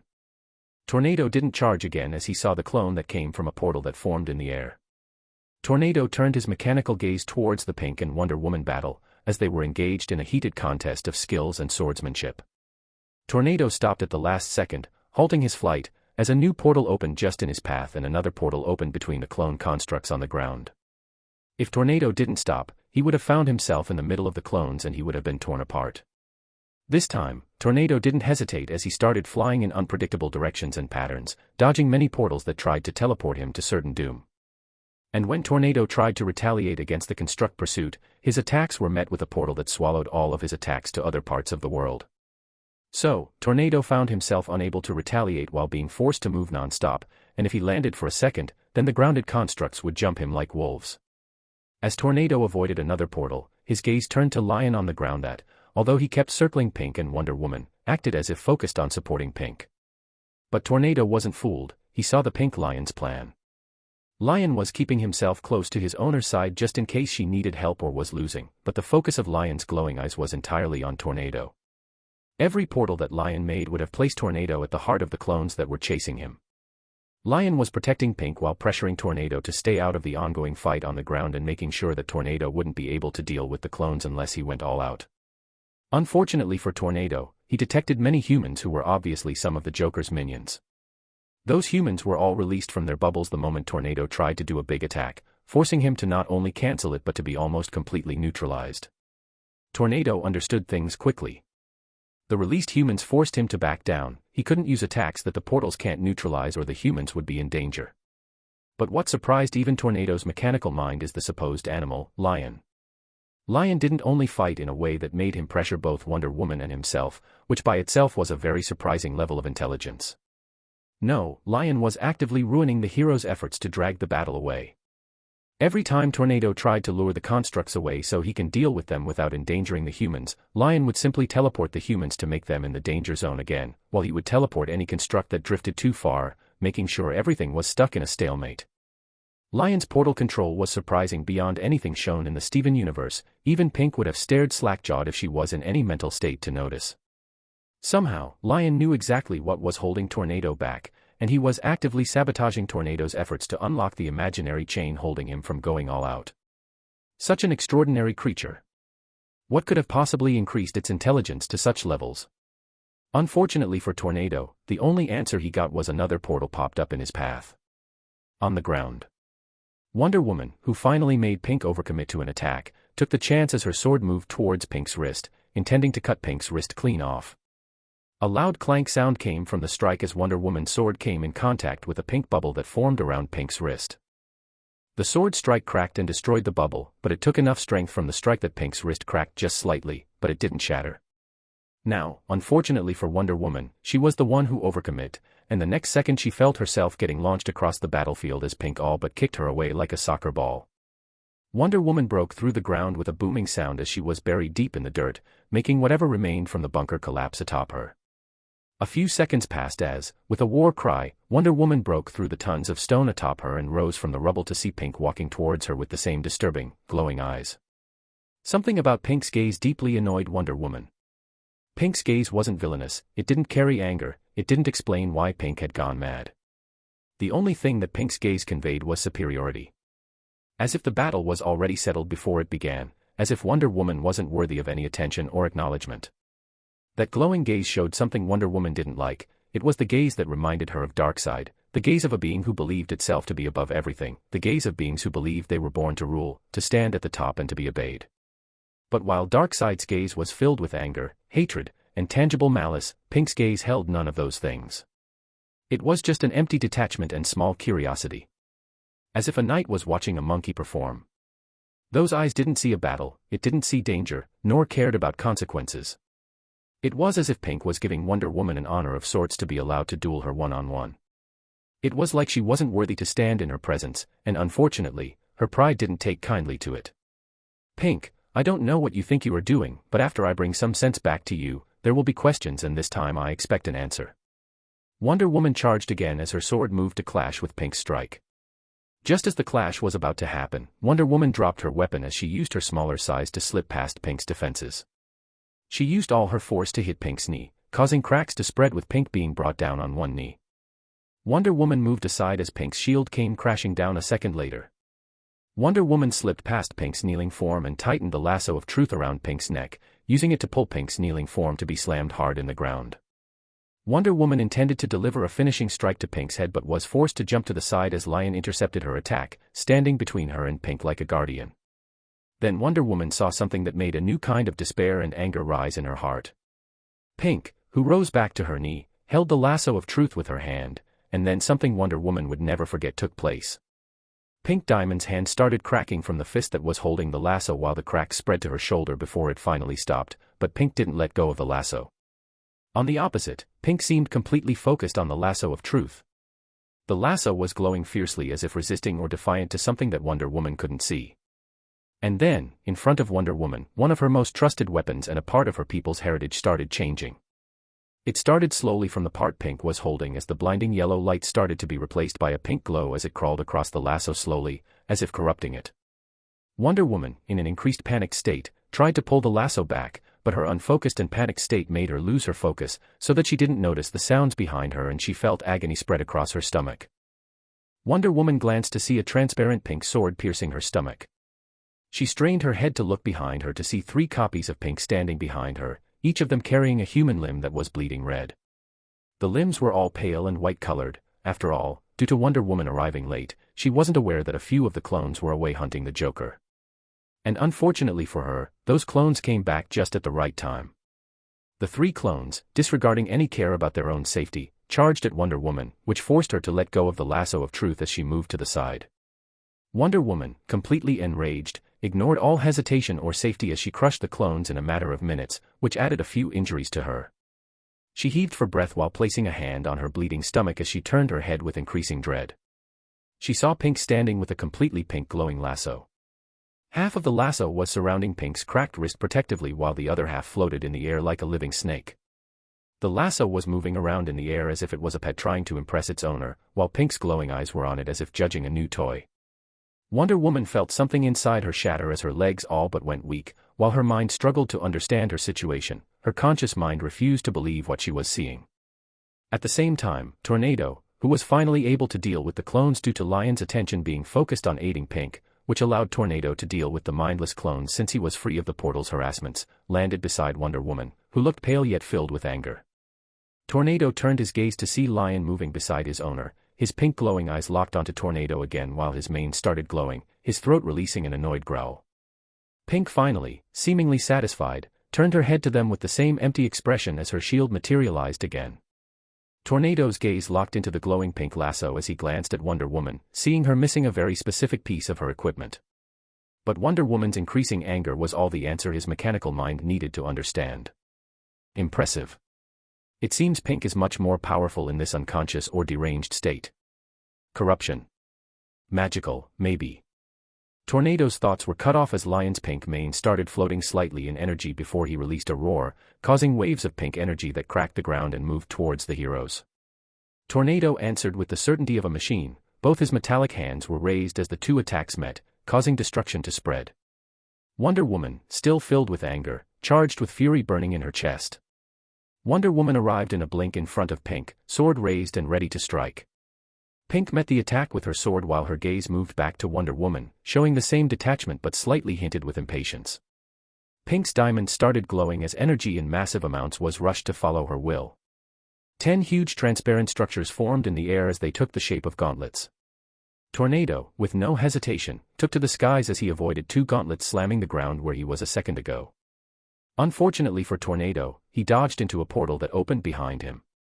Tornado appeared a second later in the sky just in the right place for one of the gauntlets to take hold of him, as he felt his metallic body start bending under the force. Wonder Woman was no much better. 7 huge gauntlets were chasing her across the place. That was until Pink appeared by a portal in front of her with a sphere of vibration surrounding her sword, and a second later the strike arrived, causing small cracks to spread across Pink's hands. The world shook slightly as Wonder Woman felt her bones shake as the vibrations traveled across her sword to the rest of her body. Wonder Woman withstood the strike, but it sent her to the sky where 7 gauntlets were waiting for her. 2 gauntlets crushed her between them. Wonder Woman, using her sword and strength, forced them slightly open as cracks appeared on the gauntlets. Pink on the ground, seeing the futile resistance of the organic being, simply raised one of her hands as she tripled the energy output to the structures, repairing the cracks, while the remaining gauntlets disappeared from the sky as they were deemed a waste of energy, leaving only the gauntlet holding Tornado and the two crushing Wonder Woman. Pink, seeing that the organics were finally suppressed, turned her back looking for her original target. A/N, yes. The Joker has already been battered by Pink and the clones all cut a limb from him, total 3 limbs, but angry Pink wasn't satisfied since she didn't see his dead body. And yes, leaving Wonder Woman and Tornado is stupid, but Pink isn't really thinking, is she? We got that out of the way, so let's continue. Pink, who completely forgot about the organics, stopped as Wonder Woman shouted with pure rage, drawing Pink's attention as she saw the two gauntlets be forced apart with brute strength and determination as Wonder Woman forced her head and one of her hands out. Pink glanced at Wonder Woman's gaze, which was locked on her with pure rage and fury, which only caused Pink to lose what remained of her patience. Those organics have interrupted her many times, as interesting as they were, they have wasted her time, and her unconscious mind was done humoring them. The only answer Wonder Woman got was Pink walking slowly towards the gauntlets, while a sphere of vibration started forming at the tip of her sword as it kept getting larger and larger, while the gauntlets lowered from the sky, making Wonder Woman close enough to the ground. Pink stopped a few feet away from Wonder Woman, who to her credit showed no sign of fear. Do your worst. As Wonder Woman's shout of defiance fell, the strike landed a second later directly on her jaw. Chapter 30, Happy Thoughts. Pink Diamond, MC, POV. Thankfully, memories of what I did started coming back to me. Not like I was happy of what I was remembering. I am quite sure Wonder Woman hates me with the passion of a burning sun. Because apparently I can corrupt. Influence. I didn't decide on a single word yet, but the point is I somehow, someway forced my energy to replace the original energy in the lasso and yeah, the rest was history. Alright, honest thoughts here. I have no idea what I did, not a single clue. Since when can I take ancient artifacts and simply do whatever it was that I did? To make things short, the fight was practically over after I introduced Wonder Woman to my devil fruit and blew her entire lower jaw.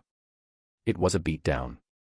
My angry self manhandled Wonder Woman so hard that I am quite sure that if anyone other than Superman or Shazam was in her place, they would be long dead. In fact, I think she would have died if her jaw didn't break off. The moment Tornado was out, it was simply finished. Yeah, Wonder Woman simply stood no chance in a 2-on-1. Now that I got this out, let's talk about my current situation. It's terrible. I am still bubbled.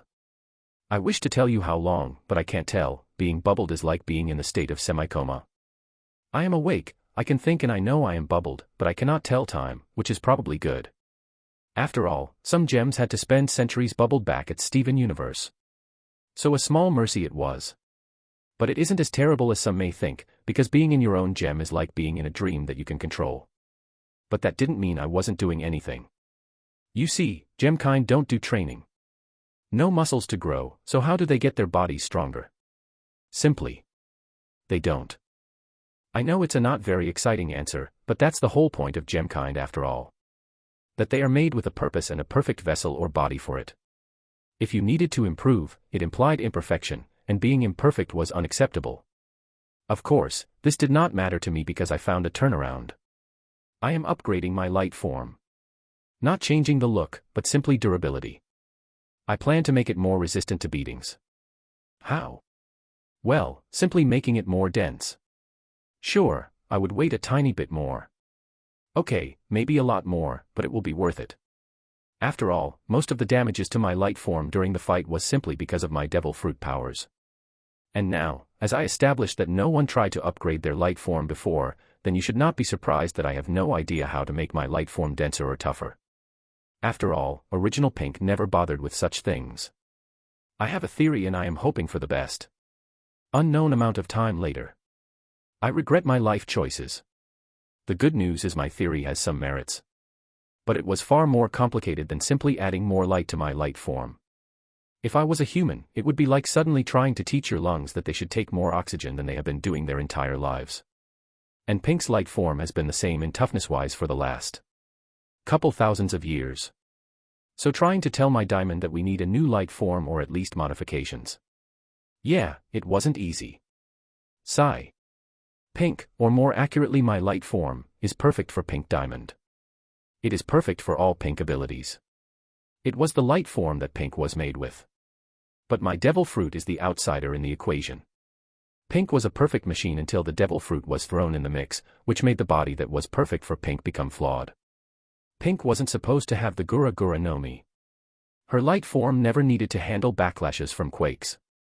Deciding to take a break as my who knows how many number experiment of my new light form disappeared, which left me with a dangerous old friend. Pink's emotional stability and thoughts. A long/short/unknown amount of time later. I feel like I can start semi-using most of my new abilities, especially since I got most of my tantrum memories. Although definitely not as good as Angry Me did it, but everything is just a matter of time anyway. And I will definitely steal a ring if I had the chance. Maybe not a green lantern, but a red one. Yellow. I can corrupt them and make my own ring. It would remove all need for a spaceship. And energy for the ring. I was a walking battery. And where did I store that lasso again? Was it in Lion's Mane or did I lose it? Well, if I didn't store it, then it's probably back in Wonder Woman's hands, although if she can use it from now on is certainly questionable at best. Hey. Pink 1, Deranged Feminist 0. At least something good came out of this.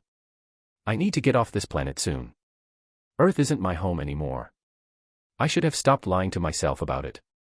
Thankfully, with my flight capability, I should technically be able to go anywhere I want even in space. As if I have a home. Pink winced internally at her thoughts. Yeah, the depressing thoughts are here. Let's try happier thoughts. Just happy thoughts. Happy thoughts.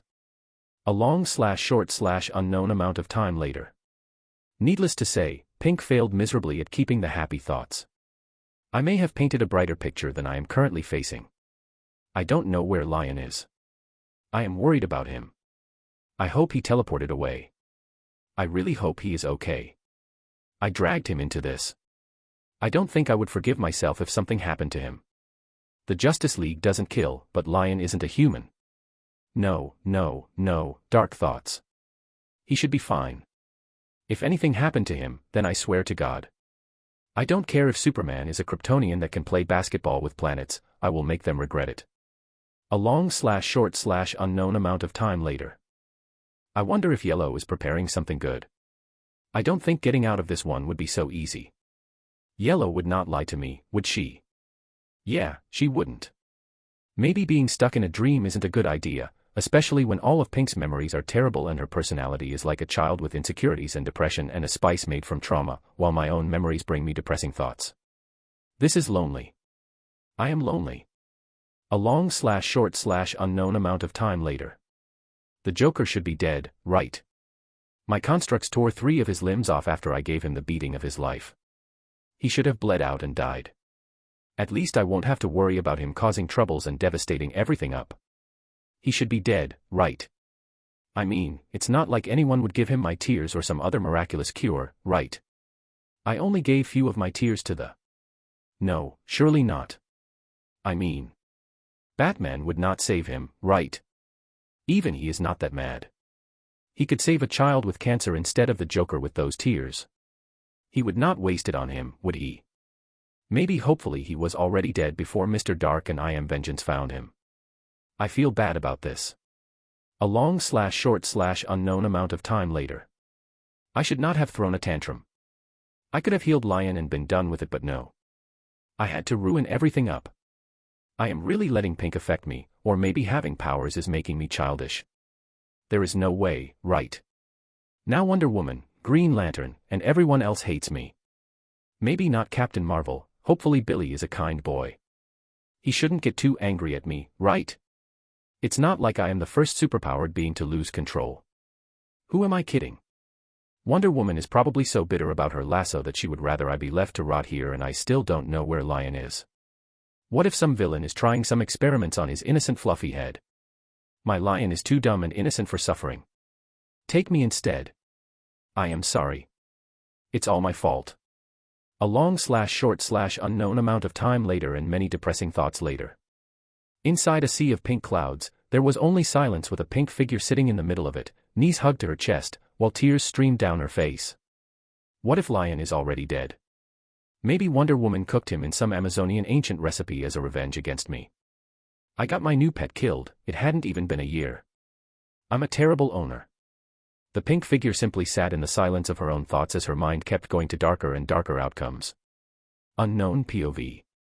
A corpse lay bleeding on the ground, staining the rather white ground red. The corpse was already rotting in many places, its blood already almost dried up, all of its organs long dead, long worthless beyond repair. A very old person with sharp blue eyes wearing a white medical coat walked calmly as he raised his hand, holding a small beaker filled with glowing pink energy. Very carefully, as if dealing with the most precious thing to exist, the man tilted the beaker slightly as a single drop fell atop the corpse just to be absorbed. The white room was in silence as the cameras recorded everything, with a few dozen of doctors and scientists standing to the side, some already writing everything they noted. The mutilated corpse was fixed slowly, bones and muscles knitting back together as if no damage was done at all. The old man sat down, staring in astonishment, as he said, "Prepare the surgery room." As countless staff members rushed to prepare everything. The old man sat in silence, simply staring at the beaker in his hand in thought. Half an hour later. The same old man sat staring at the long list in front of him, heart and the lungs and the liver and the kidneys and the pancreas and the intestines and the stomach and the uterus and the eyes through their corneas. All in optimal state. All successfully transplanted, all patients that received the organs from what used to be a rotting corpse are functional, healthy, and alive. The old man stood up as he stared at the large screen in front of him as a third line appeared on it. A line that sent excitement and cold chill in everyone's bones. Substance original name, unknown. Current name used until completed identification, Tears of Life. Currently confirmed effects. Tears of Life has been confirmed of curing the following number of diseases: cancer and lung cancer and breast cancer and prostate cancer and colorectal cancer and pancreatic cancer and liver cancer and brain cancer and leukemia and lymphoma and melanoma and sarcoma and glioblastoma and mesothelioma and ovarian cancer and cervical cancer and stomach cancer and esophageal cancer and kidney cancer and bladder cancer and thyroid cancer and multiple myeloma and AIDS and HIV, infection and Ebola virus disease. Marburg virus disease and rabies and untreated tetanus and untreated botulism and untreated anthrax and plague and smallpox and severe and SARS and MERS avian influenza and Spanish flu and viral hemorrhagic fevers and Creutzfeldt-Jakob disease and Kuru and fatal familial insomnia and Alzheimer's disease in late stages and Parkinson's disease in late stages and Huntington's disease and amyotrophic lateral sclerosis and multiple system atrophy and progressive supranuclear palsy.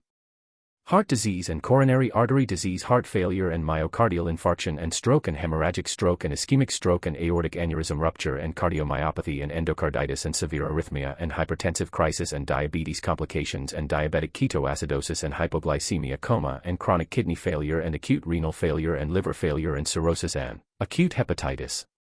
Fulminant hepatic failure and severe pancreatitis and respiratory failure and chronic obstructive pulmonary disease and pulmonary fibrosis, severe asthma attack and pneumonia and tuberculosis and sepsis and septic shock and malaria and cerebral malaria and dengue, hemorrhagic fever and yellow fever and Zika complications and cholera and typhoid fever and dysentery and severe dehydration and heat stroke and hypothermia and meningitis and encephalitis and polio and measles complications.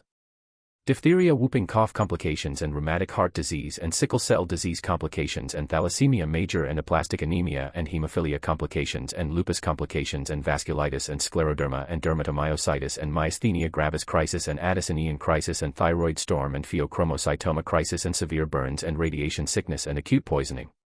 Cyanide poisoning and carbon monoxide poisoning and opioid overdose and alcohol poisoning and snake envenomation and scorpion envenomation and anaphylaxis and severe trauma and traumatic brain injury and internal hemorrhage and multiple organ failure. And that was a long list, sorry about it, but I was making a point, so let's continue. Conclusion: no disease has proved incurable, the cure has proved effective no matter the severity or extent of the disease spread. Only incurable factor found: death of the organism. Second effect found: energy radiation. Every drop is approximated to be able to be enough to provide enough power for a house of 4 for at least a year. To be noted, the methods of calculating the energy outcome have provided different results. Proven results: a single drop may provide an ordinary family home of electricity from 1 to 10 years. The energy proved harmless to nature, in fact, plant life seemed to flourish in its presence. Further tests are required. To be noted, all energy tests could be overwritten since some scientists think far more energy could be harnessed if different methods were used. Further tests required. Proven hypothesis: the entity known as pink diamond contains infinite energy. Third effect: although death is incurable at normal conditions, it has been proven that the corpse would return to its optimal state and all of the supposed corpse's organs would be completely compatible with any host even if tests say otherwise. Summary: any corpse subjected to the tears of life becomes a universal donor. Under test hypothesis, curing DNA damage from radiation, mutations control, and birth defects require further tests. Current calculation suggests a 99.9999999999998% success rate. Under test hypothesis, age control. Further tests required. Current calculations prove it is very possible with the correct methods. Under test hypothesis, the effects of the tears can lead to mass production of any and all types of plants. If proven correct, it could be used to solve world hunger and even fight against deforestation. Further tests required to confirm the stability and changes to plant life. The hall fell silent as the old man stepped forward, looking at the screen for a long moment. Just staring at the screen with the information he already knew made him feel that every drop of the tears of life he carried was 10 times heavier. Diseases. Gone. World hunger. Solvable. Energy needs. Gone, taking away all the pollution that the planet suffers from due to other methods of energy. Age. Welcome to the key of infinite youth. Congratulations everyone. We found it. A universal cure. His old voice wasn't loud, but all of the scientists, doctors, and researchers in the room heard it. No, they didn't hear it. They saw it. A cure for everything, a true panacea. Yet strangely enough, none of them cheered. For a long moment, silence simply filled the halls of STAR Labs. Because they all saw it, the heart-aching line on the end of the screen that they tried non-stop to change it. Countless tests, countless ideas, countless methods trying to understand what was going wrong, but they couldn't solve it.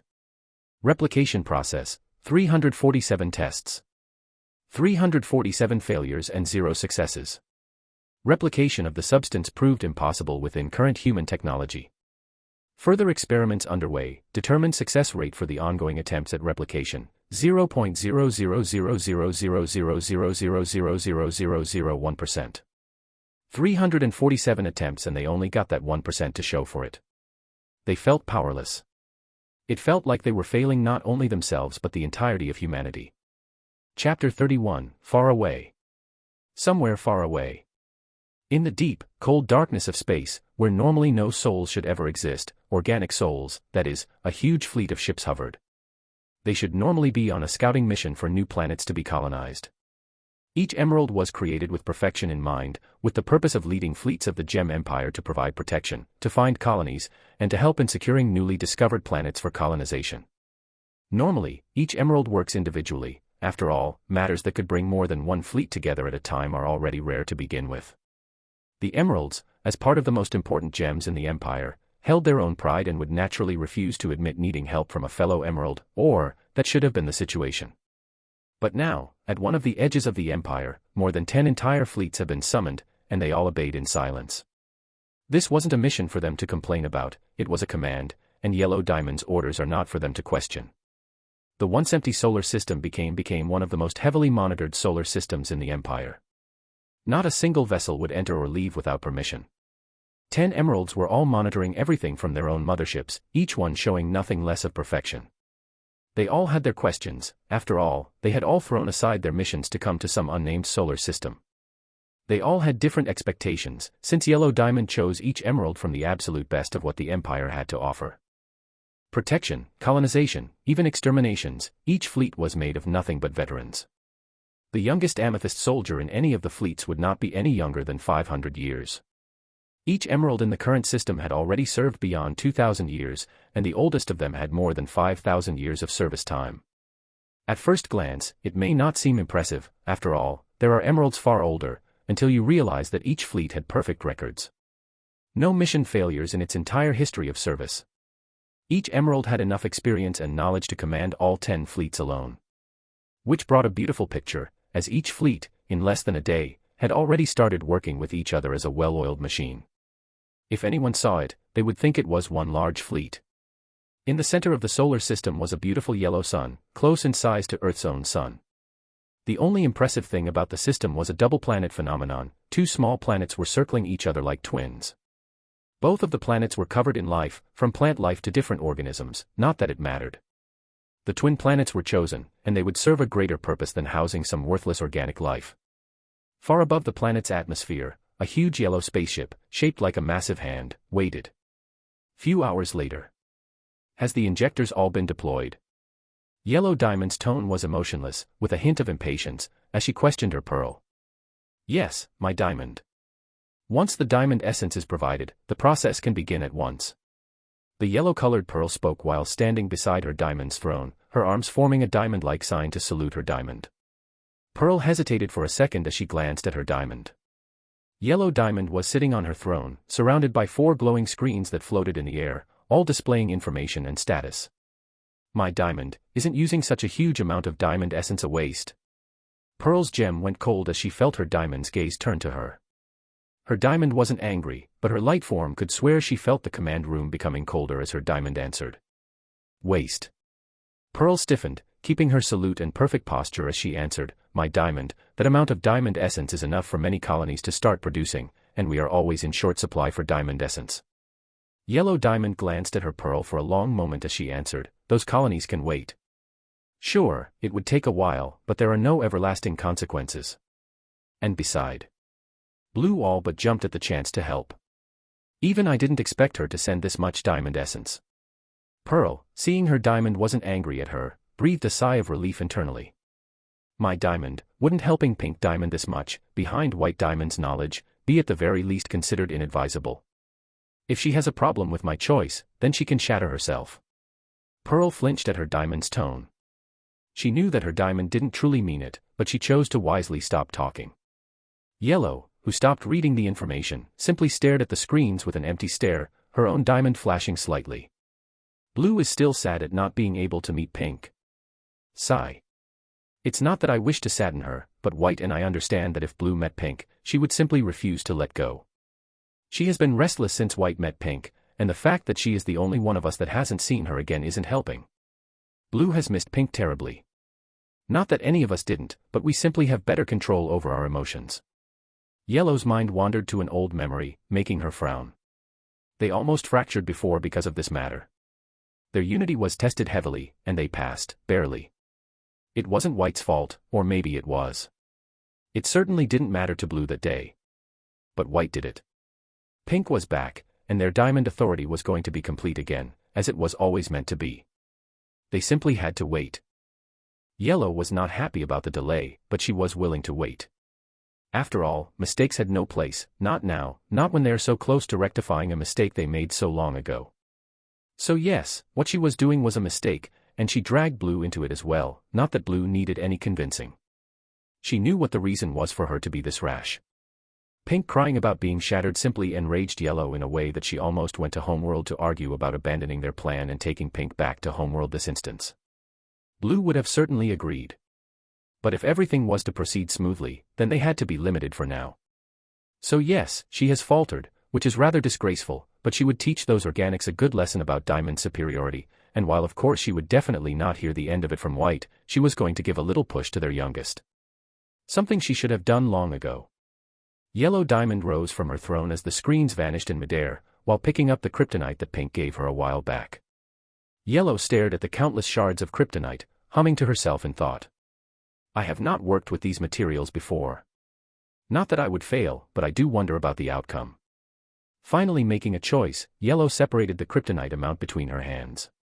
Her left hand glowed brightly as the countless shards of kryptonite in her palm started melting and merging together until it became one big gem.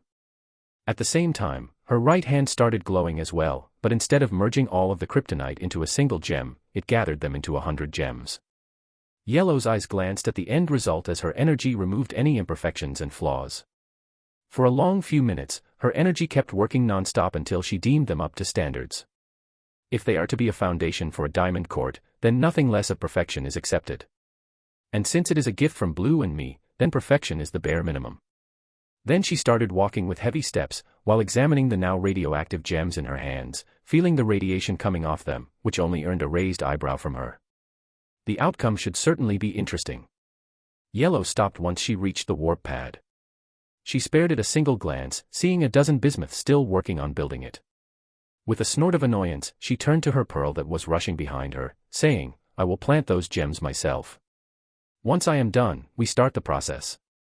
I expect no mistakes from any gem, Pearl. Not waiting for an answer, Yellow bubbled the kryptonite in her hands. As the bubble floated slowly, she held her left hand as the two bubbles were held above it, protected and under her watch.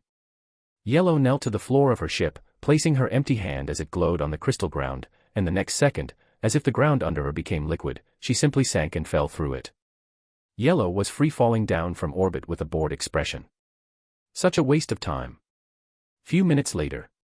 With a thunderous boom, Yellow Diamond landed on one of the planets, causing a small earthquake as the ground became a crater beneath her. Unbothered, she simply tore her feet from the ground as she started walking, dismissing the awe and nervousness of all the gems working in the area. She spared a glance at the countless injectors already deployed and filled with diamond essence, simply waiting to start, as she continued her walk. A few minutes later, she reached her goal, a massive artificial pit that you can't see the end of. Her left hand was raised slightly as one of the bubbles floated downward, disappearing in the darkness.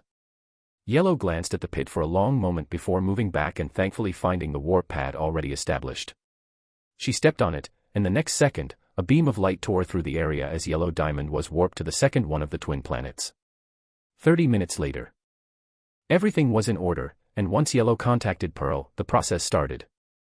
Across the two small planets, injectors roared to life as they started injecting the land with diamond essence. In the middle of the two planets, the massive pits were being filled with diamond essence, as two motherships, each under an emerald's watch, started sending the precious essence in amounts enough to form a river. One of the pits was filled with yellow-colored diamond essence, as visible to the eye, the plant life across the planet started to die and dry off slowly. The other planet followed the pace, but the diamond essence was colored blue. Watching from high in orbit was Yellow Diamond. 4 screens were surrounding her from each side, displaying information. But she didn't need to read any of them, she was watching, and she knew her plan had succeeded, as expected of her work after all.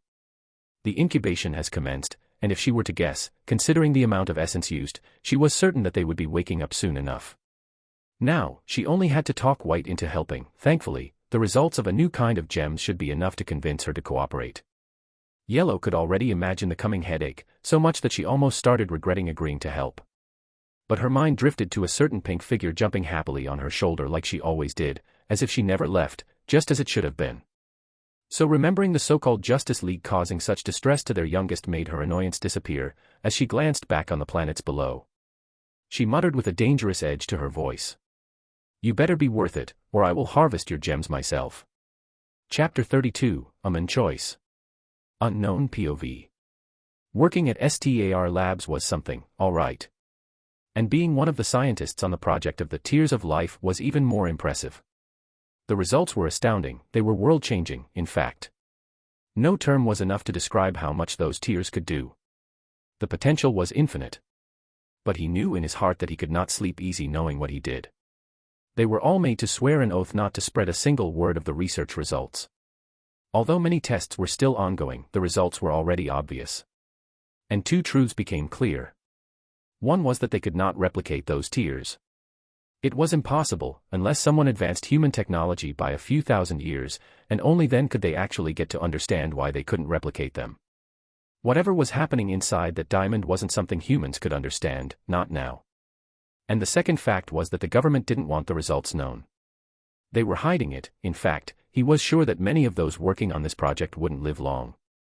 He wouldn't be surprised if they started disappearing in some mysterious circumstances or in unfortunate accidents. But he wasn't going to allow it. Not for revenge, nor was it for greed, but because the government can die for all he cared. That information about those tears and what they could do could benefit humanity as a whole, and he wasn't about to let the government hide the truth. He wasn't about to let them use what little they have for the elites of society. He became a scientist to help people. He wasn't a hero, he wasn't a superpowered being. He was a man with fire in his chest, and he would probably be forgotten, with his name gone, but he was willing to risk it. For those that would decide the fate of humanity should be humanity itself, not some corrupted men. He would show them, he would show the whole planet what those tears could do. He would die once he pulled it off, but he didn't care. What was so good about living anyway? He would show everyone the truth. If the people forced the hands of those in power after they knew the truth, or not, isn't important to him. After all, he would already be dead to care anymore. The unnamed man pulled a small picture from his pocket as he looked at the face of a figure so dear to him. If those tears were there back then, maybe you would still be here. What I will do next, I will do it for you. And for everyone that had to suffer the same pain and helplessness that I felt back then. But don't worry. Mom, your son won't go silently into the dark. I will leave on my own rules. Sometimes heroes don't wear capes. Sometimes, even a nameless and easily forgettable man could make the noblest sacrifice for what he believed was right. After all, sometimes men don't need praise, they don't need fame or recognition. Sometimes, something as simple as making their mother proud is worth more than everything the world has to offer. After all, everyone is the hero of their own story. Shazam, Billy Batson, POV. Billy was not having a good time, in fact, it was terrible for him. His new friend had been bubbled for a whole week, in whatever magic Satara has made. He was trying to keep an open mind like Batman had suggested, which was the only thing that stopped him from literally introducing Wonder Woman's face to the metallic walls of the watchtower. The moment he heard Wonder Woman, the so-called hero, suggest that they break Pink's diamond, he almost saw red for a second. Thankfully, Batman stopped him, although Billy would admit that part of him wished he hadn't. Thankfully, Wonder Woman stopped talking about killing his friend when Superman told it to her face that they don't kill. Billy let a frown appear on his face as he sat in his seat at school, more accurately, at Fawcett Central School. They are making it too big of a matter. Sure, she roughed Green Lantern, maybe it was too much, but they used her tears to save him, so in a way, she fixed her mistake.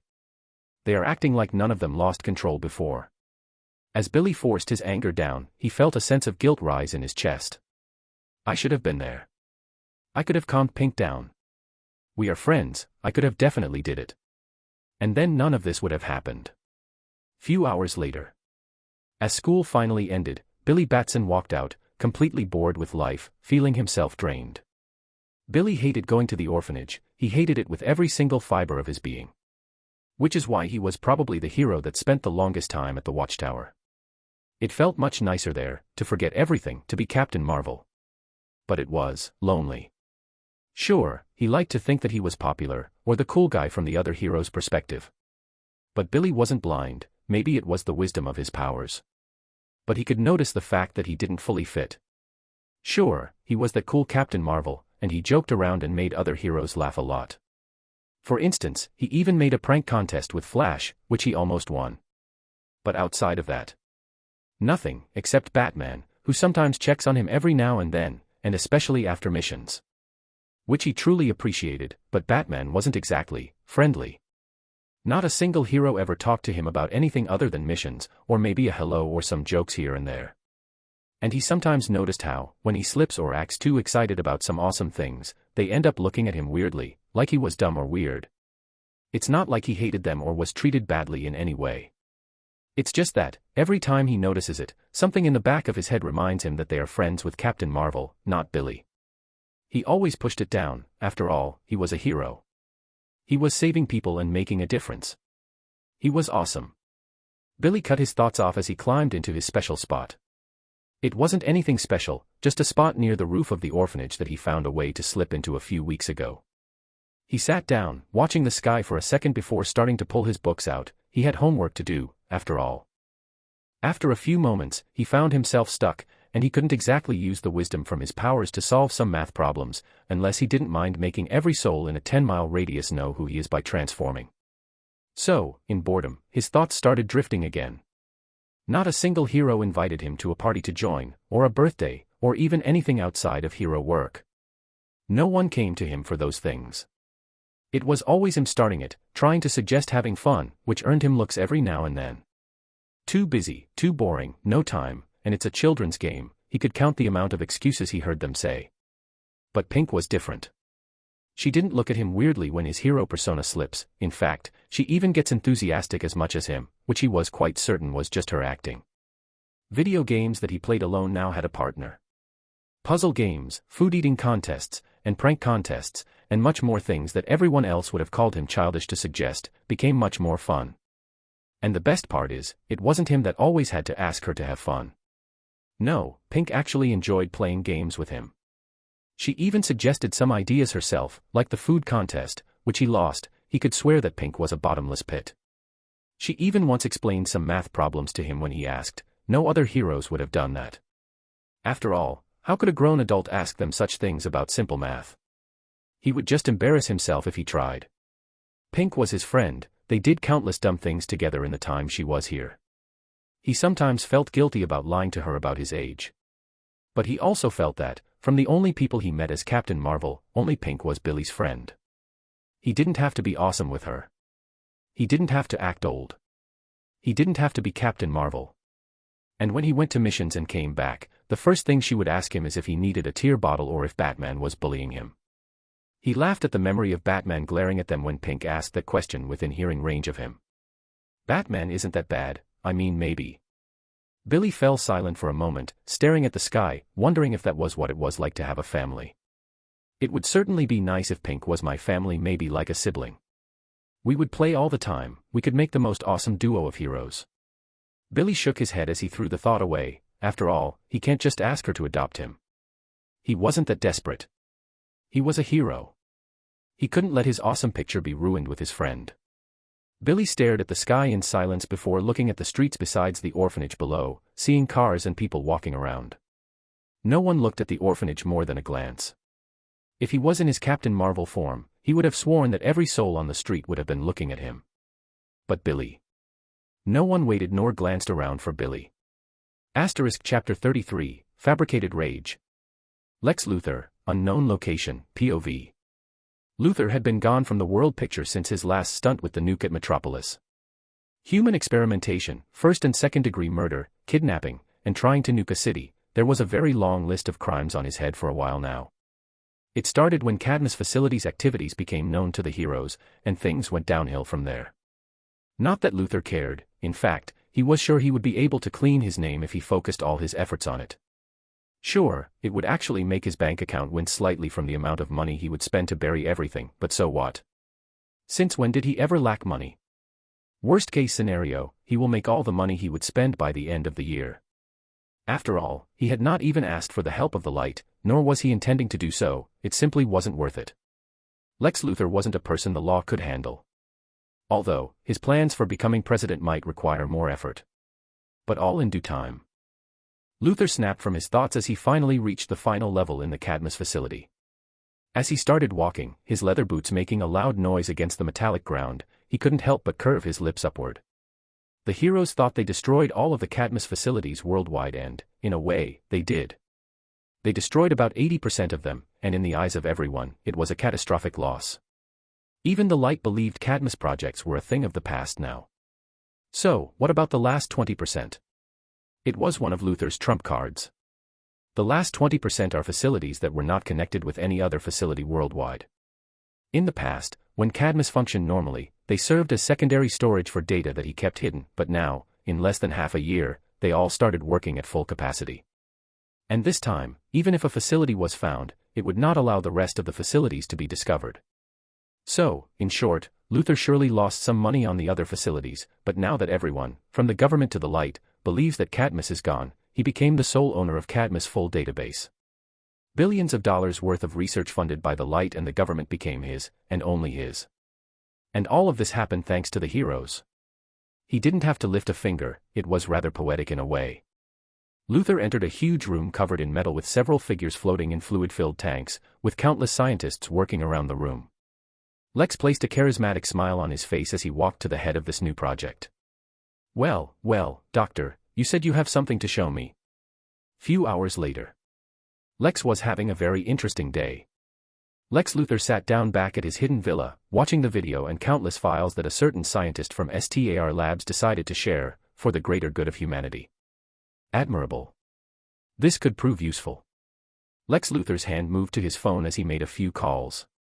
It took a while, but everything was arranged. The wood is all there. Now it's just time to add the fire. Lex smiled as he sat back comfortably.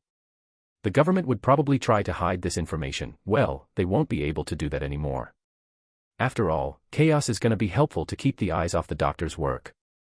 After all, the project is nearly complete. And it would be the end for that alien bug. Jack Johnson, random human, POV. It was an ordinary day, a new day of hating every single moment in his life. Working some part-time job while looking for employment and failing miserably at it because, apparently, just because you have a degree isn't enough anymore. It's never enough unless you are connected in some way or have super luck. They want experience, but how is he going to get the experience if they refuse to give him even a small job?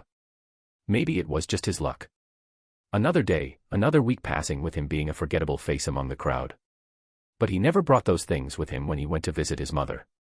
Jack sighed heavily, forcing his shoulders to straighten as he placed a smile as bright as life on his face while the nurse guided him to his mother's room.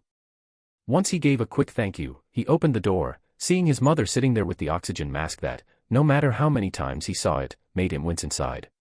"Mom. I see you are looking younger today, eh? What is the secret?" He always kept himself cheerful as he went and replaced the flowers beside her bed. "I know I should have taken your side of the gene pool." Sigh. "I am sorry, my wasted youth. For I have been played." He felt a smack in his stomach as he saw his mother's unamused eyes. Jack had to force himself not to make his smile falter. His mother's strike was so weak he didn't even feel it much, and no one knew how strong his mother was more than him, the trouble kid. Jack immediately let himself kneel beside the bed on the ground as he acted like a dying man, as if the smack was Superman-level strength. He kept his dying act until his mother smacked his head again in embarrassment while laughing and calling him childish. Only then did Jack stop playing around as he sat beside her bed properly. He and his father made shifts, each one of them would visit at different times to make sure she would not feel lonely at the hospital. They always forced cheerful attitudes, or mostly him, while his dad simply was himself. But the truth was clear to them both. Jack kept talking non-stop like a child while acting like everything was the same, like his mother's skin wasn't paler by the day, like his mother didn't lose all her hair from therapy. He kept smiling like his mother wasn't dying, while he could do nothing but keep cheering her up like a fool. He kept smiling not for himself, but for her. After a few hours, Jack, finally receiving a message from his dad, hugged his mother as he promised to visit tomorrow. He left the room as he then felt the smile and his soul leave his body as he walked out of the hospital. The lump in his throat was a familiar feeling, but he didn't cry. He simply walked like a soulless man. He didn't feel like going home to rest, nor did he feel like doing much. He walked for a long time until he sat on an empty bench as he pulled his phone out. He stared in slight confusion since, for some reason, the internet was exploding. Many of his friends had sent him a link saying that he had to see it. With little reaction, he simply pressed on the screen, expecting some heroes beating another villain red and blue. But what he saw froze him entirely. A middle-aged man stood on the screen as he started talking. The video was long and very detailed. About the latest project in STAR Labs, about the pink tears. He knew of them obviously, but this was different as he saw countless news channels show the information, as he watched every single one. He felt something different. He felt hope. Someone can save his mother. His hands moved on their own as he searched for a video named A Pink Fairy Tale. He pressed on one of the videos as he saw a video that he saw long ago. A very beautiful pink-skinned woman dressed in some childish pink dress while she did her best expression of a statue as she tried to not wake the children, since she sat in the middle of a group of sleeping children. She looked like she was right out of a fairy tale, something that his mother would read to him about the princess and the knight in shining armor. I just need one tear. Maybe even less. If I can meet her somehow. He searched for a long time as he saw a title and a news article that appeared on his screen, and he wondered how he could have not seen it before. Pink Diamond causing havoc on the outskirts of Gotham City hunting the Joker, which leads to the Justice League placing her under temporary containment. Containment. Those heroes imprisoned her for what? Because she was about to kill that clown freak. Let him die. In fact, I will burn him myself. For justice. Curse justice, curse all of them. They are killing my mother with their nonsense. Is that their justice? Well, I don't care. They don't get to decide my mother's fate. Jack started messaging all his friends, asking them to protest with him at STAR Labs, maybe even steal some of those tears if he could, although he kept the last part unsaid to anyone. But Jack knew for a fact that he was willing to place a bullet in even Batman's skull if he could save his mother. Justice. Who cares about justice? He wasn't a child with ideals. She could do so much good, save so many. Her tears can save my family, and they talk about justice. I will show them what I think of their justice. With Lex Luthor's hidden hands, worldwide, similar people had similar thoughts. While people of ambition were focusing on the age and immortality, others focused on the energy and the ways to solve world hunger. Ambition, greed, hope, or for the greater good, no matter what the reason was, it didn't change what was happening. Many people had a fire bloom in their chests, and humans when cornered are no more than animals. And animals tear each other apart. In a matter of hours, the gates of STAR Labs were surrounded with protesters, each for their own reasons. Some for their families, some for their own reasons. Jack, who was at the front of the protests, saw trucks arrive as crates started to be moved inside them. He wasn't an idiot, he knew exactly what those crates probably contained, and all he saw in that moment was red. At once, all of the people's desperation turned into rage as they rushed forward at once. Some even pulled out weapons and outright attacked the police in their way. They didn't see order, they didn't see law. They saw the hope of their families being pulled right out of their hands. Some policemen were drowned as men literally stepped on them, and the trucks were swarmed. Jack opened the door of the truck and held the armored men inside and started punching at his face once his helmet was off. His hands turned bloody, but he didn't stop. He didn't even feel the pain. He saw only his mother's dying face in his mind as the sadness and hopelessness turned to pure rage that drove him almost mad. One of the guards in panic started shooting, just to be shot down by a fat man that had tears streaming down his face while carrying a shotgun. Do you think only you have guns? The fat man then patted a pocket in his jacket as his sick daughter flashed in his mind while he muttered to himself. Don't worry, Pumpkin, Daddy will bring those tears for you, you will be all right soon. I don't need any hero to save you, Pumpkin. Daddy will take care of everything for you. You will play again. You will go to school. You will go to college. You will graduate. You will fall in love. You will make a family. You will do everything, Pumpkin. Everything you want, as the man rushed towards the crates, tears streaming down his face. Madness was the one in control. At the same time, different countries started eyeing STAR Labs or, more accurately, the USA. The USA was supposed to share the results of the tests worldwide, and yet what was given from the supposed results obviously forgot to mention the possibility of eternal youth. Whatever the reason was, it didn't matter in the eyes of other world leaders. The USA was trying to keep the treasure all to itself. They wanted to live forever while leaving everyone else to rot away, and if not for a scientist with suicidal thoughts, then they would have been fooled. Political pressure started mounting, but what is most important is that some world-class mercenaries, from the likes of Deadshot and Deathstroke, started having a much higher level of clients. The USA may like to speak about high morals and how humanity is a force for good and all that, which is good on paper, but facing the temptation of immortality, the world leaders and the world started to boil. And the target was the USA and the heroes holding the golden duck. Lex Luthor POV. Lex sat down watching the news with amusement. Just as expected. A few pushes here and there and suddenly the sheep start tearing each other apart thinking that they are making a choice for themselves, they never do. Lex smiled as he pulled the box placed beside him. He opened it, showing a dozen bottles of pink liquid placed in bottles titled Tears of Life. But it is useful. After all, if I didn't make all that chaos, I couldn't have gotten my hands on these beauties. All the planet fighting for these cuties, and I got them all for free. Sometimes I surprise myself. Who am I lying to? Just as I expected from my genius. It wasn't even difficult. Lex started chuckling while watching the news until it became a full-out laughter. Ha ha ha ha ha. Chapter 34, Contingency. Batman, Bruce Wayne, POV. Someone was playing the long game, it was obvious. The only answer was who, exactly. People would go to great lengths for those they cared about, Batman knew exactly how far they would go. But what was happening wasn't normal. Someone had placed the spark, and everything else ignited on its own. The situation around STAR Labs had stabilized to a certain degree with the intervention of a few figures from the League. Although, it wasn't pretty, as the people blamed the heroes, which wasn't anything new. People always tended to blame them when things went wrong. Batman hated to admit it, but his attention was stretched thin. If Batman focused on a single case or purpose, there are very few things that he can't solve or fix. Batman frowned as he looked at the screen of the Batcomputer. If someone was to look at Batman, they would see his suit had many tears in a few places and even injuries. His face, which was revealed as he pushed his mask off, was bruised, while dark circles were forming under his eyes. Most of his injuries were from Bane causing chaos across Gotham, and only now, with Bane back behind bars, was Batman able to come back to try to deal with whatever mess was happening with STAR Labs. It had been 2 days since he slept, which wasn't anything new for him, to be honest. His fingers moved to the Batcomputer, pressing a few buttons as the contingency files came into view.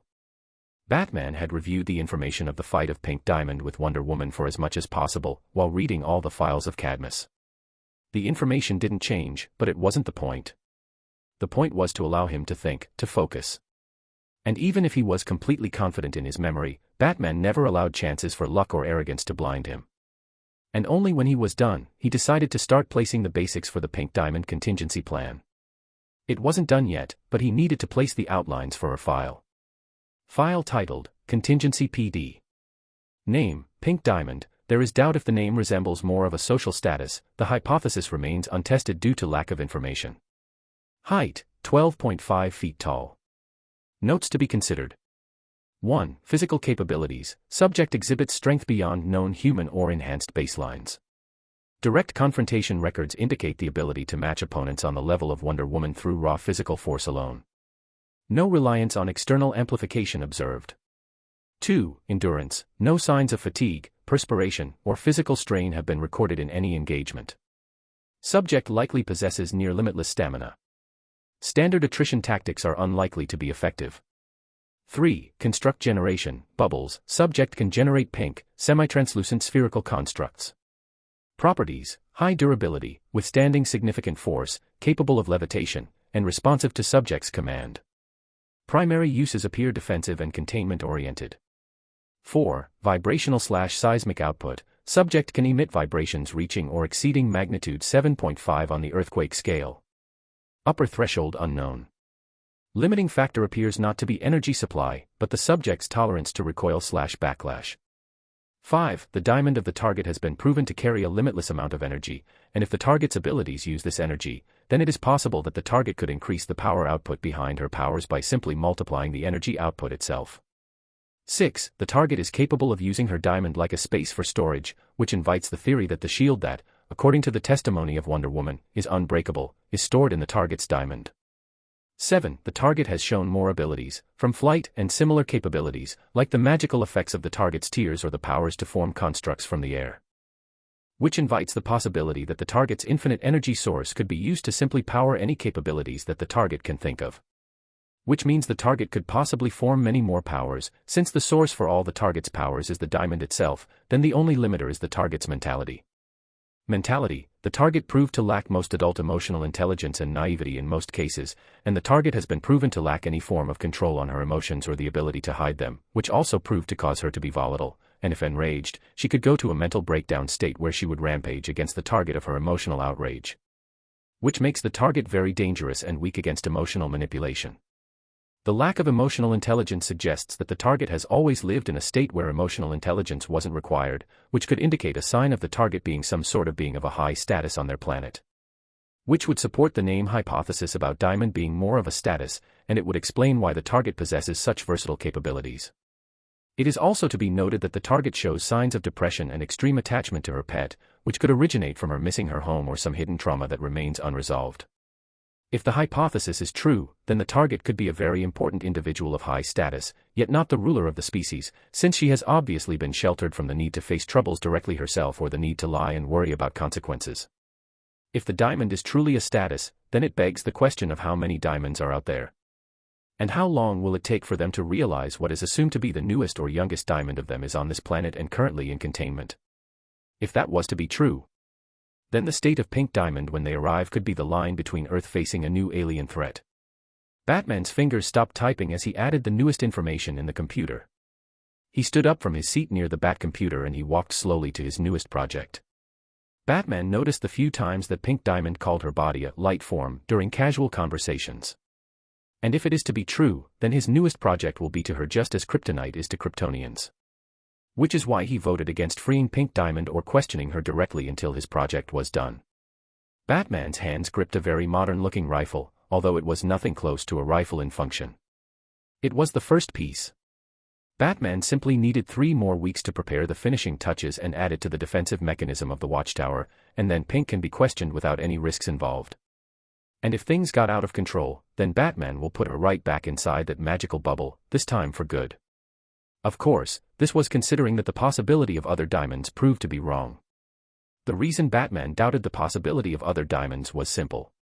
There was a difference in Pink's tone each time she introduced herself. A small difference in tone, a small difference in how her back straightened just a little, the small pride that she can't hide when she introduces herself each time. This happens in people in two cases. A. When the person is very prideful and arrogant about themselves. B. When they are, in actuality, declaring a title, not a name. Or in her case, as Batman suspects. Both. A title and a name. Batman's gaze locked down at the rifle in his hand, his mind racing with different paranoias as he shook it off. First, he needed to find where the patch of Pink's tears that was stolen from STAR Labs is, and help with assignments of the missions of the team of young heroes. The rifle was placed right back in its place as Batman, with confident steps, walked to the Batwing. The Batman may have countless things demanding his attention, which causes him to be overwhelmed, and villains use the cracks that form to slip through his keen mind. But once the Bat's attention was drawn and his suspicion and paranoia started ticking, it doesn't matter how deep they hide, it only becomes a matter of time before the Bat pays them a visit. As Batman sat in the Batwing preparing to take off, a barely noticeable grin formed on his lips as his mind, that was working non-stop, finally figured out who was likely behind the riots. Lex Luthor, huh? I hope he won't mind me paying him a visit. All I have to do is find where he is hiding. Shouldn't be difficult. I just have to ask the right questions to the right people after convincing them to cooperate. As the Batwing took off, leaving the Batcave in silence except for a faint footstep sound, a moment later, Alfred arrived carrying a freshly prepared hot meal. Alfred stood in the silence for a long minute. He has left already, hasn't he? With practiced patience, Alfred covered the meal while he sighed heavily. Very well, Master Bruce. I hope you won't blame me if I accidentally slipped some sleeping pills in your soup the next time you arrive. As Alfred turned back and started leaving the Batcave, he started thinking of ways to make sure that Bruce will take a good sleep. 3 times the normal dose should be enough.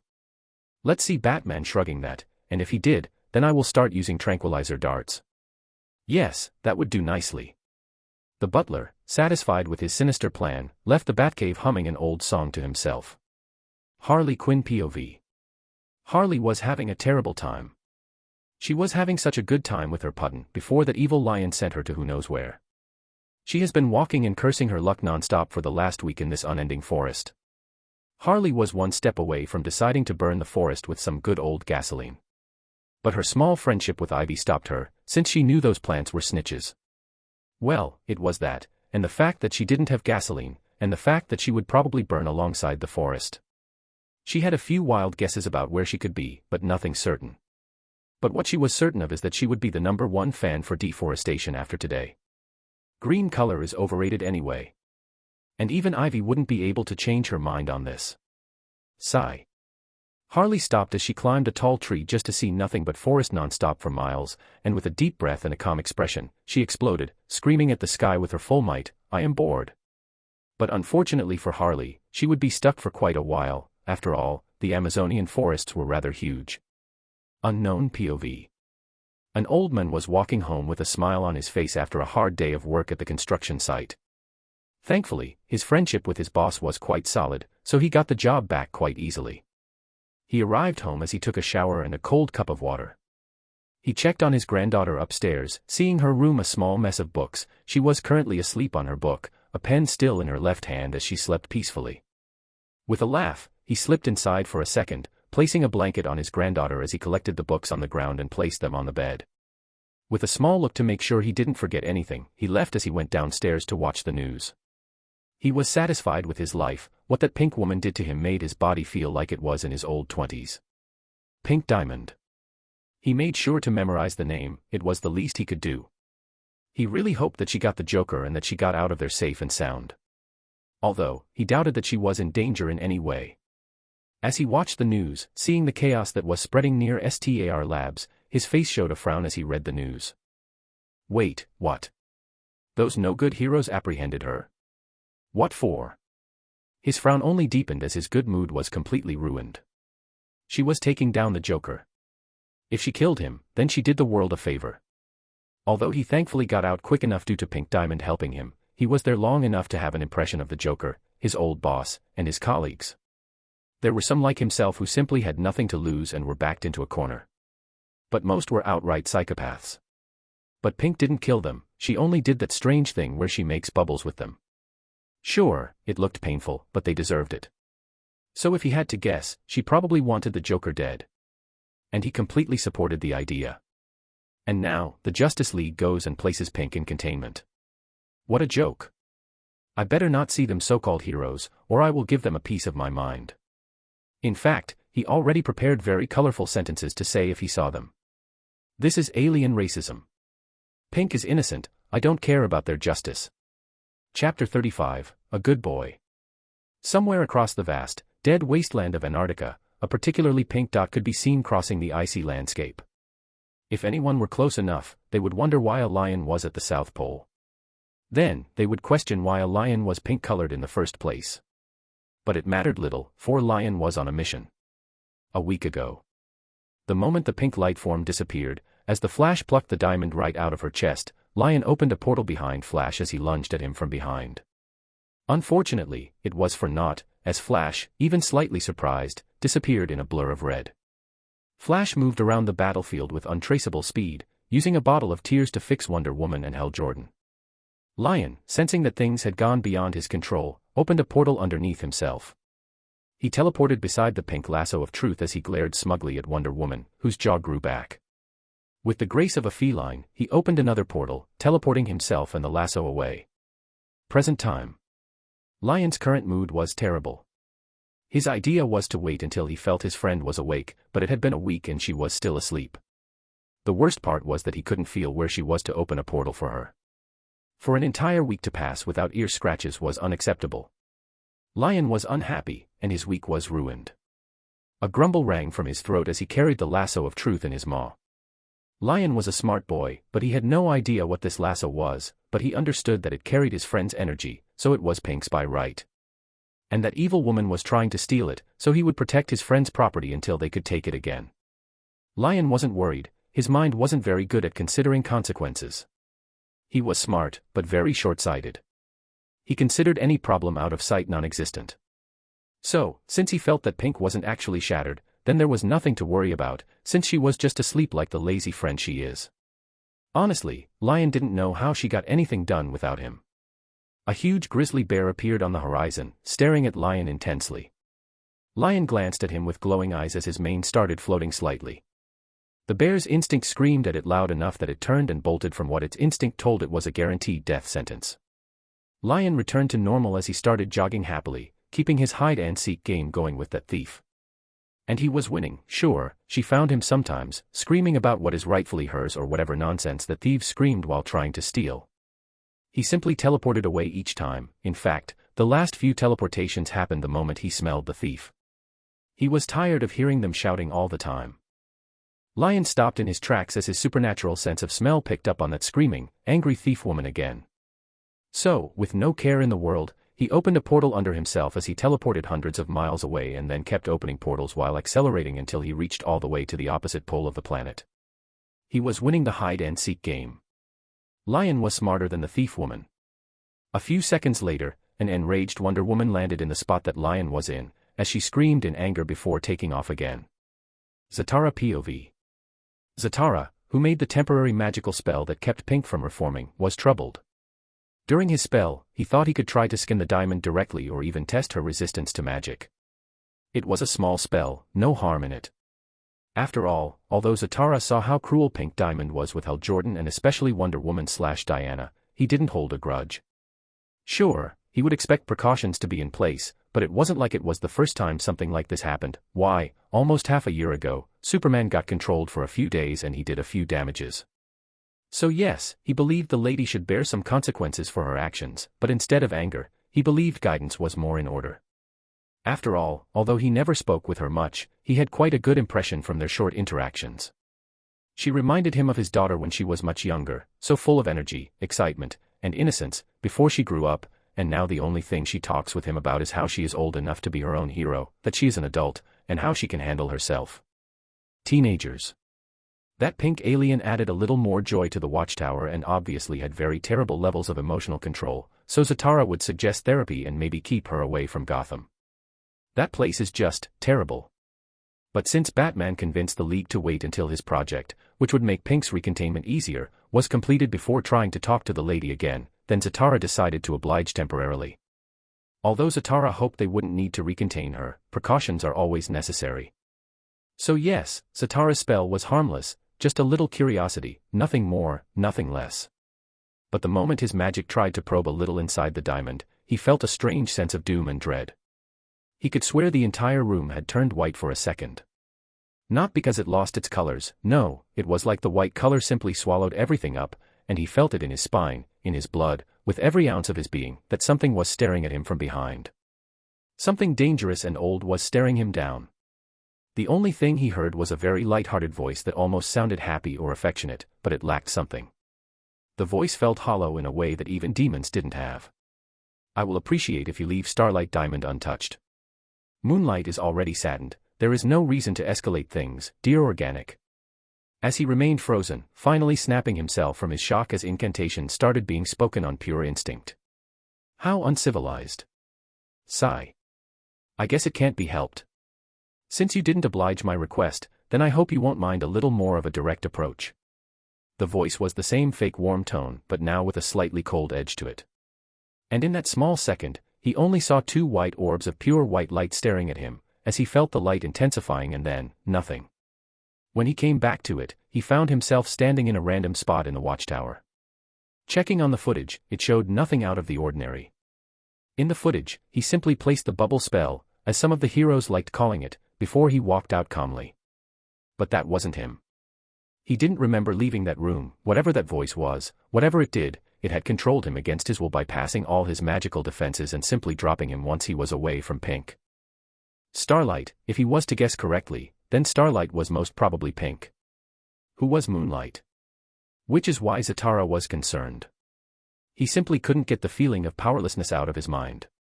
It has been a week since then, and Zatara, in a much calmer state, decided to inform Batman on a later occasion, just in case it was needed. The only reason he hesitated to tell anyone else in the beginning was that an entity capable of passing through everything and taking control of him so easily wasn't something that the League should anger unless necessary. Pink Diamond POV. So, have you ever thought what would happen when you get super depressed inside your own diamond? Well, I have discovered the answer, and it isn't what I expected, to say the least. In the inside of her own diamond, due to her increased depressed state, her unconscious mind decided to bring an individual from memories to help itself. And that, my ladies and gentlemen, is how Pink Diamond is currently running in circles while her own mother is chasing her, carrying a belt. Ah! Pink was running while smiling, with tears streaming down her face from joy as she played along and screamed for her life. Few minutes later, Pink laid down, her head rested in her mother's lap as she was being scolded about being too depressed about things that are outside of her control. Of course, she was aware that it was just a fragment of her imagination in her own diamond, but to be honest, she didn't want to leave. She hugged her mother as she smiled, content to just enjoy the moment. It was in this moment that she realized that it has been so long since her human self last saw or felt this safe.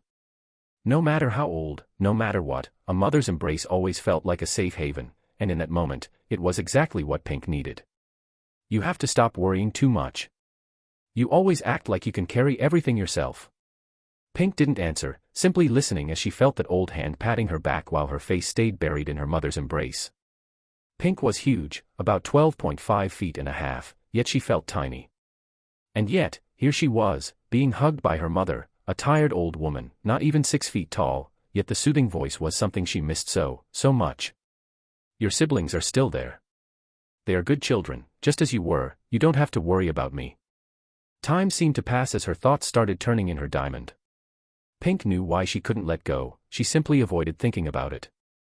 Except for the fact that Pink's side from their new personality was terrible and was like gasoline to her human side's grief. But the other reason was because she knew her mother knew her too well.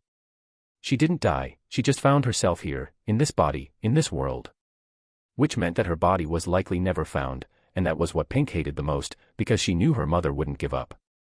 She knew her mother won't even consider him running away as a possibility, and even if the authorities declared him dead, she would wait. Even if she accepted it after a while, Pink knew that her mother would hope that the next person who pressed the doorbell would be him. Year after year, hoping that someday he would come home. He could not even die properly to give his mother the peace of mind. And so, finally letting go completely, he cried heavily and apologized while the hologram simply hugged him tighter, and Pink felt her guilties a little less. She couldn't care less about the time she spent, nor did she bother with the chaos outside. Her tears stopped as a peaceful smile formed on her face. After all, she was safe, and she finally apologized, even if indirectly. Chapter 36, Lacking Patience. A small, slender figure stood with her hands clasped delicately in front of her, the silence of the grand hall softened by the gentle, melodic tune she hummed in perpetual service to her diamond. The hall was an architectural marvel of crystalline engineering. Walls of translucent sapphire and deep indigo rose toward a vaulted ceiling, laced with intricate, glowing lines. To a casual observer, they might have looked like fractures, but as the shifting light of homeworld suns touched them, they revealed themselves to be masterfully etched silhouettes of various gem cuts, shimmering with an ethereal bioluminescence. The stillness was punctuated only by the pearl's haunting song and the rhythmic, heavy splashes of liquid. In the center of the room, a massive, diamond-shaped pool collected the essence being generated, as blue and yellow have redoubled the production to compensate for what was used. The pearl's song stopped as a gargantuan form began to rise from the pool. The essence, now at its peak volume, began to hiss as it was siphoned away through glass conduits for storage. As the liquid receded, the figure descended with a heavy, regal grace. Blue Diamond was a vision of sorrowful majesty. Similar to Pink in the way perfection was flawless and simply perfect, yet she lacked the youngest Diamond's erratic, joyful energy. Her skin was a uniform, matte shade of pale blue. Her hair, a thick, cowl-like mane the color of winter frost, framed a face of profound solemnity. Beneath heavy, hooded lids, her eyes held a galaxy of understanding, centered by diamond-shaped pupils that possessed the weight of absolute authority, a gaze that could make a lesser being crumble into stasis. Cloaked in long, flowing robes that pulled around her feet, she turned her head slowly toward her servant. Her voice was a low, resonant chime. "Pearl," she began. "Has the needed amount of diamond essence been met for this day, Pearl?" Snapping into a crisp, diamond-shaped salute, Blue Pearl spoke. Her voice was timid and airy, yet it vibrated with a lifetime of unwavering loyalty. "Yes, my diamond." Blue Diamond lowered herself slowly to her knees, her massive scale making the movement feel like a mountain shifting. She extended a hand, palm upward, allowing her tiny pearl to step onto her palm. "I see. That is good." Her expression drifted, lost in thought. "How have the new gems of yellows been incubating?" "Anything that is of interest. The process is going as projected, yet, a mutation has appeared," Pearl reported. "It is currently being tested so that the decision can be made about its fate." A gentle, weary frown creased Blue Diamond's features. The thought that her and Yellow's combined essence had produced an unknown variable troubled her. A mutation. Is it wrong-colored? To think that after spending such huge amounts of essence, that a terrible gem would actually be formed. "Not exactly, my diamond," Pearl clarified quickly. "The mutation seems to be showing promise. Yellow Diamond seems very likely to deem it useful enough to keep." "Oh. I see. It is that kind of mutation," Blue sighed, the tension leaving her shoulders. "Then my worries have been for naught. It is good to see that Pink has been lucky. Anything from White." The atmosphere grew heavy as Blue Diamond began the long walk toward the command center. The following talk was silent as Blue Diamond made her way to the command center. "Yellow and White still refuse to allow me a direct meeting with Pink.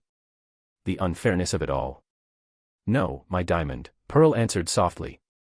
Although White Diamond's Pearl has informed us that White already knew of this project. She had prepared her own gift to Pink Diamond long ago. "I see. White is always a few steps ahead of me and Yellow." They reached the massive doors of the inner sanctum, crafted from solid blue quartz. Two towering amethysts stood guard, snapping to attention and saluting as the doors ground open. As they entered the vast, lonely space of the throne room, Pearl dared a small question. "Have you expected that White Diamond would not be angry, my diamond? Is that why you agreed to help?" A faint, ghost of a smile touched Blue Diamond's lips. "No, Pearl. I didn't know such a thing. But as much as others like to believe otherwise, or as much as it seems difficult to guess, White isn't unreasonable. And if I were to say a diamond that White is most flexible with, it is Pink." She paused, looking out over the spires of Homeworld. "White may not act like it. But White loves us, especially Pink, even if they both don't see it sometimes. It is simply White that wishes and expects perfection from Pink, and yet, she was always there to see her progress. Even now, White may insist that she is letting Pink grow on her own. But I am willing to bet that she would intervene the moment Pink was in any danger." She wants Pink to take care of herself, but at the same time, she wants Pink to still be that small diamond that followed us around all the time. The smile vanished, replaced by a deep, aching frown as she reached her throne and took her seat. Yellow and White both want Pink to grow. To prove herself. I just wish that they would understand that you can't force such a thing. Blue's voice trailed off into a hollow echo. We could have been together now if not for. Sigh. Pink can have all the time to grow under us. Safe and close. Knowing that White is watching over her eases my worries, but not by much. You miss her, my diamond, Pearl whispered. Yes, Pearl. I do. Which is why I have already decided about the signal orb. Not even you will talk me out of it, Pearl. Pearl went stiff, her form flickering for a fraction of a second. My diamond. You have already tested White Diamond patience once. Are you sure this is wise to do so again so soon? She would not be as entertaining to the idea. Blue Diamond remained silent for a long while. She raised her hand, and 4 orbs of blue light manifested, swirling in the air. They shifted and took the shapes of the 4 diamonds. Finally, a small, vibrant figure formed in the center of her palm, surrounded by the constructs of white, yellow, and blue. I have regretted this for a very long time, Pearl, Blue Diamond murmured, her voice breaking. I may seem that I am making this decision lightly, but no. I am simply making sure that I don't regret it again. Pearl felt tears drop as she sighed heavily in her small gem knowing that her diamond was crying again. Sniff. My diamond, the consequences. Huge, luminous teardrops began to fall, splashing like heavy rain against the throne. In her palm, the small light construct of pink diamond began to move, jumping and spinning with the frantic, demanding energy of a child seeking attention. Yellow does not intend to go herself, she intends to send those new gems with few from her court. Or more accurately, Yellow understands that White would never allow this, not yet. And I am not going either. But I will not sit and wait, not this time. Blue Diamond looked down at the dancing light, her expression one of agonizing love. It is fine, Pearl. No matter the consequences of my choice, it will be far better than the feeling of my gem cracking from the inside for the last few centuries. What was the term that organics used? Oh, right. It would be far less painful. Pearl looked at her diamond's grieving face and knew there was no path back. Yes, my diamond. Chapter 37, The Arrival. Mutations. Mutations are rather uncommon occurrences that happen due to many factors, mostly related to DNA. Nothing surprising, and it could lead to many and different outcomes. Whether those mutations are lethal to the living organism or not can vary. Small mutations can even be so insignificant that the living being can live an entire healthy life with no troubles whatsoever, and it could end their life early or simply make their life full of suffering due to many different factors. Gems have mutations, and mostly, the gems that end up with mutations are harvested. Worthless imperfections that need to be removed before they stain the perfection of the empire with the simple fact of their existence. But sometimes, mutations can be useful, it sometimes breaks the limits of what should have been possible. Those kind of mutations are abnormalities that should not be possible. But what happens when what was supposed to already be perfect is pushed beyond perfection? The answer is simple, you acquire a monster. And unlike the rest of the mutations of the like of off-colors, the Empire welcomed those monsters with open arms. At the edge of the solar system, the silent and empty space was all forgotten as space was torn apart, a small, white wormhole formed and started expanding slowly. Once it reached a certain size, 2 spaceships shaped like green hands passed through, arriving at their destination. The 2 spaceships moved to the sides in silence in a small protective formation as the wormhole kept expanding, indicating that something much larger was waiting to pass through. It happened slowly, as once the gate reached a terrifying 2 whole kilometers in size, a large vessel started to make itself known to the world. It started slowly as the bow of the pink ship finished passing through, while the remaining hull of the ship continued through the wormhole. It took almost 10 entire minutes in the deep silence of space as the 6.5 kilometer long and 1 kilometer in width mothership finally finished passing through. The 2 paradots piloting the 2 hand spaceships on the sides stared in awe. And they had every right to do so, for this ship was brand new and one of a kind. A special gift from White Diamond herself, a newly constructed vessel that would not only serve as a diamond ship, but it would serve as Pink Diamond's own homeworld in this far place. This ship wasn't built to fight, nor to travel fast, it was built with one purpose in mind, to endure, to withstand any and whatever the galaxy could theoretically throw at it. Of course, it had decent speed for its size and even relatively good weapons, but the overall focus was on energy shields and defensive systems. And of course, anything necessary for intergalactic purposes, but it wasn't built to be just a ship, it was made with one purpose in mind, to be the last vessel standing. Pick. The Paradots stared in excitement as the newest mothership was in full view. They cursed their luck non-stop at being chosen to pilot those old vessels instead. The two Paradots snapped to attention as the screen went static before the face of Emerald 108 appeared on the screen. Emerald 108 was one of the Emeralds ordered to protect the incubation of the kryptonite, and she was chosen to lead this operation. She had to leave her fleet behind to a newly grown Emerald to come to this unknown part of the galaxy. Emerald 108 had served Yellow Diamond for 1,500 years with a nearly flawless record, since the only mission she failed was due to her being summoned away before completing it during the kryptonite incubation. But that changed the moment she passed the wormhole. Yellow Diamond's orders were clear: the moment she passed the wormhole, then she was permanently transferred to the service of Pink Diamond, effective immediately. Emerald 108's information on the mission wasn't the perfect record she usually expected. She wasn't even aware where this solar system was. It was deemed as classified information. But in the grand scheme of things, it mattered little. She was given a mission to find Pink Diamond. Emerald 108 shook her head as she corrected herself. She was here to find her diamond and give the control of the vessel to her diamond. Then she would simply follow orders. But first, they had to rescue Pink Diamond from captivity. Emerald 108's eyes turned slightly and raged at the audacity of those organics to imprison a diamond. Those worthless wastes of materials. Yet this rage didn't even appear in her eyes. Emotions just stand in the way of her purpose. In the way of her being useful to her diamond. Which is why the Emerald wasn't sitting on the command chair as she communicated with the secondary vessels, because this wasn't her ship. This was her diamond's throne. Any abnormalities detected? The two Paradots snapped to attention, each saluting in discipline. This is Paradot, C78, no problems here. This is Paradot, C79, no problems here as well. The Emerald nodded as she answered with a tone that sent dread down the Paradot's spines. Good, let's continue according to plan. Remember, I don't have soldiers or gems that fail missions. The Emerald's eyes turned colder. She glanced at the Paradots through the screen. I only have gems that succeed in missions, or those that are shattered trying. Am I clear? The two Paradots squeaked in fear as they answered at the same time. Yes, Commander. With a single nod, the screen was cut again to static. As the three ships started sailing across space to their target, Emerald 108 turned her head to the figure standing behind her. Are your soldiers ready, Kryptonite 100? Emerald eyed the new gem while waiting for an answer. The new type of gems was huge news when her. Emerald corrected herself again, admitting that this would take some getting used to. It was huge news when Yellow Diamond introduced the new kind to the Emeralds, although the amount of resources used for them was far too exaggerated. But the Emeralds admitted their uniqueness and powers. They were taller than an amethyst, almost 6.5 feet each, and fully green-colored, with their hair being of a slightly paler color of green. They had the physical capacity to surpass even veteran amethysts. Of course, that could be probably due to the excessive amount of diamond essence used on them, so they all came out in perfect conditions. But their powers were what made them special.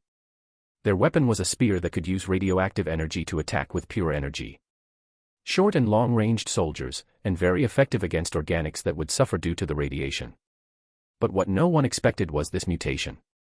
No one expected Kryptonite 100. She was taller than any other Kryptonite by an entire foot, reaching 7.5 feet. But she wasn't surprised, because this gem in particular was the reason that, instead of the 100 expected Kryptonites, only 95 hatched.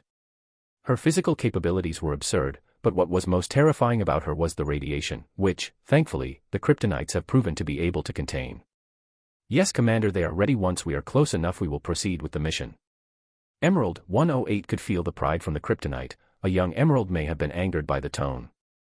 But for Emerald 108, the only important thing was the mission. Everything else, even her own survival, was secondary. Emerald 108 had lost everything: her fleet, her ship, and the gems that served under her command, and she was given to another diamond. Any younger Emerald would have felt punished, but Emerald 108 felt honored. She was trusted with the safety of a diamond. There was no greater honor in her long career. Good. Then you can go and prepare to be launched as well. As the Kryptonite left, the Emerald turned her gaze to the planet called Earth, slowly growing bigger as they moved closer and closer. Emerald 108 lacked much crucial information, but she knew of the so-called Justice League and was given the details from her. Yellow Diamond. An interesting collection of organics. But it matters little, they shall be exterminated and order shall be restored.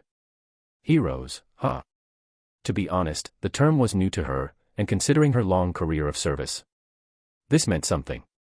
But thankfully, Yellow Diamond explained things personally.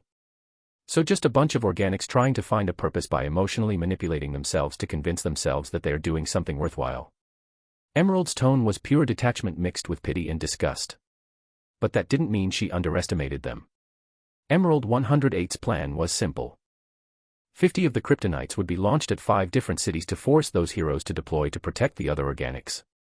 They were told to stall and focus on their survival. After all, the lesser the losses, the greater the success.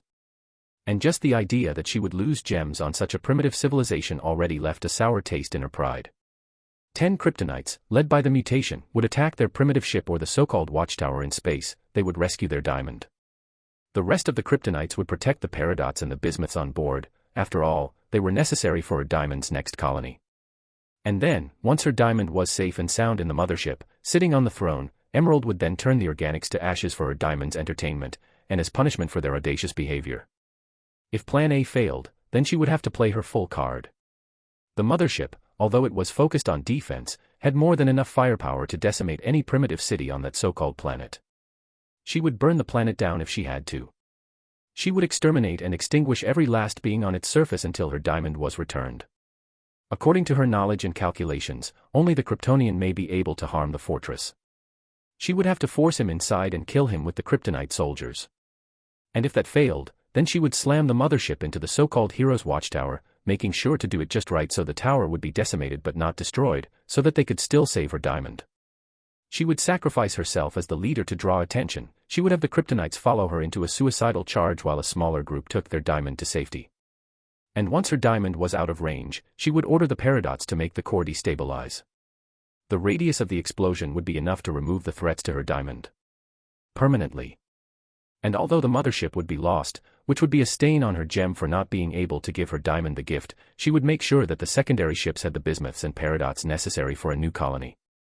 Her diamond would be able to replace them eventually, once gems started incubation.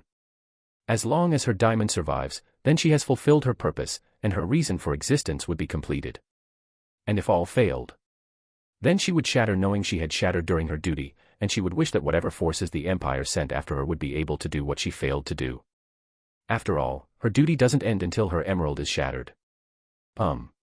Commander. Emerald turned her eye to a peridot that had started sweating a small river, probably wishing to be anywhere but here at the moment. Get on with it, peridot, C83. Well, Commander, you see I don't mean to intrude on your authority in any way, but should we not consider negotiations? The command center fell silent as the rest of the paradots looked at their fellow peridot with surprise, because none of them had dared to voice their thoughts to Emerald 108. Emerald 108's eye kept looking at the peridot for a long moment before her gaze turned thoughtful. Negotiations would depend on the possibility of organics being civilized. But considering that I didn't even consider the possibility is unacceptable. Sigh, it seems I have gotten used to more direct methods. Emerald 108 turned her eye again to the peridot, who seemed to be getting closer and closer to exploding from anxiety by the second. Peridot, C83, your suggestion would be taken into consideration, and if it proved useful then I will inform our diamond with your contribution personally.